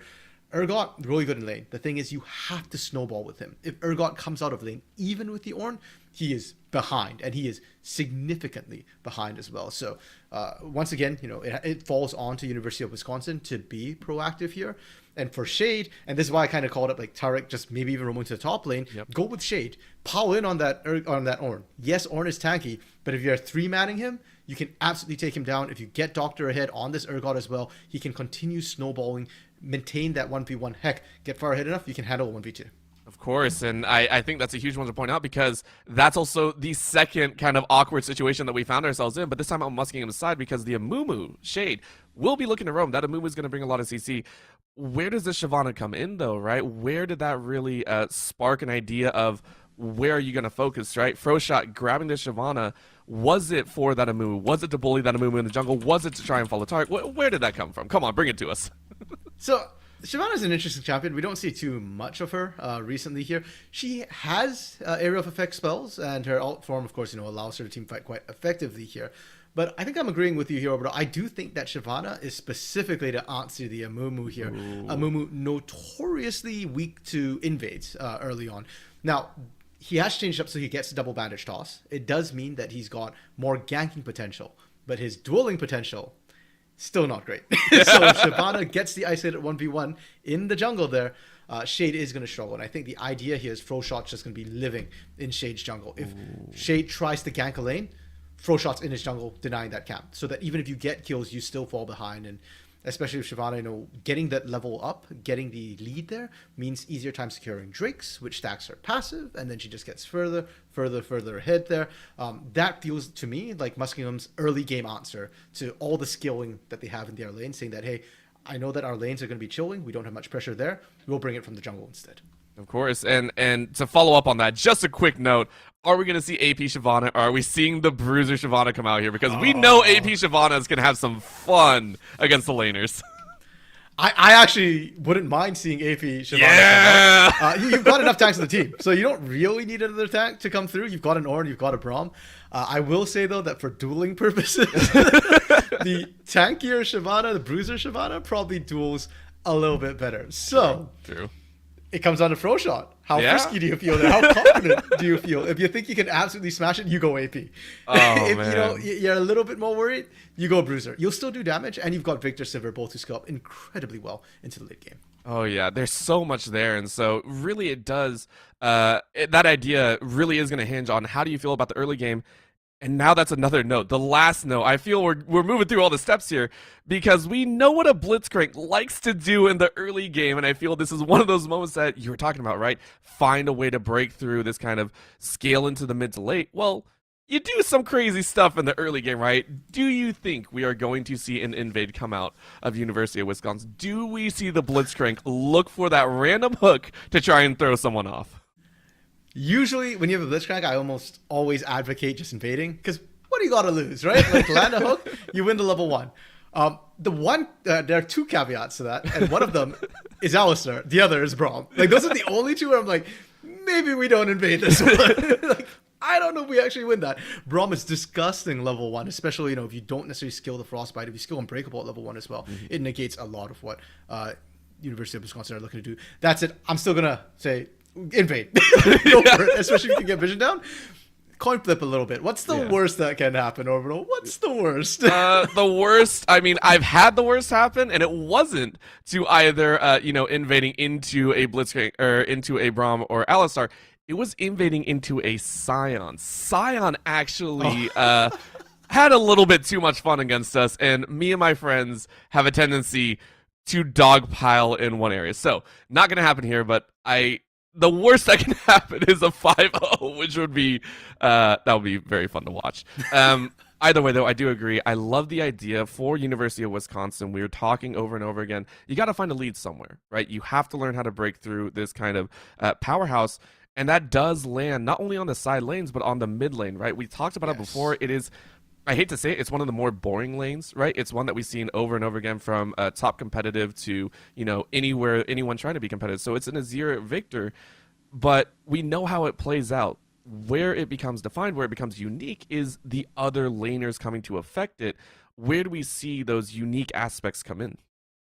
Well, first of all, the matchup between a Victor and Azir is kind of boring, but the players make it interesting. True. Because the mid laners for both these teams are some of their highest ranked players. Certainly University of Wisconsin's highest ranked player, Muskingum, their second highest, but still one of the big carries on this team here. So to me, that is sort of the lane where I expect to see that if one of them can get a lead, it snowballs incredibly rapidly.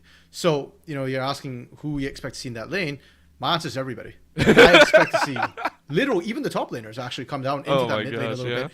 get them snowballing, especially on the side of Muskingum with the Ornn. You can Ornhorn from like halfway in the jungle, so you don't even have to walk the full distance. Even just landing the slow is enough if there is a gank being set up. You don't even have to necessarily land the knock-up from the Call of the Forge God here. So I think for both teams, mid lane should be the focus this game. And with the Azir as well, for University of Wisconsin, we had identified that the Zeri was the last-minute pivot to try and answer a little bit in the mid to late game. Azir kind of does the same thing, but I'd almost argue that Azir, early on, you get him ahead, he can build more AP, burst damage, and win out the mid game for you as well. So yeah, mid lane, I expect to see the most action and everybody, absolutely everybody, piling in. I'm expecting Tarek to have the exact same thought, though, and even more aggressive. Just like, I know they're going to be there. We need to help out. Like, we are going to get there first. I'm so excited. You know, you mentioned the 2-man ganks top into the 3v1. That can happen in the mid lane to help out, not KM, get him ahead. There's so much action to be set, and considering both teams are currently 1-1 as well, I feel there's something to be stated. Now, granted, one of those 1-1 scenarios has come from a forfeit, so a little bit more leaning on this team to say, hey, listen, even though we forfeit one series, we can do even more. Just watch out. Yeah, and to be explicit, we're talking about University of Wisconsin here forfeiting their Week 1's games. They lost because of a forfeit. So even though the record shows 1-1, theoretically, they're 100% win rate. They've won all the games they played, which was both games. They won with a 2-0 in Week 2 here. So excited to see, you know, how they're going to hold up against Muskingum's sort of skill and composition. We already said that University of Wisconsin, you know, they are the team that we're expecting to be proactive. And I think they might have that sort of same mindset. I mean, they told us that, hey, all the teams should be careful of us. You know, so let's see if they do it. Are we going to see the invade? Both teams grouping up as 5 here. Well, listen, RMC, I know the invade's going to happen. I think they're actually going to walk past each other. Froshot took a very interesting keystone there. I'd argue First Strike is fairly standard on Victors. No, Froshot. Come on, man. Oh, Froshot, sorry, I'm looking at the wrong person. Yeah, Froshot. Oh, okay, AP Servana, let's go. Yeah, come on. Okay. Oh, no, and even this. Oh, They this is see going to them. be... This is going to be good. So Wait. I love this one. This is so good. This is what you do against a Blitzcrank. This is what you try and do. You dogpile and you're ready to go, but that's going to be a hook right in the middle. Froshot gets called out, and the party don't start until I walk in. And guess what? UW is on the wrong side of the field, but they're all getting low. Zeri got it. Zeri flashed forward and picked up the kill. And guess what? One hook landed, and they land a second. No way. University of Wisconsin. I said the worst that can happen is you lose all 5, but you prove me wrong and lose no one. They get 3 kills. They jump with the flash pull. That's going to be a final shotgun. And Dr. Schlongski, I have to say it, is on a killing spree at 1 minute 40 seconds. And for Muskingum, I just got to wonder, Froshot, bruh. Like, you saw all of them there. Why were you in front? It should be Baller. It should be Razor attacking that particular hook there. The Green Bay Pro, they just run away with that one. And we touched on the fact that, hey, we want to see ganks in the top lane, specifically to get Doctor ahead. And then you can kind of leave Doctor on an island, right? Go into that mid lane. Well, guess what? 3 out of 4 of those kills, Orbital, they're on Doctor. Doctor coming into lane with a pickaxe. We gotta revoke the license off a Doctor, man. That listen, when you kill that many people, I feel there should be something going on there.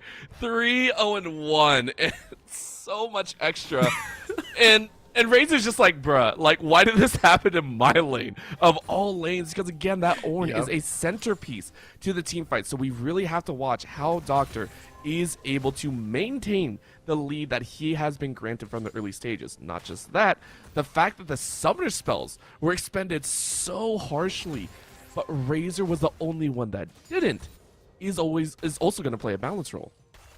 Fair enough, yeah. Razor didn't even have to use the TP, actually walks right back into the lane. Now, I will say that I think Razor is very comfortable in losing matchups. If you play a lot of tanks, you're used to kind of getting bullied out. And at least on this early wave as well, Razor's been doing a great job farming up, hardly taking any trade damage either on it. So I have confidence in Razor, and I think that, yes, it's a really rough lane, but if Muskingum had to sack a lane, it would be the top lane they're willing to sack. The bot side, we can see, they've bounced right back to it. And with the Sivir, that's one of your big carries, bot and mid, right? So they're okay with that in the top lane. Their bot side's winning out. I think Muskingum are okay for now. You know, it's one thing to lose for, it's another to lose for, and then also lose your mental afterwards. So, as you said, very much important. And not just that, we also have to take a look into the jungle now, because jungle, I feel, was the worstly affected with that. Frostshot has had a phenomenal time farming up here, and that's because I don't think Shade actually got a leash. And that's the one downside to those invades, right? You got back to lane so late. Frostshot is now 3 camps up on Shade. Yeah, so Shade was the one, as you rightly called out, got a short change on that. By the way, Shade didn't even get full assists on that. Shade only got 2 of the assists. So this Amumu really, really far behind. Now, with the Amumu, it just means that you're not going to get early ganks when he's that far behind. He can still power farm to 6. It should still be okay. Scryer's Bloom comes out here, and I don't know if they actually caught out Frostshot. The ping comes down. There it is. And there, they will definitely catch Frostshot now. Good timing, by the way, on Shade right there, saying, hey, listen, it had to have been taken in the last couple seconds. You have to know Frostshot's on this top side. But honestly, I don't think Doctor was really that worried. Number 1, you have the items. Number 2, that minion wave was massive. That was a disgusting stack on there. And I do like this, right? All of University of Wisconsin are playing this right and slowly shoving up. Because of that, you're not going to see the first chance at a pull, and you do land it. And with the Unbreakable down, it means you do have to run away quite quickly. Baller down to under 100 HP, but Bodyman eats a tower shot for their troubles. Yeah, and that tower shot really changes things, because if not, Bodyman and Tarek can just kind of sit there and threaten hooks, and a single hook you're dead, even with the Unbreakable up for Baller. But having to force Bodyman back, that buys time, and more importantly, Sivir shoves like very few other AD carries. Only maybe a Tristana can match that early shove here, so going to be able to push that under a wave, and Bodyman going to miss out on 5 out of 6 minions there. Oh, great job from Tarek. I love this block. Yep, Tarek took notes of just about who was it? There was someone in the LCK that did this as well. I forgot who it was, but you know, calling out the good teammates, the ones that save the minion waves as best as possible. We got to give him credit. And I'm excited, right? That does mean that Bodyman will be able to try and match, and not only that, plant the wave in a perfect spot. Shade is waiting for an opportunity. He knows. Yeah, and he knows he does have heals, so it might be able to survive a little bit longer. The pull should come through. You are going to hook up the Blitz, or the Braum, I should say, both starting with B. That's very difficult for a play-by-play like myself. That will just be a pull, though. So, Fruit Vendor saying, I will wheel my cart back to safety. Yeah, huge play from Tarek on that. And not only did he save the wave as well, but Fruit Vendor actually doesn't get to base on that wave, which they wanted to do after getting the shove. They won't be able to match the Vamp Scepter, the additional dagger, the additional longsword that Bodyman has. They're baiting right now. Frostshot's still in the bush. Well, no. This is... I feel that was more on Bodyman and Tarek, right? They were playing up and above, and then Shade just said, I don't want to do that. And now the junglers all get back. So, a call-off on both ends means everyone gets to safely walk back to base, whether they knew it or not. Yeah, I'm actually really surprised they didn't decide to pull the trigger on that. Like, Frostshot was right there. You saw them walk past. You know they have no vision. And I guess they felt they were down items, uncomfortable with it. And now suddenly we're talking about Bodyman dropping a wave. It's Fruit Vendor who's going to be dropping a wave and a plate here. Not KM. The mid lane that we set up so heavily in the draft has been surprisingly the quietest lane. Not KM, though, has been able to roam out and secure a lot of space for Shade here. Got the scuttle bot side for Shade, and now that deep ward onto a Frostshot as well. Gonna be massive for University of Wisconsin. They know where the jungler is. They're buying space, get the Mumu to 6, and then suddenly, doesn't matter if you're behind, you've got ult, you've got a team. You got all the makings of a good fight.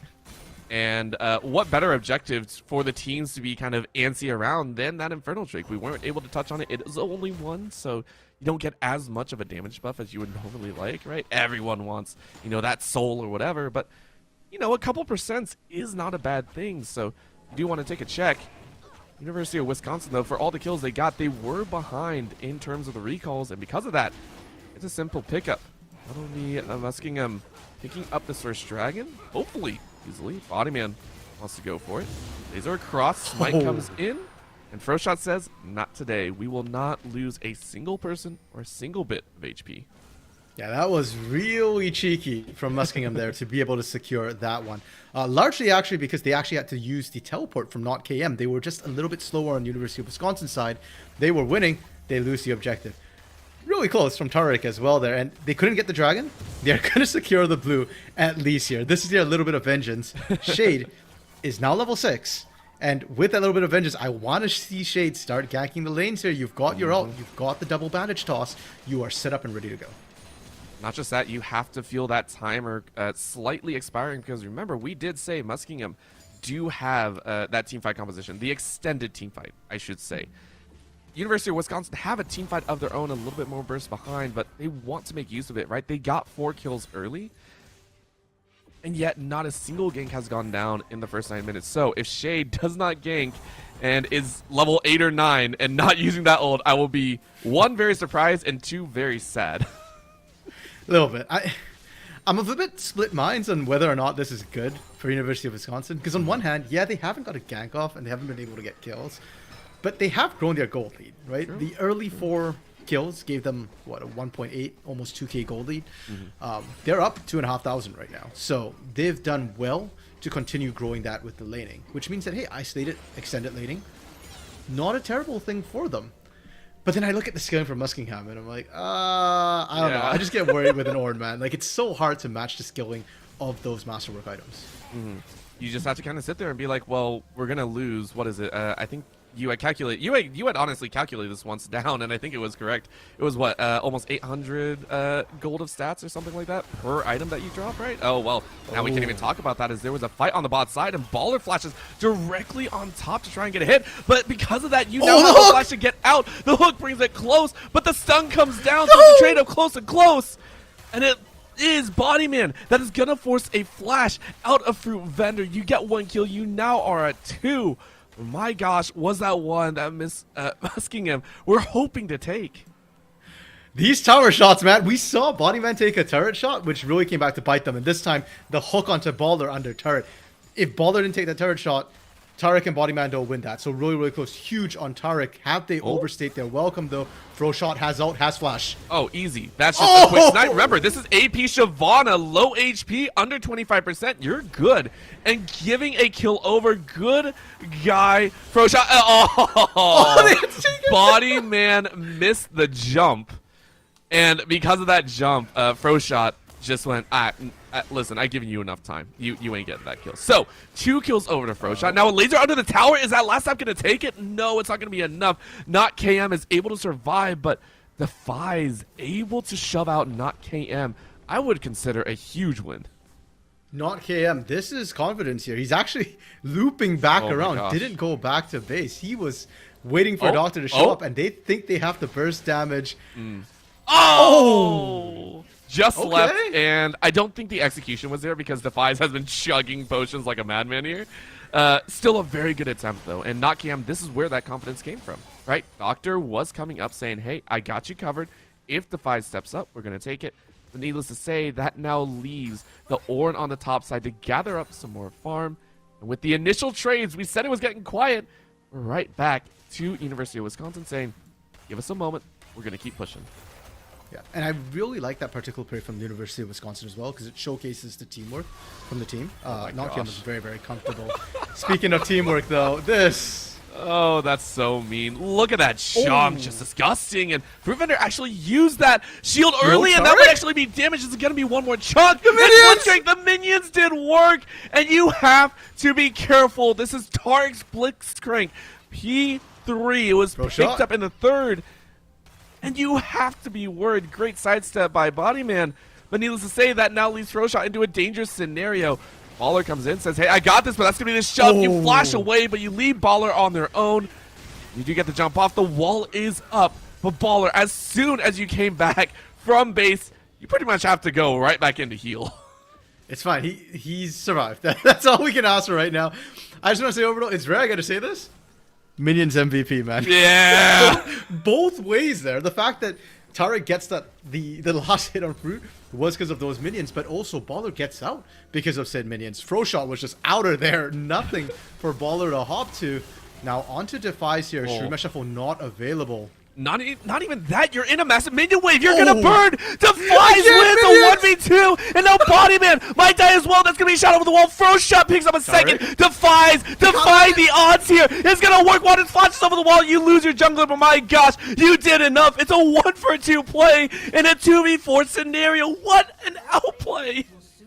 I was expecting more team fights with these compositions, Orbital, but I am not disappointed by the skirmishes we're seeing. Doctor again! So close. The idea is there, but Doctor just can't seem to find the critical harpoons here. Man, Orbital, gold lead shrunk to 1.5 thousand, and I expect to see that shrink further the way we're going right now. The teams just keep clashing over and over and over again, and it's so hard to have a decisive victory here in these skirmishes. I am shell-shocked at what we've seen go down. In the bot side, we've seen some towers and minions get MVP. In the mid lane, we are seeing players dance to the high heavens. And of all things, it's now going to be another dragon to bring about a chance for University of Wisconsin. But Muskingum, once again, to this dragon early and forcing University of Wisconsin to not play. Shade doesn't even want to test it. To pick up a very calm second Drake. Yeah, for one, they didn't have vision on where Razor was, so they're assuming that Razor was already moving down there, and both top laners burnt their teleports. So I think it's the right call from University of Wisconsin there, saying that we don't want to risk this. The way they come back in is with a massive team fight. And Doctor doing great on that split push as well. We saw the goal toggle out for a second there. The University of Wisconsin is winning out their side lanes incredibly heavily right now, so I like that they're pushing those advantages here. And once you take down both side lane turrets, you can collapse in. NotKM has not been winning out mid. That's fine. Even if he's down a level or two, once the rest of the team collapses in there, you'll neutralize all that difference as well. Gonna be a nice time. As once again, we are watching, as you just said, NotKM try and soak up as much farm as possible. Get back to that level of power that we are hoping to see, right? We laid a decent bit of pressure on him, and we're hoping to see it, but you can see here with no real vision, you can't push out more than midway. So NotKM playing to the best of their abilities, and Defies, of course, picking up that earlier kill, already completed the Leandries and is able to shove in a single ability or two. Yeah, and Defies has been doing really, really well. We talked about, the University of Wisconsin focused that mid lane a little bit. Well, they have.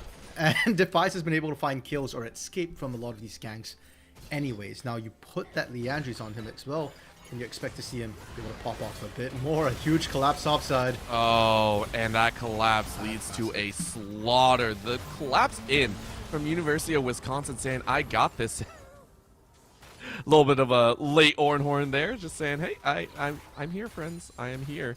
They get 2 for nothing. Very nicely done. But what do they lose for it, Orbital? Because normally you get the kills, great, you get an objective. Herald isn't up yet. And meanwhile, we see Muskingum just pushing on that bot, pushing on that mid. And because Doctor was so efficient topside, there's no outer for you to take. By the time you push into that inner turret, Froshot's back up. Razor's back up as well. Well, with all the haywires going on, everyone's getting a dance, and Doctor on the bot side is just like, I want to keep farming, and Fruit Vendor is Fruit Vendor ate a bit more damage than expected, so I am liking this change. Oh, again. Oh, baller. Well, this time actually Doctor actually hit the harpoon, and to be fair, the other 2 were shots in the dark, so it's pretty much like trying to land the big white whale. It was, shots in the dark there. I give Doctor the benefit of the doubt. That's at least going for it. But it's opened up the opportunity for this Herald, which I was curious if University of Wisconsin were going to take it earlier. Nope. They go ahead and pick it up at 17.5 minutes. Get it on to Bodyman. Okay. Interesting. Okay. I like it. Yeah, that is a choice. Yeah. We're just, okay, sorry. We're confused because usually it's a jungler, but right now because the jungler on the bot side, it means that it's going to be a dance. Doctor, though, tries to flash away, almost wins out, but Froshot again with that burn and Nash's Truth already completed. Baron getting assist down there. Bet Doctor's wishing he had the harpoon then. Yeah. That would have been an easy convert there. unfortunately, it's close. And I still want to highlight how effective Doctor has been throughout this match, even though he can't seem to land the harpoon, unfortunately, at the right timing, because again, Shield did nullify the second one. Doctor is putting a lot of pressure, surviving the 1v2 really, really well as well. And surviving that 1v2, I think, actually set Muskingum a little bit behind. You're expecting to get both mid and bot off that 2-man pick, the 4-man push topside. They only got the 1 turret, and that in turn got University of Wisconsin the Herald to kind of equalize. As we say that though, Defies, of course, changing things up on me. Both outers finally go down, and with that, the gold lead Orbital still really close, 1,500 gold. Honestly, I don't think that's significant at 18.5 minutes, and I think the next team fight is going to decide how a lot of this mid game goes. If Muskingum can find their team fight, they're in a great position. If University of Wisconsin win the next 5v5, Muskingum are probably sat back for the next 10 minutes again. That has to be weighing on the team's minds as well, right? They have to be sitting there going, yeah, we haven't had a proper team fight just yet. And guess what? Both teleports are up from the top laners. Teleports from the mid laners. The mid laners don't even have to TP in. And not only that, the Ocean Soul is the best one to make everyone second guess their choices. So many extra bushes that you have to be wary of. So many extra locations that you have to be dancing on top of. And there we go, right? Taric throwing down 2 regular wards. Froshot looking on the edge. And if Taric lands this pull, it could be a chance. But Froshot dodging out rightly so. It is now prep time for the straight. TP coming through for not KM here. Was spotted out. Razor gonna actually walk down here, but University of Wisconsin doing a great job cutting vision. Muskingum, they're scared to walk in, and rightfully so. Well, I mean, they are kind of scared, but that hook is going to determine a little bit. Okay. Remember, the dragon is a focus. It is smited away, but now the fight breaks out, and it's a 4v5. I think Tark just left. Okay. Tark just left it out, but look, it doesn't matter. Look at the burst on the back line. It is not KM and Bodyman trying to lay it down, but they turn. MU turns on the lone support, but they put themselves in a rough spot. It's down to a 2v2. 1v2 left. Froshot looking. He gets the chop. Froshot, are you going to throw the E? Are you going to land the E, Bodyman? Can he reach? You don't want this. No, you're out of dragon form. It's not going to land. RMC, the first fight goes even. The honey fruits, man. Pro shot taking the honey fruits slowed him, so he could not chase onto Bodyman. But Orbital, we had said the next fight kind of determines the next 10 minutes. If either side wins, they've got a massive advantage. So what happens when it's tied? I will say though, University of Wisconsin, they were focused on the dragon, so remember, it wasn't them that really initiated that first fight.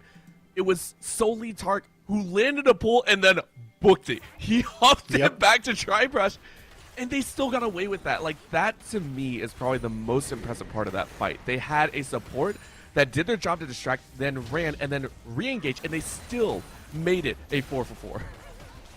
I mean, that's what you got to do when you land the hook on the Braum with the Ornn, right? Yeah. Like, as a Blitzcrank, you can't even blame the Blitzcrank because, first of all, you're kind of firing it partially into the dark, and obviously the fatty tanks are going to be standing in front. That is literally their job, to soak that hook as much as possible. So Taric doing the right thing by just saying, peace, guys. Like, I don't want any of this. Coming back in as well to threaten again, and was very, very effective on that. But as good as that was, it's worrying that Muskingum could kind of walk into that without vision and get away with it. And it puts the pressure still onto University of Wisconsin to continue setting up these excellent plays and look for those hooks. The good news for University of Wisconsin is you just need that one blitz hook in the late game on that critical target. It doesn't matter how well Muskingum played before that, hook defies, hook fruit vendor, and the fight could very well be over before it starts. Of course, and because that's not a big worry, they can do this! The destruction, and Doctor landing the Fear Beyond Death, breaks open the mid lane. University of Wisconsin, Green Bay Pearls, looking for Shining Pearls. You're not going to find it there, sorry. All you're going to find is a lot of pain, Bodyman. Yeah, if that was a Pearl, that was one that got hucked right at their head at very fast velocities. That hurt from it out. Yeah. Oh, man. But, I mean, that was really nice for Not KM. We've been waiting for Not KM to really pop off there, and they were so fixated on the threat that Taric presented, rightfully so, by the way, with those hooks, that I think they forgot about the Azir for a second. Beautiful shuffle, and this immediate turn to the Baron. Defies is down still, no teleport available, and Muskingum, can they actually stop this? TP's being called in for all 5 of Green Bay Pearls. And remember, it is going to be the Pearls deciding to break this out first, so it's on MU to decide, and they are low. The Ornhorn misses, but are they going to take that fight? They are. Orn goes in, slaps Doctor on the backside, and they push them off. No real close yet, but there it is again. What? The AP Shyvana does work. Dark Harvest plus the burn secures the Baron. It is a reactionary play from MU that secures them a buff, a kill, and possibly more. Thank you for the leash. That's when you type that in all chat. If you're Muskingum, literally, they get it down to less than a quarter's health. ProShot's still looking for more here. Oh yeah, you got the harvest. You got every single type of harvest available. It's like autumn right now in the farming season. Oh, well, okay, you didn't harvest that one. Shade gets away with a very small compensation piece. But, I mean, that's what you're waiting for, right? The Ornhorn even missed. And yet, Muskingum, they still won that out. Yep, and ProShot now fully stacked Dark Seal. The Night Harvester absolutely hits here. I'd love to see a Magi being completed for ProShot right now. I know the Void Staff is coming in first. That matters more, but you got to flex with that Magi here. And Orbital, for University of Wisconsin, a question we didn't ask now has to be asked, which is, who's tanking that poke?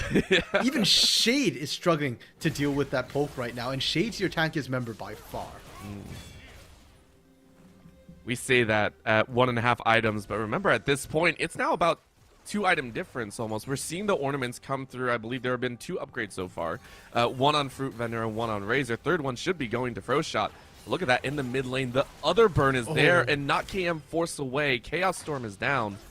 He lost it, and oh my gosh, Fruit Vendor gets hooked over the wall. You get the kill. Now you're going to fight your way back in. Kirsten Stab Mummy lands on 3, and Dr. Schlongski is going to land in the middle of them. You are exhausted, but that's enough. You have to wait for NotKM. NotKM is looking for an opportunity. Where do you get it? No, you're not going to get anything. Bodyman has to jump out of the fight. You're going to TP to a tower. So the chase is on Muskingum. They want to get onto this Soul Point. Razor caught on the bot side, but you're tanking enough.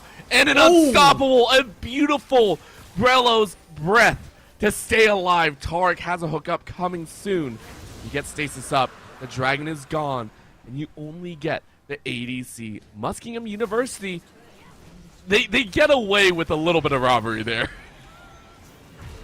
You know what? You deserve it. And you planned the fight that well, Orbital, you kind of deserve it. And I want to highlight just how well these players are individually playing. Bodyman was playing on a knife's edge. We had said in the draft that when you pick the Zeri right now with this Blitzcrank, it's not synergistic, right? Bodyman has to kind of just outplay in those mid to late games, mechanically dodge everything out. He did exactly that, even holding the flash till the very end there, baiting Razor all the way in. But Razor's mechanics were also up to the task, using that Bellows Breath, the Unstoppable, to ignore the Shurima Shuffle. That is not a mechanic we see very, very often, but it was very, very effective. And that is what allowed Muskingum to kind of get away with that dragon, get themselves Soul Point, and Orbital, for the first time this game, find a lead in the gold. It only took them 26 minutes, or I should say 25 considering when the kills came in. It was a painful one. It took them a while, but they got it done. And now they want to continue because, again, the gold does matter. But remember, there are global objectives that have been on their side as well. I think they're still... No, Baron is down already. But they're on Soul Point, right? And that, I think, is what they're really excited for because, again, it is a Shyvana, right? Shyvanas love dragons. Yeah, and also the skilling, right? Like you were mentioning the masterwork items starting to come through from Razor here. Sivir is completely online as well. Fruit Vendor might be 0, 4, and 7, but they are pumping out the damage in these team fights, especially when they're not getting bursted down immediately. Device has consistently been carrying a lot of the team fights once Fruit Vendor has come down. And Muskingum, they're in a comfortable position. They've stabilized the game. They're pushing forward.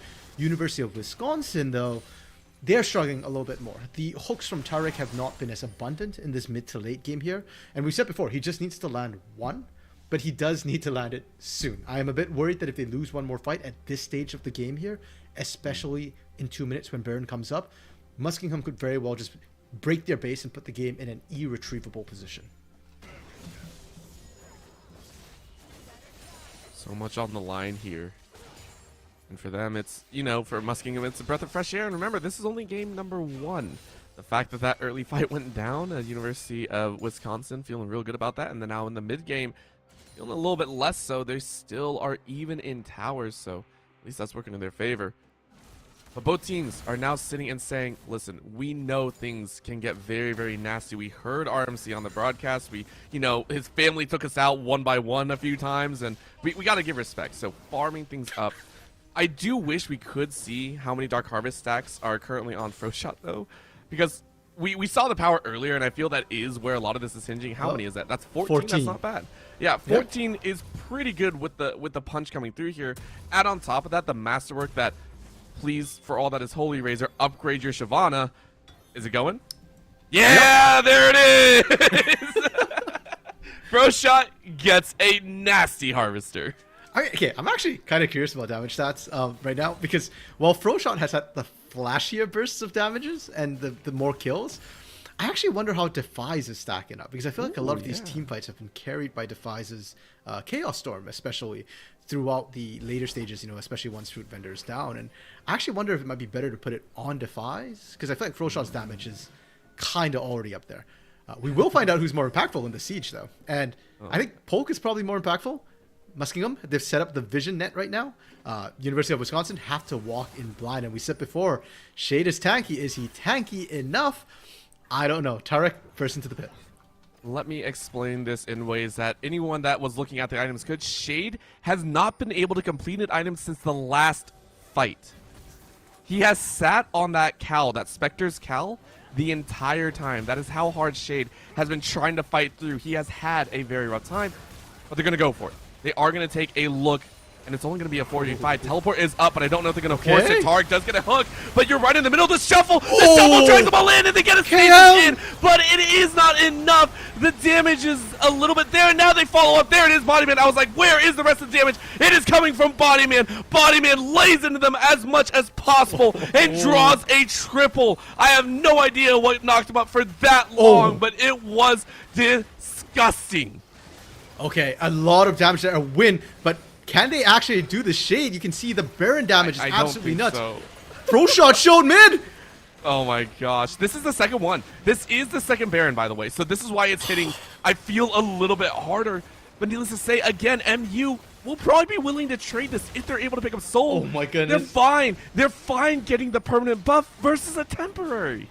The thing is, I almost feel like Froshot could have just stopped both. Like, could have taken or stopped the Baron and still had the team join him for Dragon in time. So University of Wisconsin, we had said they needed to land critical pull. They needed to find a critical fight, not KM. Stepping in huge once again. Yes, he paid with his life for it, but that beautiful 5-man sweep to set up Bodyman, who, by the way, we've been talking a lot about the scaling from Victor Sivir.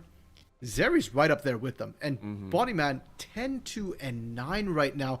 Going to complete that 6th item potentially after the next big team fight here. Yeah, that's target number 1 for Muskingum right now. Forget not KM. He looks flashy, but Bodyman's bodying you. Well, the fact of the matter is Bodyman's also doing that with a slightly neutered build. You can see the Force of Nature currently built in there. So you will stay alive a little bit longer. Here's the problem that I'm now looking at. If you look down the line for University of Wisconsin Green Bay Pearls, they do have to contend with one more stat that MU just picked up, right? It is that healing. And I don't see a single Grievous item on their item sets. That, to me, is going to be a problem the longer we go on as well. I don't know, man. I'm really liking the Force of Nature, actually, for Bodyman here, because I feel like... Yes, agreed. the only threat that's killing you is magic damage. Like, Fruit Vendor isn't getting past the front line right now before they die. So, I would argue that's not a neutered build whatsoever. Like, that is something that's making Bodyman an absolute menace to deal with. And back in the day when Zeri first came out, one of the big problems was that she could build Bruiser, not die, sustain through, and keep doing all of that. This reminds me exactly of that style of build here. Now, even in this top lane right now, Froshot, with just the magic resistance Doctor has, is not one-shotting it. Well, you don't really get the one shot, but you do have enough with Fruit Vendor there and saving. There's their jungler with from that Fear Beyond Death. Very nicely done, but that should spell a little bit of a problem for Froshot, who is hoping to one-shot. You called it earlier. That is a big chance. it's a little bit of a danger, but because of that, that's going to be a baller getting knocked down, and now the shove. It might be University of Wisconsin finding an opportunity. And Chris had money to run away, and it opens up the opportunity. Bodyman going to flash in. NEC is going to work its way out, and Bodyman says, yeah, try and focus me. You ain't even close to touching me. I mean, that wasn't that there weren't people threatening Bodyman. It was just a John Cena moment where you just can't see Bodyman. Muskingum walked right past him, and okay, you gotta pick your targets here. Yeah, Shade's tasty. Shade ain't the focus, and even though Shade is down, Bodyman and KM are allowing University of Wisconsin to continue pushing here. Razor? Oh my gosh, Bodyman. Bodyman just saying, watch this. And that was such a callback moment to the first team fight that came out, right? And I call it a team fight because that's one of the few times that we've seen all 5 players against all 5 players, right? At the level 1 fight, Bodyman flashed in to secure the early kills. Is what kicked off that 4-0. This is the second time Bodyman has said, screw who's ever running after me. I'm going to chase that kill whether you like it or not. That is some dedication right there. Yeah, and Bodyman can do that because the rest of the Green Bay Pro, has set him up for that, right? They've already killed all the threats. The moment Defies and Fruit Vendor is down, it's so much easier for Bodyman to say, hey, I can flash forward aggressively. Who's going to kill me? Froshot? We've already touched on that. The Force of Nature is doing so much work here, and Froshot can't actually one-shot fast enough. If you don't one-shot Bodyman, Bodyman turns around, he's just going to hunt this dragon. They've only got 1 dragon so far, but Bodyman's willing to add to that body count. Doesn't have to be an Elemental Drake. He'll take a Shyvana any day. Of course, and the Shyvana is looking juicier and juicier as time goes on, right? Because I feel the Shyvana burn as we're looking at some of these other objectives coming up, and that damage needs to be there, especially if you're running full AP, right? I feel it actually does come from the burn aspect, not so much the burst, right? If you stand on top of the AoE, if Froshot is in Dragon form, the burn is actually what ticks away a lot. You can watch a tank drop to 50%. We don't actually see that. It is full burst, so Froshot is hoping to land that shot and then walk away very quickly. I'm interested to see if that is going to work towards that late game, towards that part where Doctor, Shade, and Tark will all be frontlining, and especially if you're going to replace that Dark Seal, which has been sitting on those 10 stacks for a while. You're very happy about that, but you gotta be aware that you might need to trade it out for something with a bit more punch. I mean, Froshot's been the last survivor so far, which is why we're still seeing that 10 stack there. But because they're the last survivor, it also kind of shows you their playstyle. Froshot's been playing more of an artillery style and not diving in with that Dragon's Descent. So I don't know if we're going to see that fiery carpet burn kind of catch the tanks when Froshot's usually running away. The one who I really need to see step up right now for Muskingum is Fruit Vendor Army. You are the sole source of physical damage on this team right now. And considering that University of Wisconsin has itemized magic resistance, it should be Fruit Vendor's moment to shine. Just hasn't been able to, because Not KM has just been diving in every single time and catching this Sivir. Either Fruit Vendor needs more peel, or Fruit Vendor just needs to play further back right now. Fruit Vendor, you need to make up your mind. We trust in you. I want those fruits. I want those fruits hopefully soon. We'll see if you can sell them to us, because right now you got one last chance. TP coming in. Battle lines are officially drawn.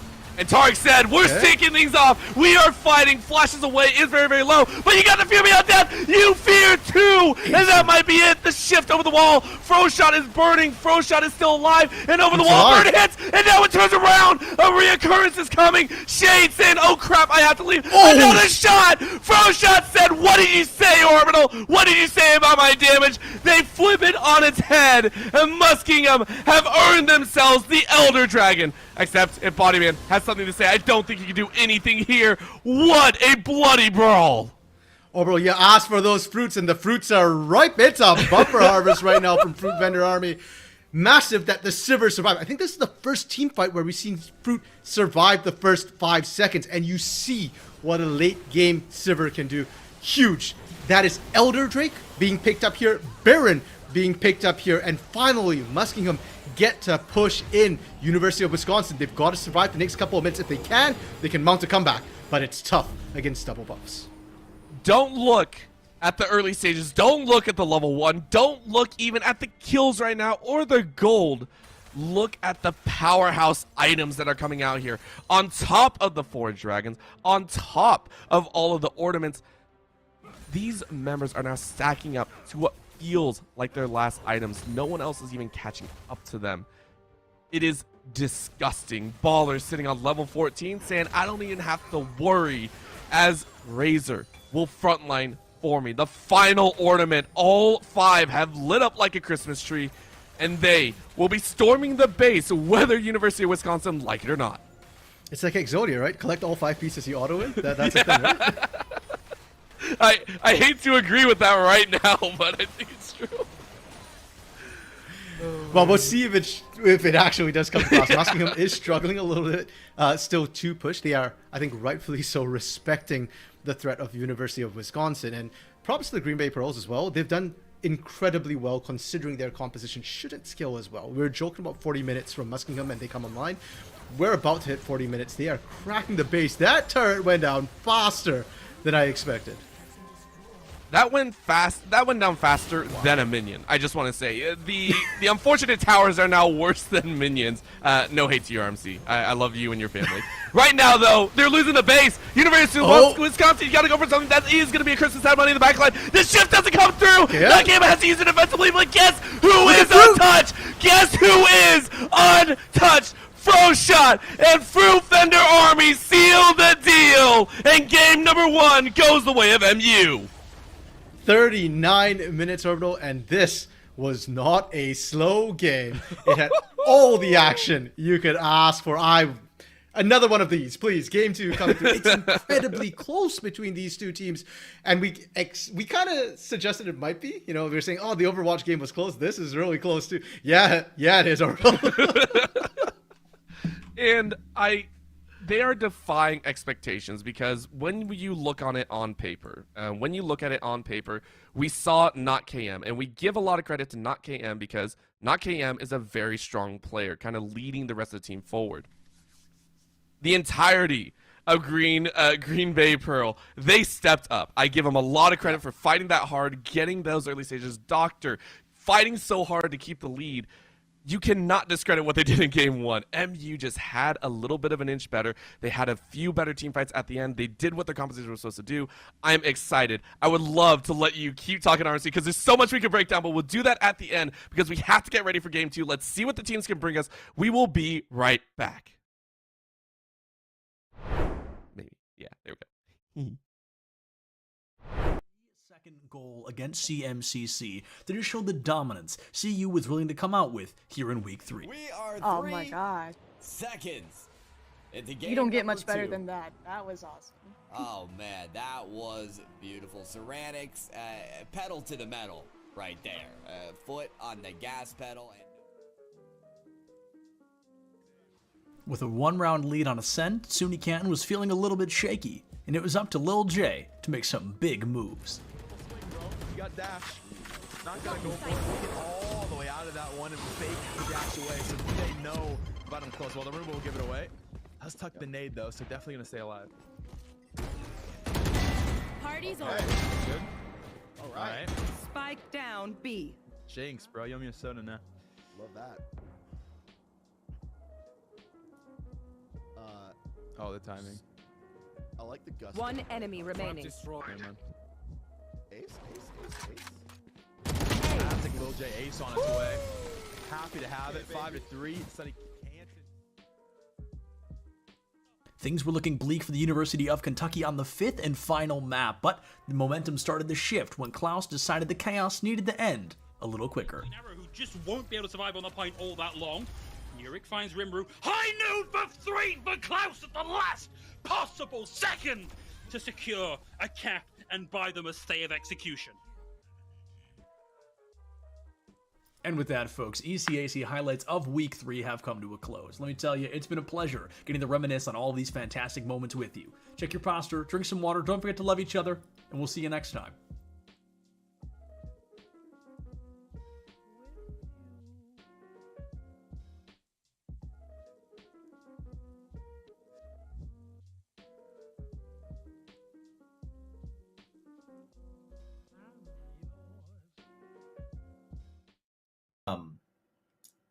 I really think that there's been a sorely missed opportunity for developers to take a step back from competition and take a step forward with community.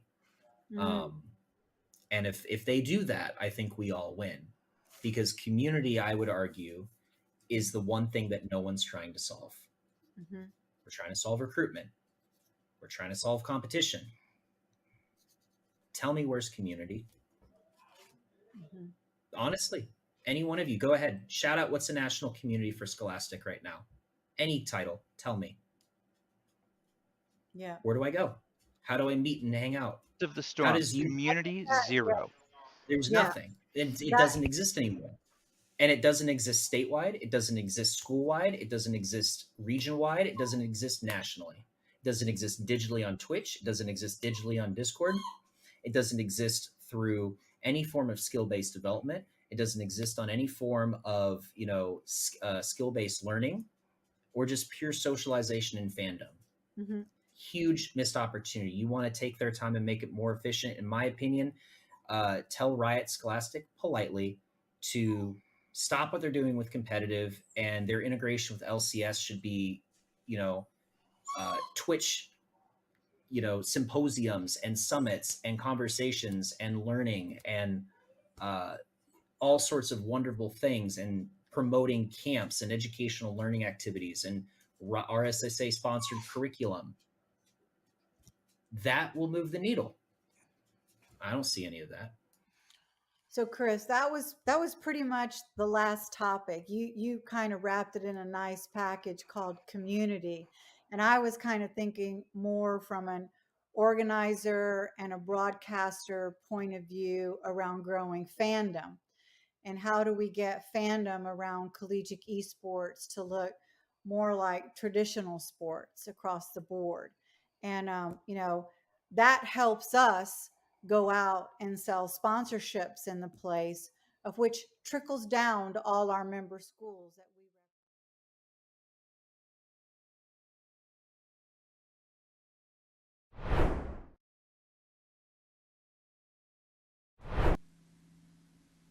We are back. I just got tongue-tied right there because the teams are anxious. We saw in game 1, they went straight into draft. We were ready to go. We knew they were going to do this again, so we're going to speedily recap. If you're just tuning in, for whatever reason, into the stream, you are in for a ride. RMC, what the heck happened, and what do we have to look forward to here in game number 2?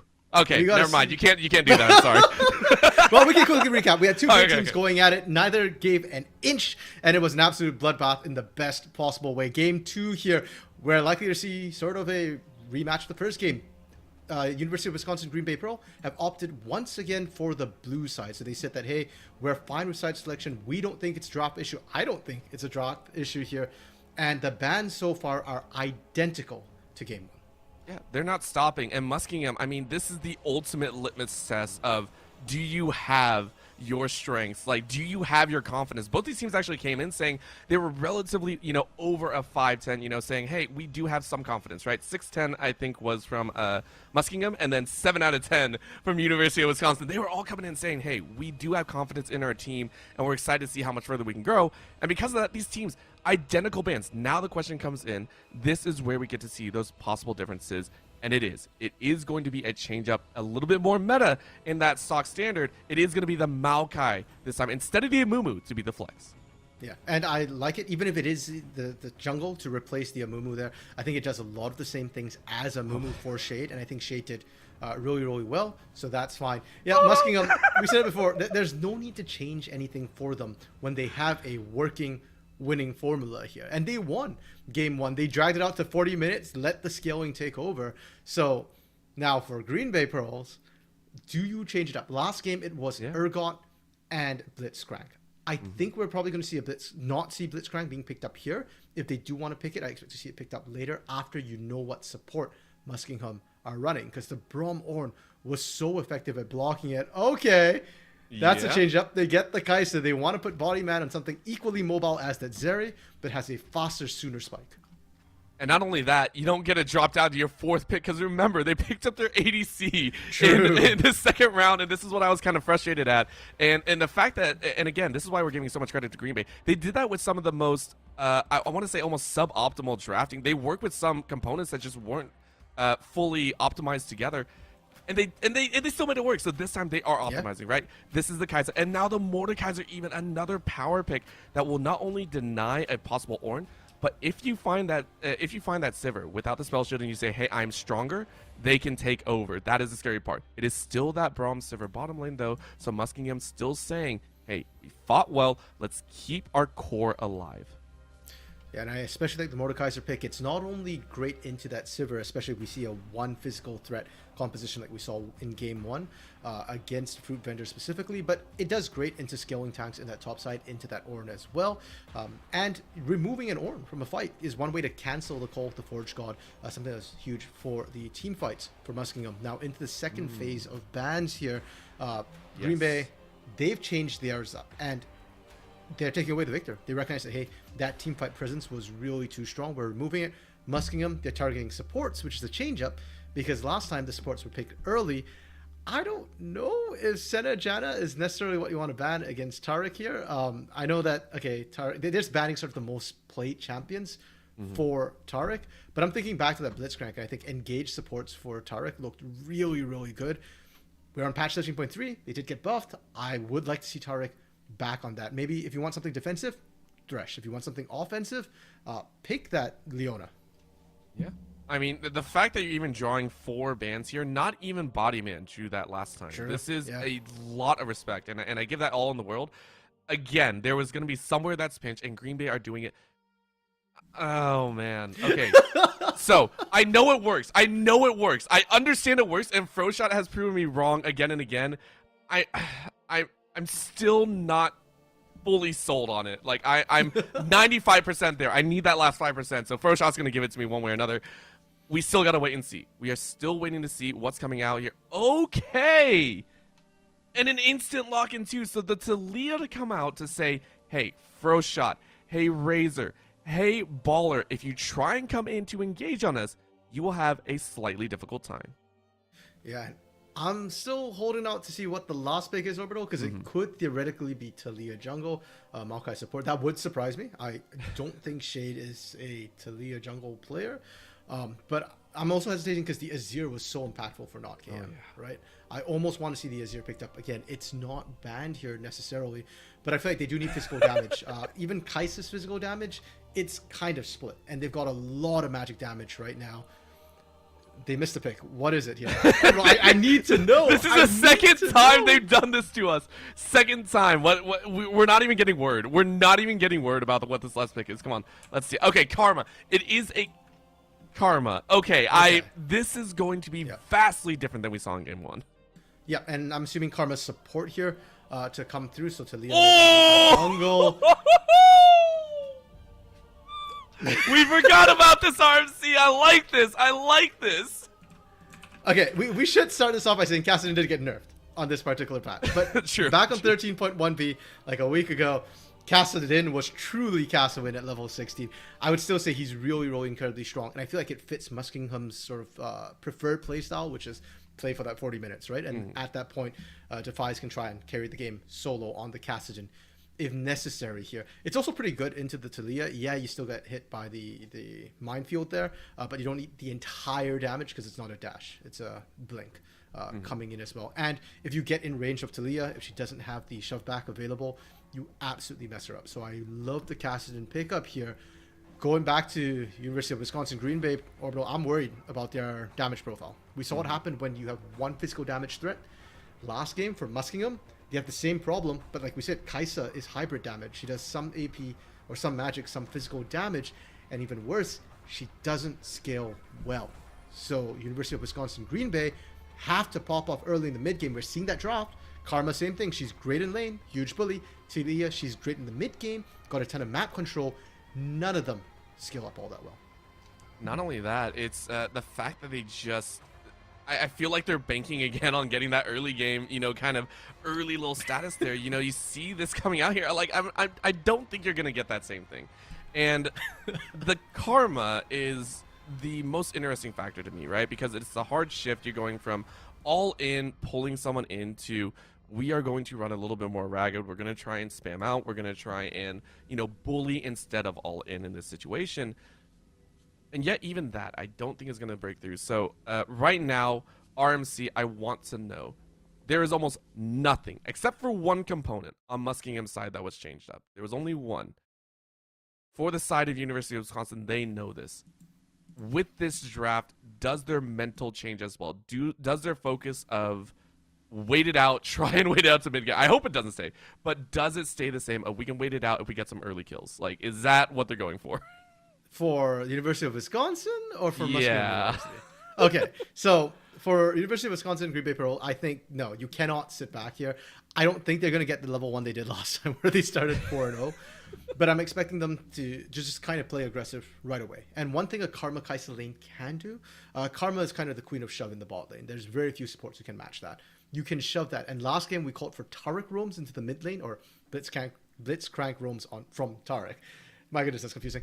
This time I kind of want to see Taric shove the wave, and I want to see Bodyman roaming into the mid lane. I think Talia is very good at setting up her lane, and as mobile as Kassadin is, Kaisa is an assassin herself, and more importantly, she's great at chasing down targets. That's why she's great into Ezreal.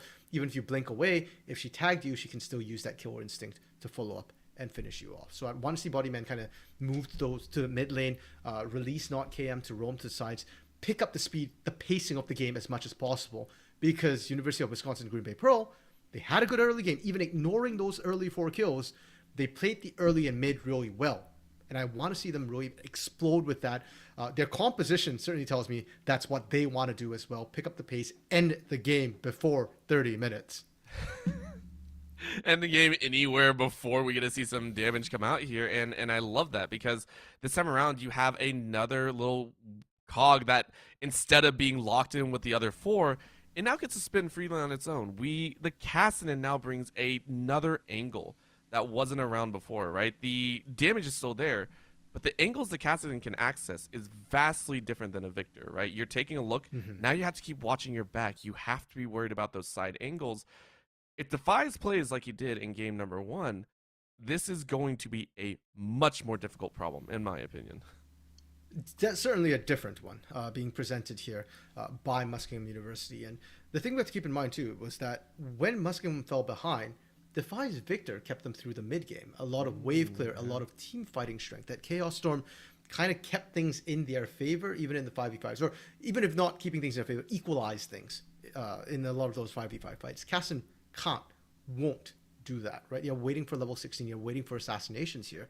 So if anything, Muskingum are playing on a slightly more difficult level in the mid game here. It's increased early difficulty, decreased late difficulty. If they get that cast into level 16, I think Muskingum absolutely pop off like we saw last game. But can they get there without Defies here? And I'm looking at the side lanes, because last game, Baller, Fruit Vendor, it looked kind of good at first, and then they kind of fell behind. Razor, that top side, had to face a 3-0 and 1 Ergon. Came to the lane with pickaxe at level 1. Didn't get a chance. This time, if we don't see, a 4-0 start to the game here, Razor, Fruit Vendor, Baller, these guys need to step up a little bit more, take that pressure off of Defies on this champion, Kassadin, who has no wave clear in the mid lane. No wave clear and just a lot of hope in your back pocket. You are praying for a good time there. You're also praying that RMC does not actually predict the future and you don't get Bodyman and Taric roaming in just to mess with your day. There's a lot going on there, and I love it. This time around, though, again, Froshot, I want to lend it up, because the AP, it did work, right? We had all spotlights on Fruit Vendor in that game 1 in the late game stages. We can't discount the AP Shyvana also dropped some massive damage spikes.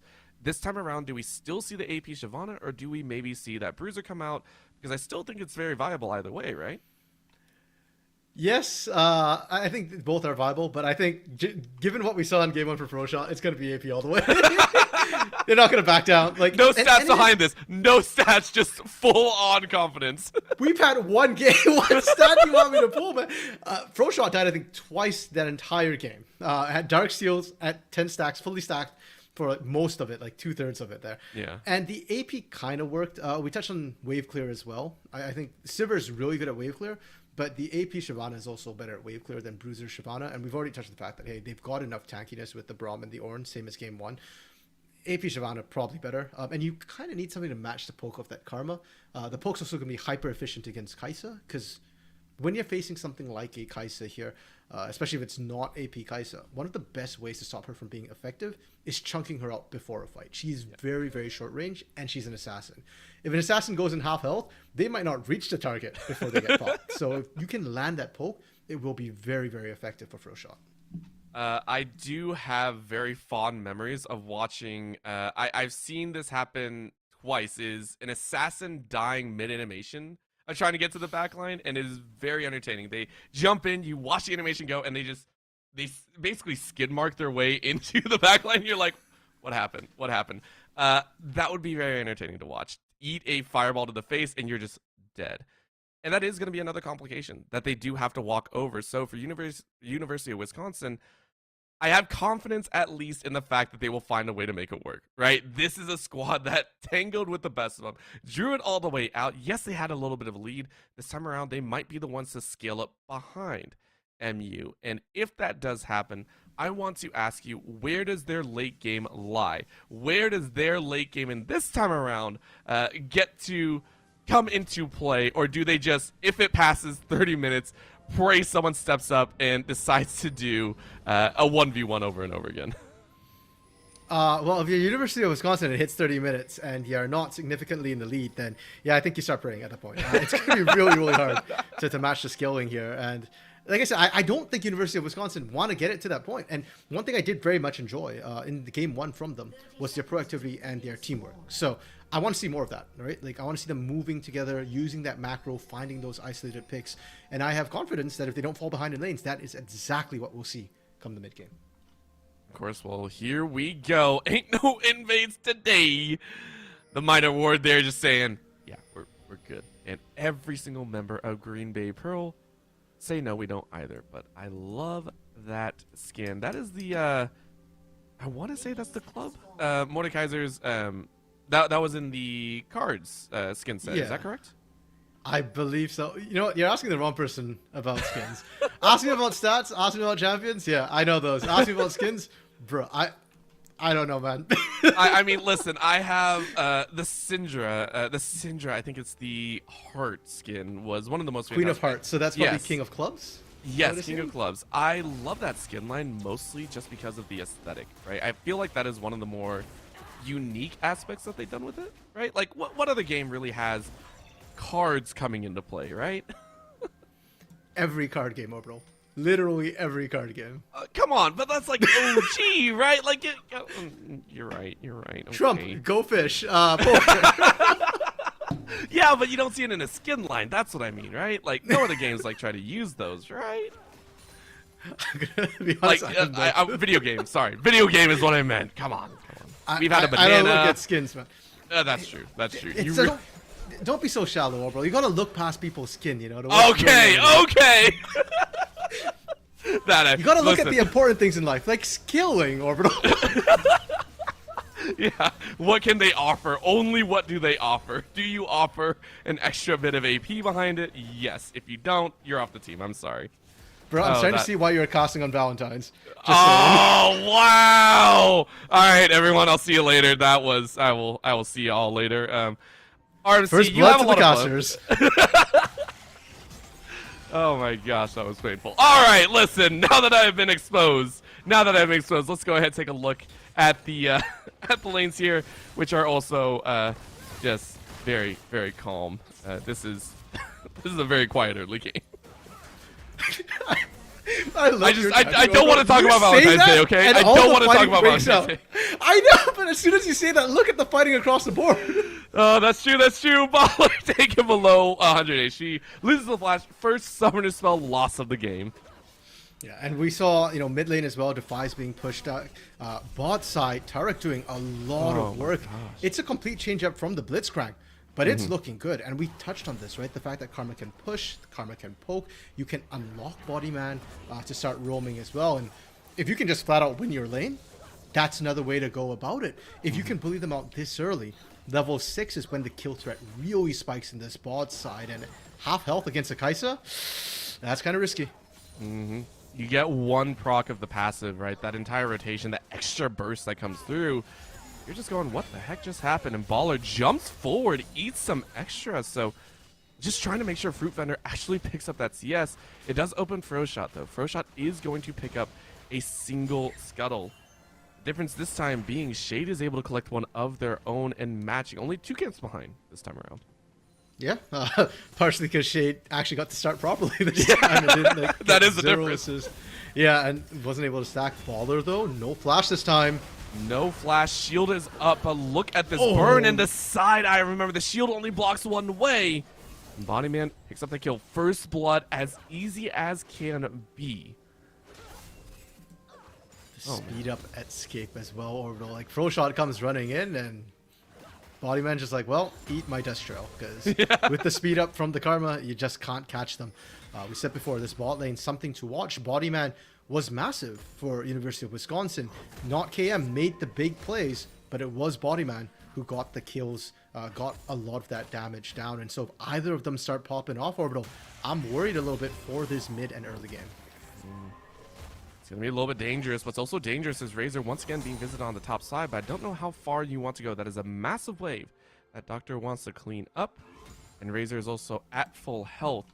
Because of that, Razor's just like, all right, I get a little taste. I'll be able to recall here, get some mana back. So the junglers have made their first visitations, neither of them gathering anything. Well, right now we are seeing Shade and Not KM gathering camps. Baller's fine. He's full health. But we are seeing an actual invade topside. Yep. That's what I'm talking about. Yeah. You called it RMC. I was looking in the wrong direction. Minimap tells all. As the snipe in the jungle lands a kill over to Not KM, who, remember in game 1, did not have the best of early games. Can I just say, as a Shyvana, it feels doubly bad when that happens too, because Shyvana is one of the premier sort of counter junglers along with Nunu. And you just got killed in your own jungle. You got invaded by a Maokai and a Talia. That one hurts a little bit here. And Defies with level 6 now and a lot of mana.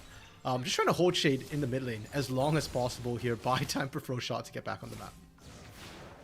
Also, knowing that there's no mana on not KM means that Defies is allowed to farm this wave up fairly nicely. But most importantly, as you said, allows Froshot to get online, also allows Fruit Vendor and Baller to push up the wave into tower range.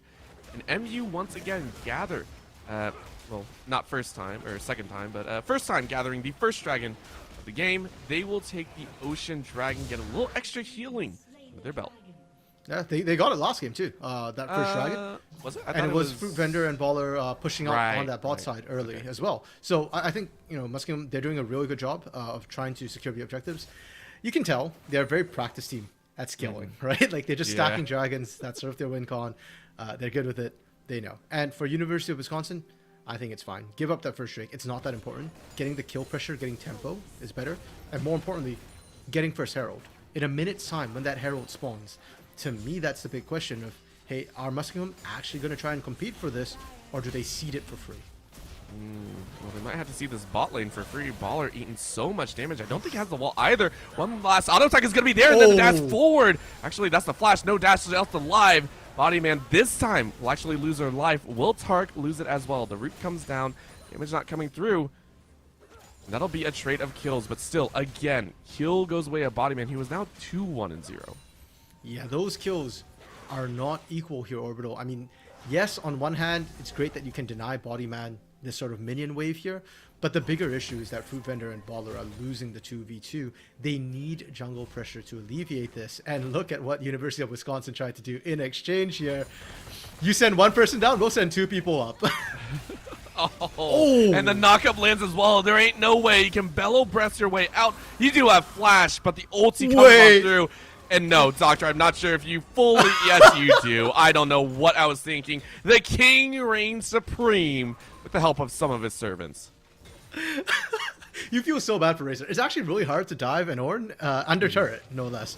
But because all the spells had been expended beforehand trying to get out, Razor had no way to lock Doctor under that turret. And really well played from the University of Wisconsin there. It's efficient as well. Not KM didn't even drop the wave. Still has Weaver's Wall available as well. So as soon as Razor gets back into lane here, once that Herald goes down, they can repeat that gang topside.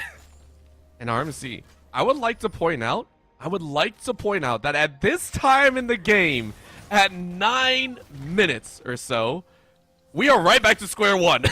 We are right back to square one. About a 1.5k lead, 4-1. Bot lane being in a little bit of a tangle, and this is going to be a little bit worse. Body man, I lied. It ain't like game one. This is game two. This is a whole different ball game as Body man is bodying Baller.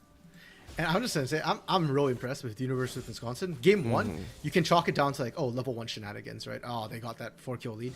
This time, no. They're just doing this by being better. Defies should be safe. It was a long-range attempt, and it was a good wait. But again, Defies should have another Rift Walk up. Oh, Shade. Bro shot said, hey. And that forces the flash out of Shade. That was so well played by MU's mid and jungle. Now the call out, Fruit Vendor trying to chase after Bodyman and Tarek and might have themselves in a bad spot because the chase comes in the mid lane. We saw another snipe. It forces a flash out of Fruit Vendor. But needless to say, again, in the mid lane, not KM, got killed. Yeah, that's a little rough. Not KM, again, still has Reaver's Wall, can rush back to lane after they respawn. But I want to highlight sort of the sequence of events there. When we see Shade flash over that wall, Defies could have followed, and Defies probably could have killed. But because Bodyman and Tarek have so much control on the bot side, they get first move. And you saw the pings come down. Fruit Vendor was saying, hey, they're coming up. Actually burns the on the hunt to actually chase and harass them up the way. And almost backfires, right? Fruit Vendor had to burn flash to escape. Barely did so there. So despite the fact that, yes, good, they got the kill in the mid lane. Froshot gets the snipe. There was no assist on that. Defies did not get the assist. And it still doesn't solve the fundamental problem that Muskingum are dealing with, which is our side lanes are not doing too hot. Side lanes are having a rough go of it. They're trying. It still feels like it harkens back though. So we are still seeing the side of MU going, okay, this is not outside of the realm of expectations. It's somewhat workable. Maybe Bodyman can be taken down later, and maybe it just takes a little bit of time, but Tarek able to get that tether down, and the spell shield comes out a bit late. That is going to be a problem. You can't spell shield that actual tether, and you are dead. Baller. Is Baller going to fall as well? There ain't no shield available. That's a double kill as neatly as can be. That wasn't a silver platter. That was gold. Yeah. Muskingum have no right to push past the river right now without Froshot present, either in a bush or nearby. And that one's going to cost them more, bro, because not only is it just a nice double kill easily picked up by Bodyman, Dragon just spawned. And Muskingum would like to stack these Dragons. It's going to delay even further now. We joke about 40 minutes. It's looking like a 40-minute timeline. And normally Cloud isn't that important in the grand scheme of things. But when you look at this Mordekaiser, you look at this Kaisa, you look at this Maokai, suddenly you realize that if they're a little bit faster than you, if they get in range of you, certain people named Fruit Vendor are going to die immediately. The Fruit Vendor is about to go out of business. Just got hucked out of the city. Just, no, you're not allowed to be here. This is such an interesting turnaround, right? And it harkens back to game one, and I do like to call back because now we see that shift, right? Doctor on the top side only has 1 kill, is down about 10 CS, you know, that's fine. But we said in game one, the 3 kills that went down were on Doctor, so it wasn't able to be properly utilized this time around. It's on a very key player. The fact that Tarek and Bodyman are allowed to 2v3 without any repercussions and allowing this arrow to be dropped mid, University of Wisconsin are getting just about everything they could ask for here in the early game. Like, what really could seal it on the top? Like, they're getting everything. Yeah, and this was kind of what we expected after seeing University of Wisconsin's game one performance. Now that they're doubling down on the early to mid game, they are playing the composition exactly how they wanted it to. And unfortunately for Muskingum, like we said, this is a Cassidy, not a Victor. He takes so much longer to come online. Defies is doing a great job. I cannot highlight how difficult it is for a melee mid lane champion like Cassidy, who doesn't have wave clear, to actually farm and beat somebody like a Talia, whose spells can very quickly clear waves and shove under turret. So Defies is doing a great job, but there's no relief for this bot lane of Muskingum because Defies can't get down, and if Defies is shoved in, Froshot can't get creative about getting down there. You've noticed that every time Froshot comes in, it's either from river, from blue buff, which is warded up, or a lane gank, you know, walking down, sneaking into those bushes. So Tarek doing a great job, 1 ward in river, 1 ward in bush, and suddenly Muskingum's bot lane, you're up a creek with no paddle, no help, no safety, no reinforcements. and it's showing, right? There is nothing in the bot side that can be given because of that gold disadvantage right now. 1,700 for Bodyman. 1,700 alone. That wasn't counting the support. Like, Tarek and Baller were also in a vastly different scenario. It's ridiculous. And at this point, not KEM even showing on the bot side, doesn't know they're on a ward, but you know, it doesn't matter. They just need the extra help. This bot lane for University of Wisconsin is rolling out control. With that bottom lane tower opened up at 14.5 minutes, it will allow Bodyman and Tarek to start looking to assassinate some other members of the map. Yeah, and first turret going down in a winning lane orbital is always very interesting because it changes the dynamic of the game. You know in the shorter lane that, okay, Kaisa, Karma, they've got a lot of kill threat. In the longer lane, though, it gets a little bit more dangerous because you're more exposed. But as you rightly mentioned as well, it opens up more of the map. And if University of Wisconsin can get vision down, it makes it hard for Froshot to even farm their own jungle right now. So for University of Wisconsin, you know, it's a bit of a mixed blade. The moment that first turret goes down, you have to pick up the pace of the game even further. Top side, probably not an easy place to exploit. We've seen Razor actually up a level right now on Doctor. Mid lane, turret's almost down, so after taking this Herald, I'd love to see the Green Bay Pros rotate mid, take that one, probably don't even need Herald, maybe even charge and break down that inner turret in the mid lane. Well, now topside is also an option. We just saw Razor get their flash burnt, so every option is available. Froshot, though, doing what Froshot needed to do in other areas, stealing away a couple camps, saying, hey, if you're going to take those Heralds, I'm going to do it, but Bodyman said, hey, I found a little bit of a problem. Eats about 50%, and now he's going for a little bit more. Can The he get burn, it? the heal! Tarek saves their ADC! University of Wisconsin with the reactions. That was really good bait from Defies there, but unfortunately just wasn't able to find it. And I feel for Froshot, just one more Q, one more W, just one more, any spell, and it would have been able to find the kill. Now Defies trying to hold the mid lane here, but if you're struggling against Talia, wait till Kaisa Karma. Can he do it? Defies is gonna go. Defies gets it. That's a shutdown and a half, by the way. That is what you were hoping for. Thank you, Observer, for the zoom in because I could not tell what Defies HP was. Bodyman goes down in the mid lane. Okay, that's absolutely massive. I actually didn't think Defy had enough damage to find the kill there. Yeah, but that speeds things up a lot here, as you mentioned, that kill. And Defy's, more importantly, I think that shows that this Caston has damage on squishies and can still burst through the Karma shield. So, Bodyman still got to play with a little bit of respect. You can deal with the Sivir, you can deal with the Braum, you can even deal with Shyvana, but Kassadin's a whole different beast. The one champion that got changed that you unfortunately banned Victor for is just like, crap. How we unleashed this beast. It's one of those things that, again, you have to take the lesser two evils, and this is what they decided on. So, I mean, they're going to have to do some work. And with dragging up right now, University of Wisconsin, the Green Bay Pearls say, we're going to be here. We have one under our name. MU has one of theirs. And with the Hextech, of course, this draws a bit more of attention. Green Bay Pearls, they were the first ones here. And just like in game number one, whoever gets there first will generally get it until the sole point is on the board. Yeah, and I think for Muskingum, they correctly say, hey, we aren't going to fight this one here. Sure, Defies just killed Bodyman, but Defies is still a ways away from really hitting the big power spike. And more importantly, that was an isolated pick. Defies, you don't want to team fight this. Where are you going? Literally just said you don't want to team fight. That's a problem. You might have also gotten your bot lane killed. You definitely did. Well, also Froshot said, all right, I get some retribution. But that, I feel that was Defies realizing that his Riftwalk is not on as short of a cooldown as they thought. Yeah, no bueno.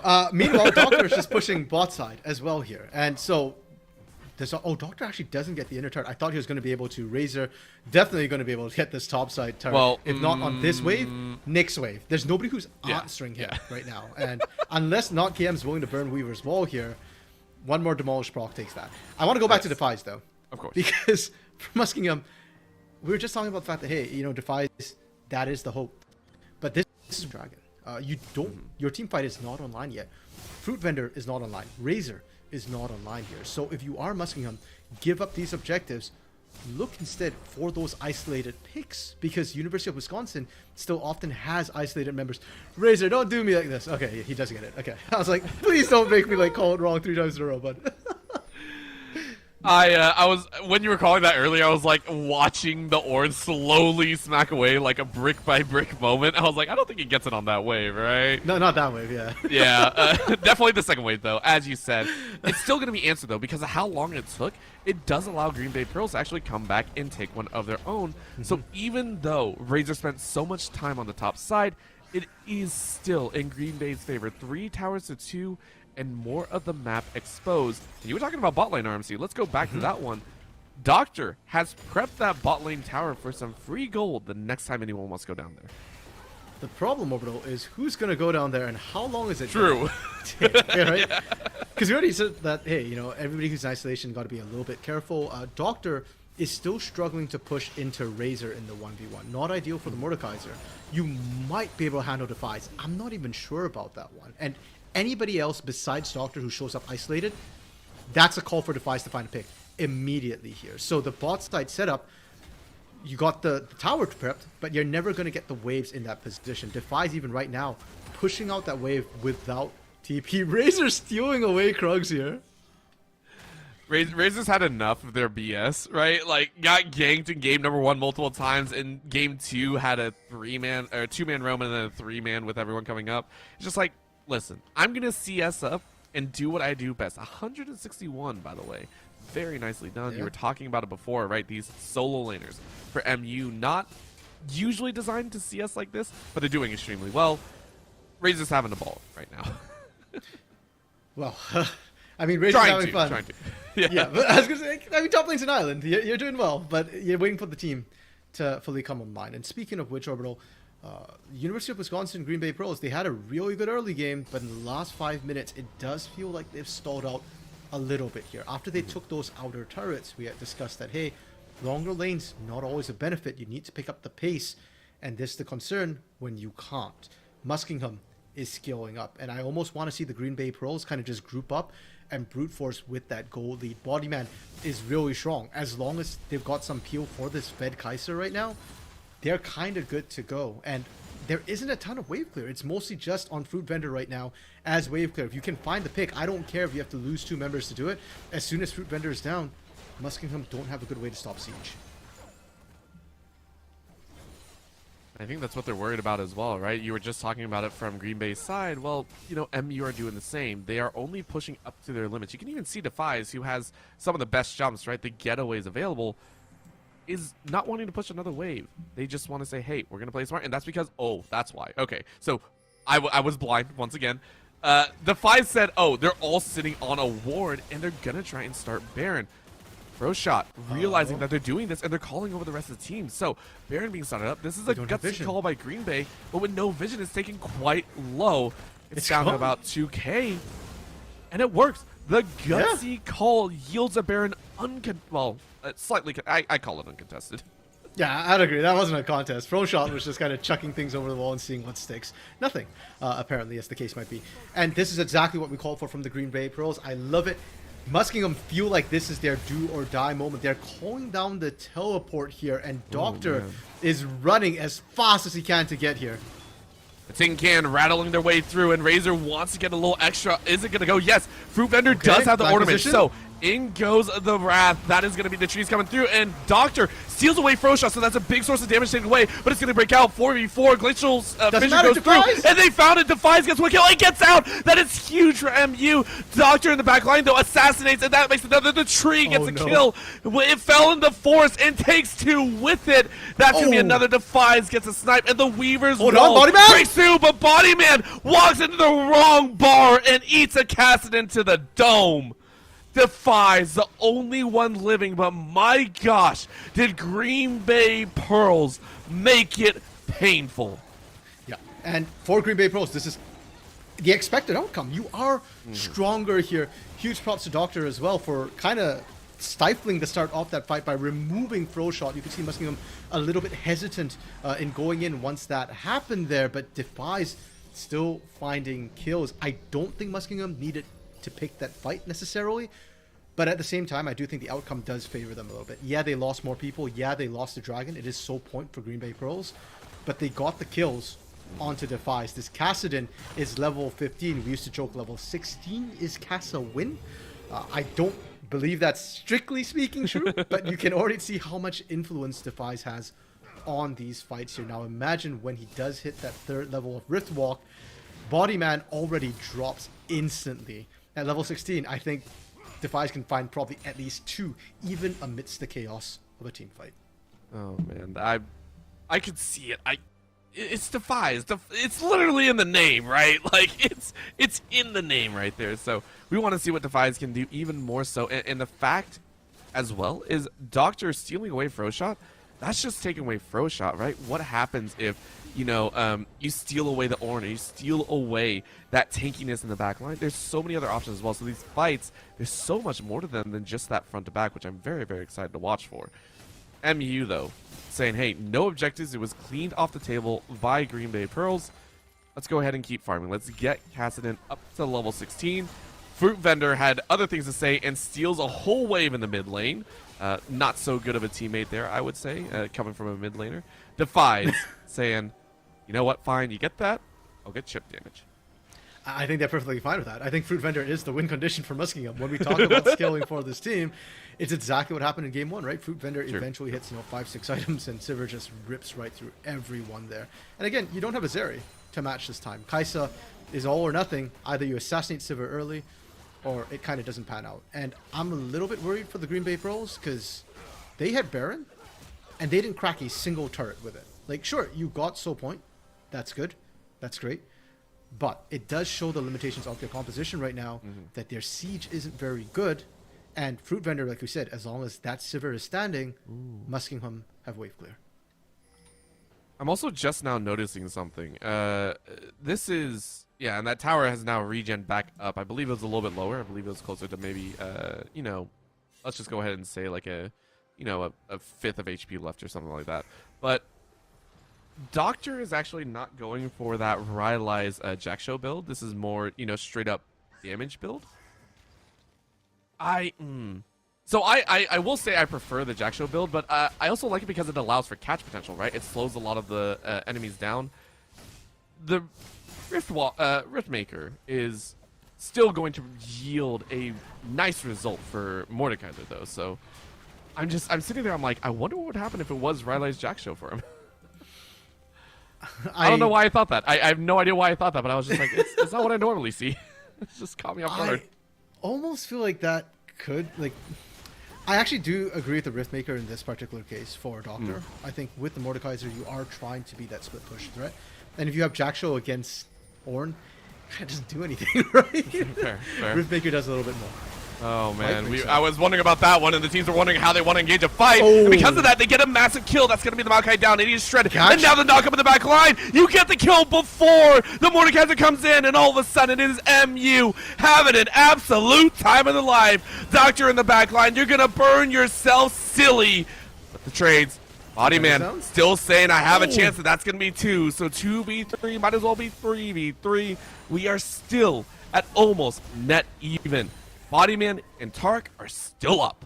Yeah, and that's huge from Wisconsin Green Bay Pearls there. The initial engage did not go well for them. Unfortunately, they went on to Razor, and Razor is more than happy to tank it up. Speaking of Jack Show, that's somebody who does well with the Jack Show there. The additional tankiness kept him alive. And Defies just wrecked Not KM immediately there. Doctor kept out Defies, but they shouldn't have lost Fruit Vendor and Baller. Unfortunately, for Muskingum there, I think they overchased a little bit. We're seeing still how effective Bodyman and Tarek have been. They've won this 2v2 the entire game long, and that still hasn't changed. Sivir is still not at a state where you can 2v2 and win that. Fruit and Baller need to stay back with the team. I would also toss that over to Not KM as well, because both Fruit Vendor and Not KM died with flashes up. And you know what? Maybe it's a blessing in disguise. Dragon coming up in 10 seconds. That was almost just a taser. Oh, was that stolen? Yeah. What? Oh my gosh! That's huge What from Body. that was amazing. I don't even think Body explained it. I don't even think Body expected it. That's gonna be a chance. But right now, again, this is a dragon. It was a taster in the mid lane. Now it's a full fight, and they might have found a Bodyman taken down to a quarter of HP. MU said, "I want this kill." Defies has no one in the way, but because you got stolen away, Doctor saves his ADC. Good guy, Doctor, saving patience all day long. Okay, that is absolutely huge. That is a big out down for Doctor. They're not having that death realm available, and Bodyman being forced in the base. It is Hextech map. Body will be able to join the team very, very shortly, but it's still really, really scary, and you don't have the same peel you did last time. Here we go, round 2. Ding, ding, ding. Some people are strong, some people are not. It's getting taken quite low. Flash over the wall. Not stolen away. It is going to be taken by the set MU, and the fight breaks out once again. They are dogpiling on everyone. The burn is enough. Down goes Mordekaiser. Down goes Maokai. And guess what? With all 5 up, healthy as can be, MU going to walk their way to Baron. Yep, that's pretty much free for them. Not KM. Bodyman. They'd have to pull a miracle right now to stop this from going down. And frankly, I don't feel like miracle is something you're going to get against the Kassadin here. If anything, you show up, Defies is going to run you down. They don't have eyes. They don't have vision. And I don't think they have much hope. They don't got anything. Bodyman's going to send out a little bit of a praise. You're going to be like, that's my hope. It worked on Scuttle, right? Oh, wait, Baron's a bit stronger. Little bit stronger. All 5 members, though. This is something that Green Bay Pearls were not able to utilize last time. Remember, as soon as they got Baron, I think 3 of them died in a team fight. So, MU going to try and be a little bit better on this edge. And with Defies, I mean, Defies is really the only one that we're going to watch for. Level 17, going to be Rift walking all over the place, going to be able to push lanes. Already has 3 items available as well, building into a little bit of MR just for the tankiness. Or bro, do you remember the win conditions I said on this game? The timing that I said earlier? It's been 30 minutes. You got to remind me again. Yeah, it was 30 minutes. I called it 30 minutes with a significant lead. That is not the case. And look what we're seeing. Not just Defies deleting people, but even Razor right now gets caught and kind of just shrugs it off. Yeah, it hurts a little bit. But how much was that coming? Oh, Defies, please, no. What is this? No, Defies! Defies gets drawn back in. Does he get over the wall? He does. He goes towards the enemy base. And now, remember, he's level 17. He don't care. It's on like a 2 seconds cooldown. He gets back to the team.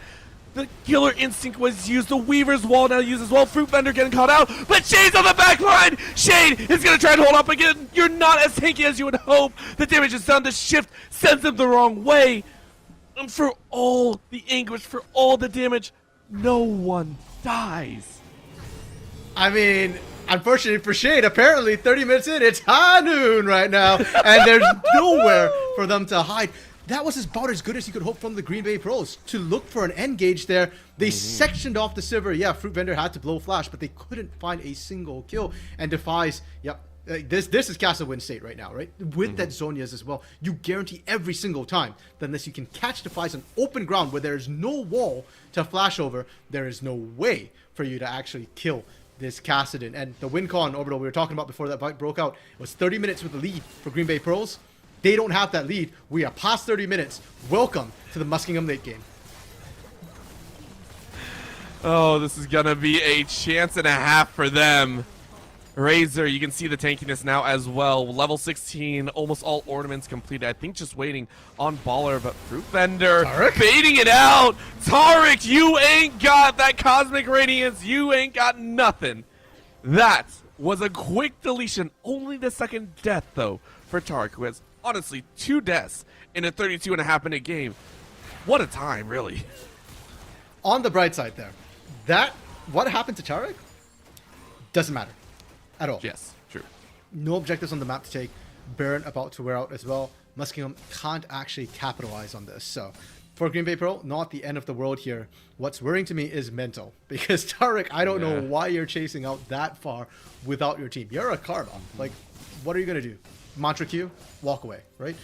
You should not be dashing up like that. So I don't know if that's signs of mental, of a little bit of nerves coming through from the side of Green Bay Pearls or not. But hopefully it's not. Because there is still hope for the Green Bay Pearls. If they can still find a pick, maybe they can make something happen.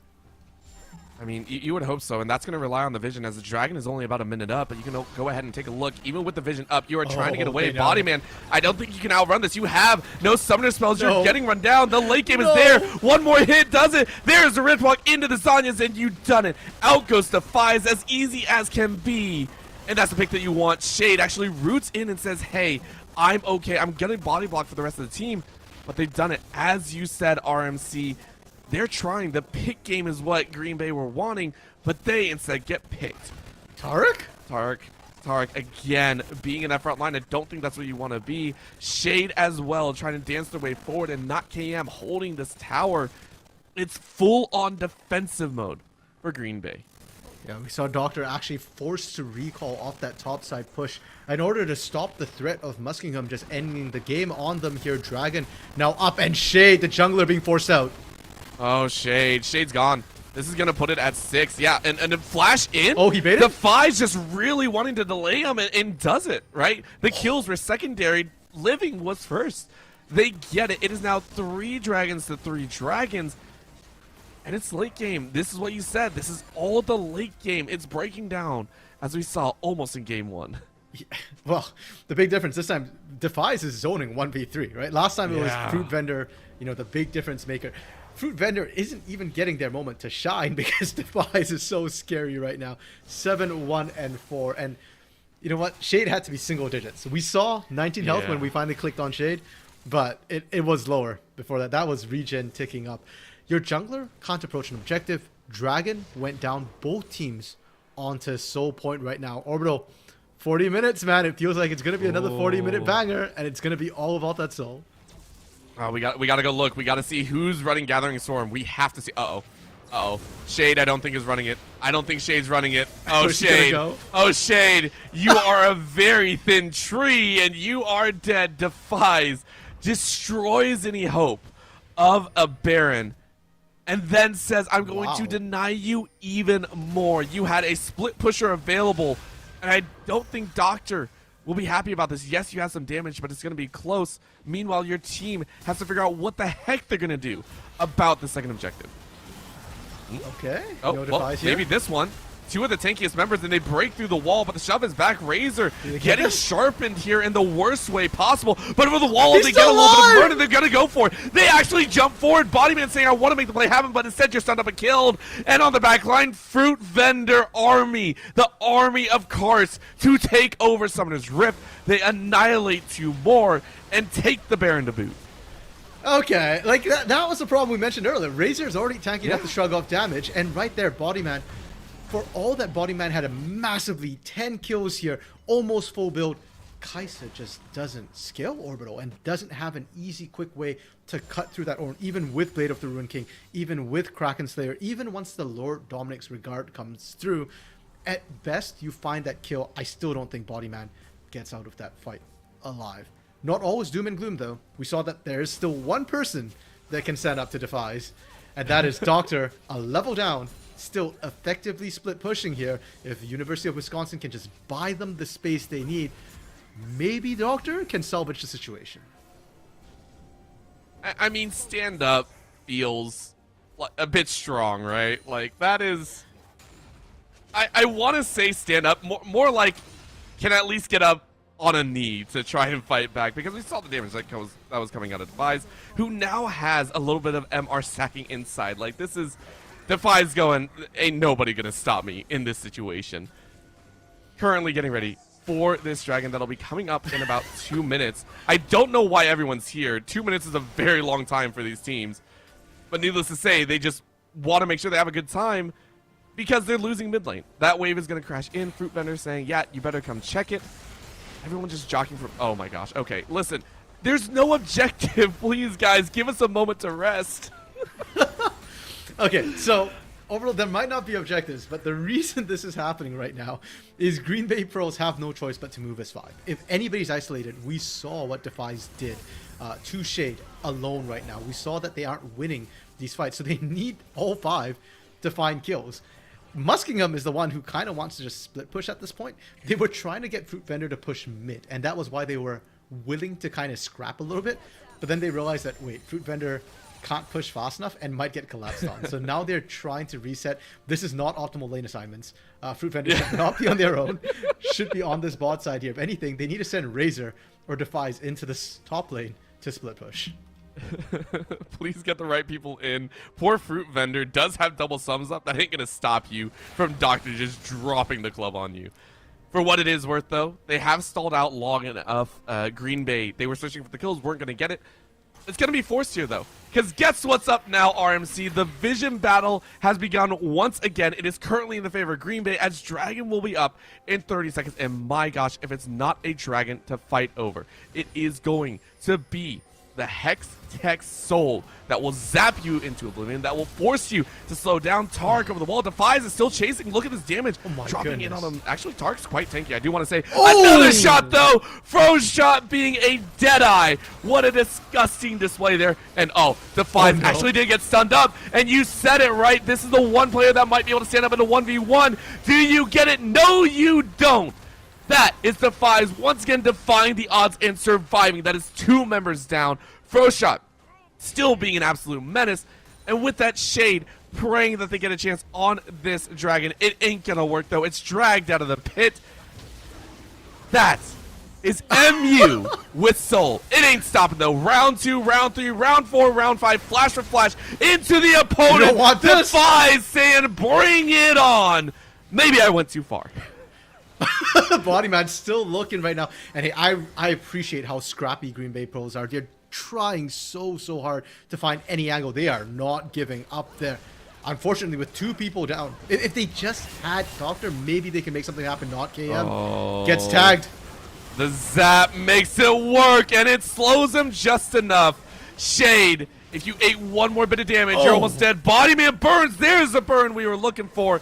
It's a wave in, and it's a wave to break the base. You got some of the tankiest members. The towers fall like crazy. Late game OP as the Nexus is currently open. Doctor steps up a bit too far. The tree burns away from the Dragon's breath as this is GG to Muskingum University.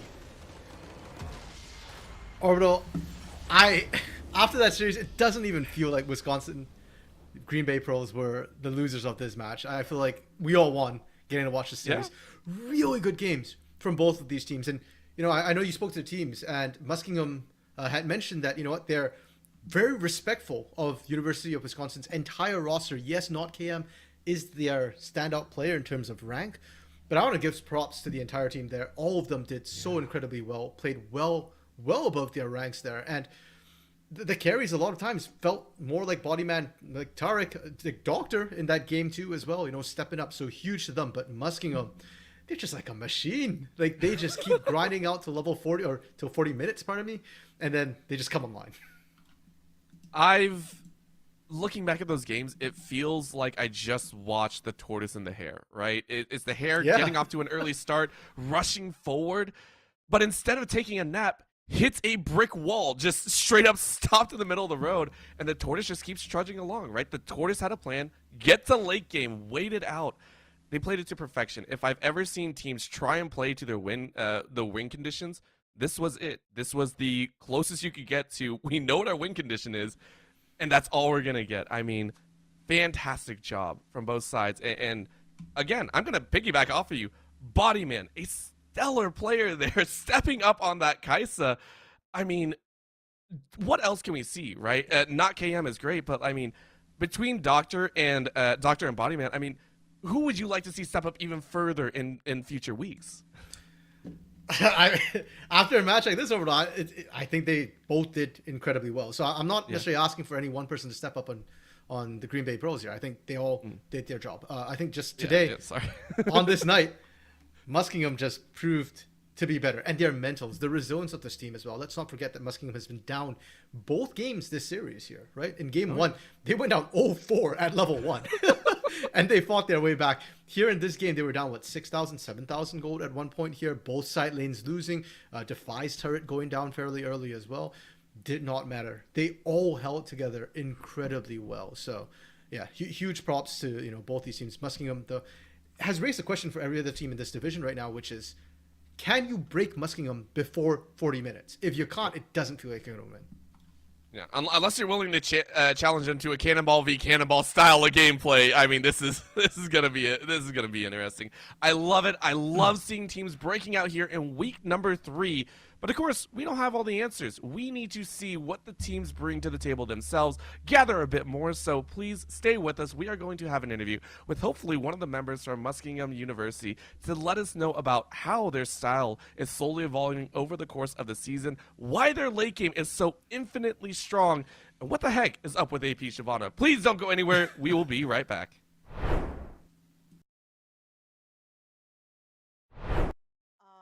We still are challenged with selling those sponsorships. So my last and final is, do we have any secrets around how to grow fandom or grow community let's just start with on campus.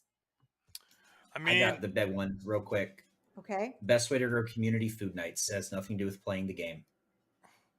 I'll give you a real life example. We used to do dollar burger night at the University of Cincinnati. We'd just go out to Bar Louie. We used to have dollar burgers every Wednesday. We'd post in at this time, those Facebook groups, tell people where to show up. 6 people, 12 people showed up the first week. By the 3rd month, we had 40 plus people coming. And it was the biggest revenue night of the week for Bar Louie every week, purely because of us. But we had friendships, we had relationships, we had roommates, we had all sorts of great, wonderful things come from that. And that translated to our LANs, our club meetings, and everything from that. Mm-hmm. It was nothing beats food nights. Just like pro sports, we need to focus on tribalism. And the way that you create tribalism is you have to prioritize in-person experience, in my opinion. I think that there's a lot of companies trying to become unicorn online platforms, but at the end of the day, I think we need pockets and hubs around the country that serve as regional and local hubs.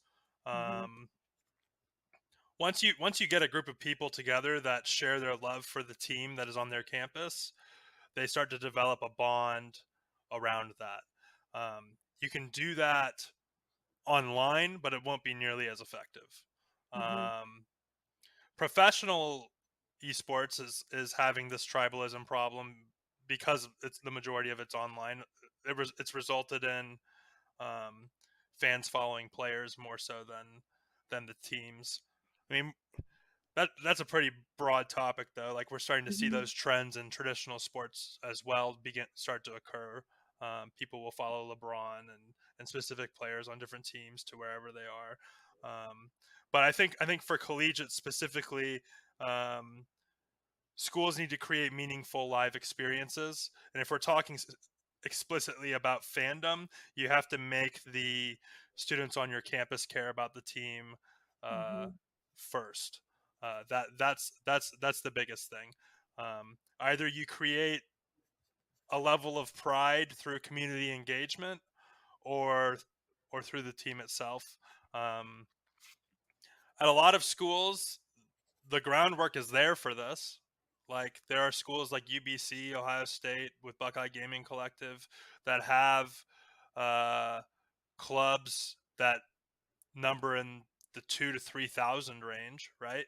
So they have a base to begin with. At a school like Maryville, like, we kind of developed it the opposite way. When I came in and started building our esports program, we had 3 kids in our esports club. And so we've kind of built the team, and then the club has followed, which is kind of the opposite for a lot of schools. But I think that we have to develop tribalism, and that starts with meaningful live events. And the more that these events, the longer that these events continue to be like only online, the less effective it is in creating that final goal. Agreed. Doc, you wrap it up for us, please. I would just say this: clubs ebb and flow based on their leadership. But if all students, all clubs, all groups are given regular and meaningful invitations to come in, use the space, create what you want out of this, then it will continue to thrive despite the change in leadership. I can just imagine that Cincy student group with Chris, heavy in the leadership there, just being amazing. But there's not always someone with his skill set at the helm. So you just need to be open, and look for opportunities to serve, even though it can be more difficult, especially in the scheduling of the space. I know a lot of people that don't like anybody else but the players they recruited to use their space. As much as we can, if we want to build community, we have to open the space to people that we wouldn't normally see in there and let them do the types of things that they want to do. One more thing, so like on a national level though, if we want to raise the general viewership of all of collegiate esports and not just different pockets, that's a hard one because people watch esports to see people do stuff that they're better than them at, right? So naturally at the collegiate level, we're going to be at a lower level than pro. So it's hard to get people to watch for that reason, but what we can sell are narratives and storylines, matchup histories. And as we start to build a longer history of collegiate esports, I actually truly believe that some of the CLOL storylines are more rich than what exists in Academy and 100%. and the LCS, but no one's really covering it. No one's really drilling down into it. No one's creating narrative content. So I think that that's the key to getting people to care about it. Like if there's a storyline, people attach themselves to it. Yeah. Yeah. I'll add one.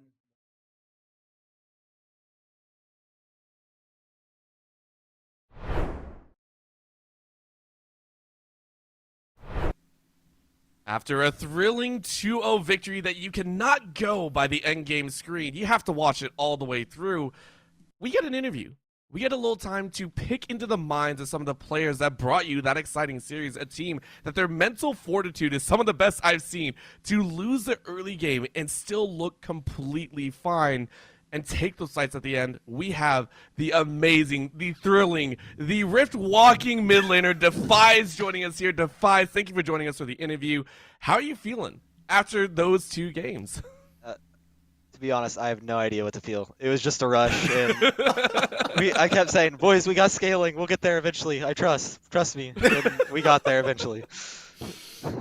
Definitely. I mean, both games was all about scaling, right? And game 2 especially, MVP, most vanishing player. You made a lot of people vanish that second game there. But the games were closer, I think, than the final score kind of lets on. You know, it looks like a Swift 2-0. Well, I say Swift, both games were almost 40 minutes. So, really good series. What were the comms like there? I know you mentioned that you were saying, oh, we're scaling, we're fine. Was the team ever, like, really worried? Or was it just, you know, more like, okay, we got this, guys. Like, we just keep going? The first game we weren't ever really worried. Even though they got those 4 kills early, we were like, guys, it's just wipe it clean. Let's come back at it. Just it happened, you know? Got to move on. And then what we kind of realized is I was saying, like, guys, they aren't pressuring. They aren't getting anything extra off of it. We can do this. We outscale. The second game, though, I was really nervous when the guy said 5 kills. I'm not gonna lie. I was like, guys, this might not be good. Like, I was like, well, let's hope. Let's hope. And then they greeted on that mid wave, and I was like, thank goodness I got that shut down, thankfully. But whew, it was a rush. I can just imagine the highs and lows where you're like, oh, they just greeted on this mid wave, and immediately after you greeted on the same mid wave over the wall there. My comms are I just saw, you know, a rerun. I was like, this is deja vu. They're trolling on midwave. No, they weren't trolling on midwave. IR over. There's 4 of them. I'm just dead. It's okay. Fair enough. That was your last death of that game, though. After that, you just kind of went deathless. They could not catch you. So huge props for that. Now, drafting-wise, though, the only change between the 2 drafts for you guys was the Victor, of course, getting banned. So you picked up Kassadin. But the interesting thing in your draft to me was AP Shyvana for Froshot, both games. Is that the new tech? Like, what's going on with AP Shyvana? Talk me through it. He is probably one of the best mechanical players I have ever played with, period. And they kept 4-banning him. So we were just like, well, what's good here? And he's like, Shyvana, trust. And I was like, okay. You almost saw Master Yi in the second game. He's like, guys, I think it's really good here. And I was like, I don't know. But he is that good. He would do whatever he wants. I'm like, you do you. He's like, AP Shyvana, let's do it. I was like, okay, bet. Insta-lock. I'm disappointed, Defies. You robbed us of an opportunity to see Master Yi on the ring. Yeah. Well, Maybe in future games, hopefully we get to see it. Now, last question from me here has to do a little bit to do with how your season started, because you started off a little bit rough in your first week against Pace Low Gold, and I believe you guys had some roster swaps. In fact, I think it was you and Froshot were in the bot lane. So what happened in week 1? Because you guys look great jungle mid, but the bot lane. We kind of came into the season and we were wanting to try something new, and so we were like, let's go in the bot lane together. And we were stomping in scrims all leading up to it, so we were like, yeah, this will be great. And then we played against a team that just sent 5 bot over and over again, and we were like, yeah, this isn't great anymore. It's like, we got to change something. So we changed it, like right there. We were like, nope, this is not going to work. Move on. Just one hard thing and you guys broke up? That relationship didn't last long. Yeah. He is gonna be my best man at my wedding, but our relationship's not that. You're like, yeah, no, we're done in the bot lane. All right. Well, hey, listen, with that note, I got to say congratulations. 1 to the wedding. That is an awesome announcement to have here. And you know what? Congratulations to you and your lucky other. The question, of course, I'm going to pose here is taking a look at this. Are there any shout outs here? Because, I mean, number one, you guys played a fantastic series, very long. A lot of players would even say that's more strenuous than you're used to, right? 40-minute games is not exactly the most common thing in League of Legends now. Any shout-outs that you would like to give? Anyone that you would like to give a heartfelt thanks to for the series win tonight? I definitely, first of all, have to thank my teammates because we've been on a grind. I mean, we're not all the most talented players, but they've really been working hard, and they've been playing whatever I've asked them to, so I couldn't thank them enough. I also got to thank my coaches. I mean, they've been great. They aren't really in league specialty, but they've helped me with problems many times throughout my career. And that's really all. I got to thank both of them so much. So also big shout out to Professor Davis. He usually casts our games, but I liked you guys tonight. Hey, did you like it? No, I'm not gonna ask that question. All right, all right. So again, though, Defies, an amazing series. I hope to see you guys again later, maybe even in the playoffs, playing for that top rank. It'll be so cool. Congratulations on the wedding. Congratulations on the victory tonight. Thank you guys so much. You guys are amazing. Of course. With that, though, that'll be the end of the broadcast here tonight. We had a fantastic time. We had some awesome moments, some spicy team fights, and a lot of fun. Hopefully everyone out there enjoyed it just as much as us. Now, keep in mind, there's going to be even more action starting next week, week 4, kicking up with some awesome times, so make sure. We also have the CECC Midwest Invitational, I think, coming on this Sunday, so make sure to tune into that one if you can't wait for next week. With that, though, we will go ahead, and I think maybe one more announcement, but we'll see that here in just a little bit. All eyes open for the amazing content, though. Please keep eyes with ESU. It's all amazing time, and thank you so much to Colton for also getting us on here and running the production. Ebrom for the observation, giving us those amazing kill feeds, and hopefully you enjoyed myself and RMC. I'll return RMC back to the Rift. He has to go home, make some dinner, you know. We'll go ahead and say goodbye. Have a great night. Have a great night, everyone.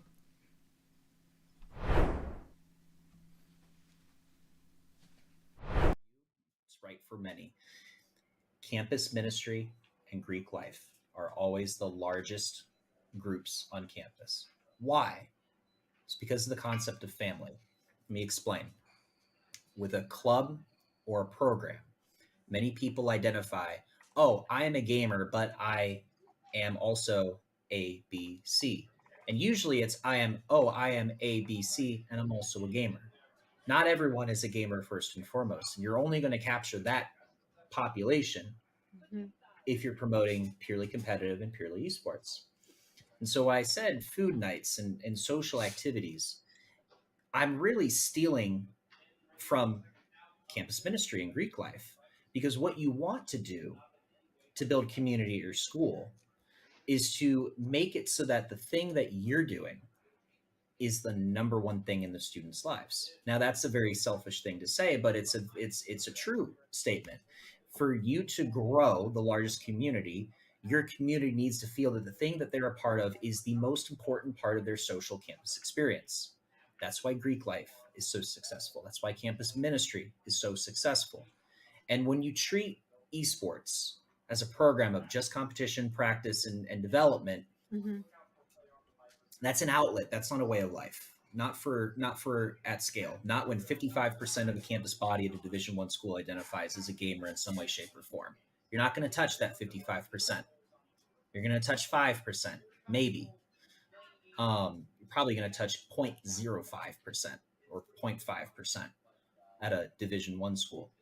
And so what you really need to do is build that community authentically by, as Doc said about Dan, what are the people prioritizing, and do that. And how do they enjoy their life? What would they find meaningful? Do that. And then do everything else, because the financials and everything else, the planning and all that matters too. And that's why we have a talent problem in Scholastic Esports. But I will wrap up and say, for the national level, Dan's completely right on narrative. But I'm not worried about that, because the only thing we need to build community nationwide is just time. Mm-hmm. We are 2 generations away from critical mass. And all it takes is that the current generation of students to grow up, get in the professional workforce, and have kids and raise them on the things that they were fans of. It's how baseball grew. It's how basketball grew. It's how rugby and all those other sports grow and sustain. Cornhole grew. But in all seriousness, all we need is time.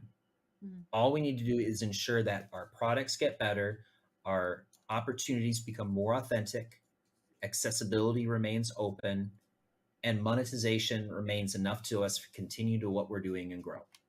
That's why we're here, right? This is why a lot of people are trying to figure out, how do we replicate what you guys are doing? How do we, how do they do what you guys are doing to a degree, or why are you guys doing what you're doing to a degree? But to kind of, I think, focus in then a little bit more, I want to talk about gameplay a little bit before we jump into business and all of the other stuff. Jensen, this one's for you, right? I want to talk a little bit about this, because to someone like me who's traditionally a League of Legends fan and all that, I know that you've been a coach that's been all over the world. You've worked with a lot of different professional teams and different regions. My question, I think a lot of people want to know, how did you end up at Maryville, and why a North American collegiate college? What was the draw, or what brought you here? How did you get to this point? When I first came to NA, I worked with Immortals, with the academy team, and I realized that there's a lot of cultural challenges that exist that's very unique to NA and esports, right? Where there's this very interesting intersection, because unlike traditional sports, in esports, players, they don't start training under a structure or a system or a coach. From a very early age, which is what happens if you want to pick up any other sport, right? Like, you start going to community events or whatsoever, and then you start developing your skills and your literacy of the game from the age of 6 or 7, and you're very used to working in a team environment, a coaching environment. But in esports and for League of Legends, a lot of times players, they go through they go up, they climb the ranks in solo queue, where everything is basically self-taught, and then all of a sudden they need to be placed into a team environment. And I realized that this is something that the Asian teams got right, where they had these B teams. They have the B houses in Korea and Taiwan.